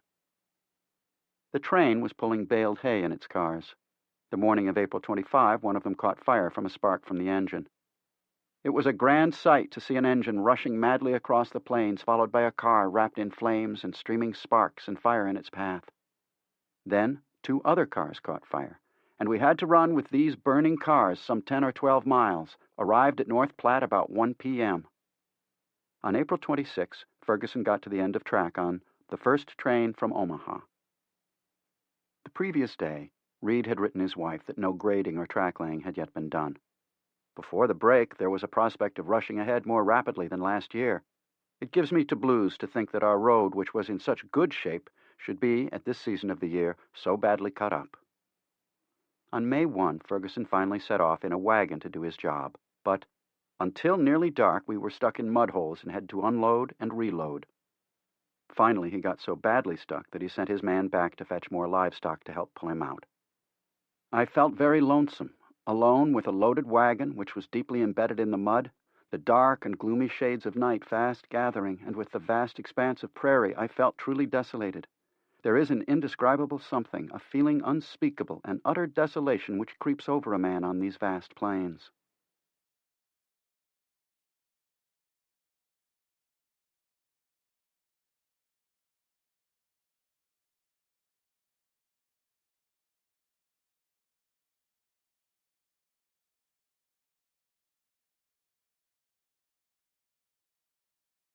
There was more. In a couple of days he got started on his work, mainly running levels for the graders. Among his diary entries for May are May 15. About 1:30 it commenced snowing and continued to snow hard for several hours. News was brought to camp this evening that the Indians made a descent on the ranches east of us yesterday and ran off with the stock. May 17. The weather is quite cold. I put on my greatcoat, draw my feet up to the fire, and read Pickwick. About 2 p.m., the party returned, the weather being too inclement. While I now write, Clark is sitting by the stove with his greatcoat on. It has commenced to drizzle. The wind blows very hard and very cold, though we are very comfortable in our tent, with the exception of a few places where it leaks. May 22. The Indians have killed 4 men. When the men go to work, even if they are in full sight of the camp, they go well armed. I counted 10 guns, most of them breech-loading, something like the times of 1776. May 23. Last night we were startled by the howling of wolves. There was reported to be a camp of 700 Sioux lodges on the North Platte. Indians are reported to have been seen in the bluffs today. May 25. A party of Indians dashed into the camp below us and ran off 3 head of stock, and then they came charging towards our tents, but turned off into the bluffs in plain view of camp. The Indians were pursued and the stock retaken, with 1 head in addition, which was captured from the savages. E.C. Lockwood was a lad in his teens working as a paymaster for the Casement brothers out on the line. One day he saw 17 Sioux Indians under the leadership of Spotted Tail ride up to the tracks. Jack Casement received them cordially and showed them the process of track laying. At one point, he took them through one of the cars with U.S. Army rifles stacked horizontally on one of the walls. Lockwood found it interesting to see the expressions on their faces. But then the impression turned. Casement had Lockwood put up a shovel 60 feet or so away, then challenged the Indians to show what they could do with their bows and arrows. Lockwood later wrote, 16 of the Indians put their arrows through the hole in the handle, while the 17th hit the handle at the hole, knocking the shovel over. He felt quite disgraced. Next came a race between the Indians on their ponies and the locomotive. Spotted Tail got into the cab of the engine along with Casement and Lockwood, while the warriors lined up 4 abreast for the word to go. Away they went. At first the Indians outdistanced the locomotive, which so pleased them that they gave their Indian war whoop. But presently the engine gathered speed, then overhauled them. The engineer, as he passed, opened his whistle, which so startled them that all, as if by word of command, swung to the offside of their ponies. Of course, this ended the race. Despite the weather and the Indians, Dodge had big plans for the railroad in 1867. So did Durant. In April, from Omaha, he telegraphed to Nebraska Senator John Thayer, I will pledge myself to complete 2 miles a day for the first 100 working days after the frost is out of the ground. By April 20, the Casements were at work, preparing for and laying new track. Their workforce was as big and more complex than that of the CP. Dodge expected to push the end of track as far as Fort Sanders, Dakota Territory, on the Laramie River between the Black Hills and the Medicine Bows, west of the mountains and 288 miles beyond the North Platte River. When the track got beyond Laramie, Congress removed Wyoming from Dakota Territory and gave it a territorial status of its own. At the beginning of 1867, it had fewer than 1,000 white inhabitants. By early 1868, thanks to the railroad, Wyoming was estimated to have 40,000 white people. The original idea was to name the territory Lincoln. The track would surmount the summit of the Black Hills at an altitude of 8,242 feet. The CP's highest point was 1,200 feet or so lower. Then, down the mountain's western slope, across Dale Creek, and a descent to the Laramie Plains. When Dodge outlined his plan to Sherman, the general expressed wonderment. It is almost a miracle to grasp your purpose to finish to Fort Sanders this year, but you have done so much that I mistrust my own judgment and accept yours. He also told Dodge that after the railroad had gotten across Nebraska and into Wyoming, Indians, such as the Sioux and the Cheyennes, must die or submit to our dictation. I hope you will have troops to give us ample protection, Dodge wrote back. We are going to be short of labor, and any lack of military protection when Indians are at war would render it almost impossible to keep men on the line. Dodge knew the problems Grant and Sherman had, what with demobilization and reconstruction in the South, and demands from all over the western United States for protection. But what you and I know is going to be hard to make a lot of Irishmen believe. They want to see, occasionally, a soldier to give them confidence. Sherman wrote back, I give you all that I possibly can. One of Sherman's handicaps was the slackness in enlistment. He had a demand for soldiers everywhere, but few were signing up. The Army tried to get the newly freed slaves to join, but Sherman said they were slow to do so, which limits our ability to respond. Still, he signed off, "So far as interest in your section is concerned, you may rest easy that both Grant and I feel deeply concerned in the safety of your great national enterprise." In mid-April, the Casements had started their armies west. The numbers, from 3,500 graders working as far as 200 miles in advance of the end of track, to 450 trackmen, 350 men of the train force, 100 surveyors, several thousand tie cutters and lumberjacks, and as many as 1,000 shopmen, approached 10,000. In addition, L.B. Boomer, owner of the Chicago Howe Truss Bridge Company, with well over 1,000 working for him, was supplying the UP with prefabricated sections for bridges. These were made of 12-inch by 12-inch by 16-foot lumber, sent out from Chicago, according to specifications sent to the bridge company by the UP engineers. Durant arrived in late April to do an inspection. With him were the UP's acting president, Oliver Ames, and a director, John Duff, and a government director. Reed, who picked them up on the east bank of the Missouri, wrote his wife, "I do not feel any trembling in my boots. Let what will come. I have a clear conscience." Dodge joined them and took them out on the line, and Durant said he and the others were well pleased with the road. Still, Oliver Ames was appalled to discover what Nebraska looked like west of Fort Kearny. He thought it a miserable waste, and said that if it were up to him, he wouldn't take all the land along the railroad as a gift. The directors told Dodge to begin selling lots belonging to the railroad, and he did,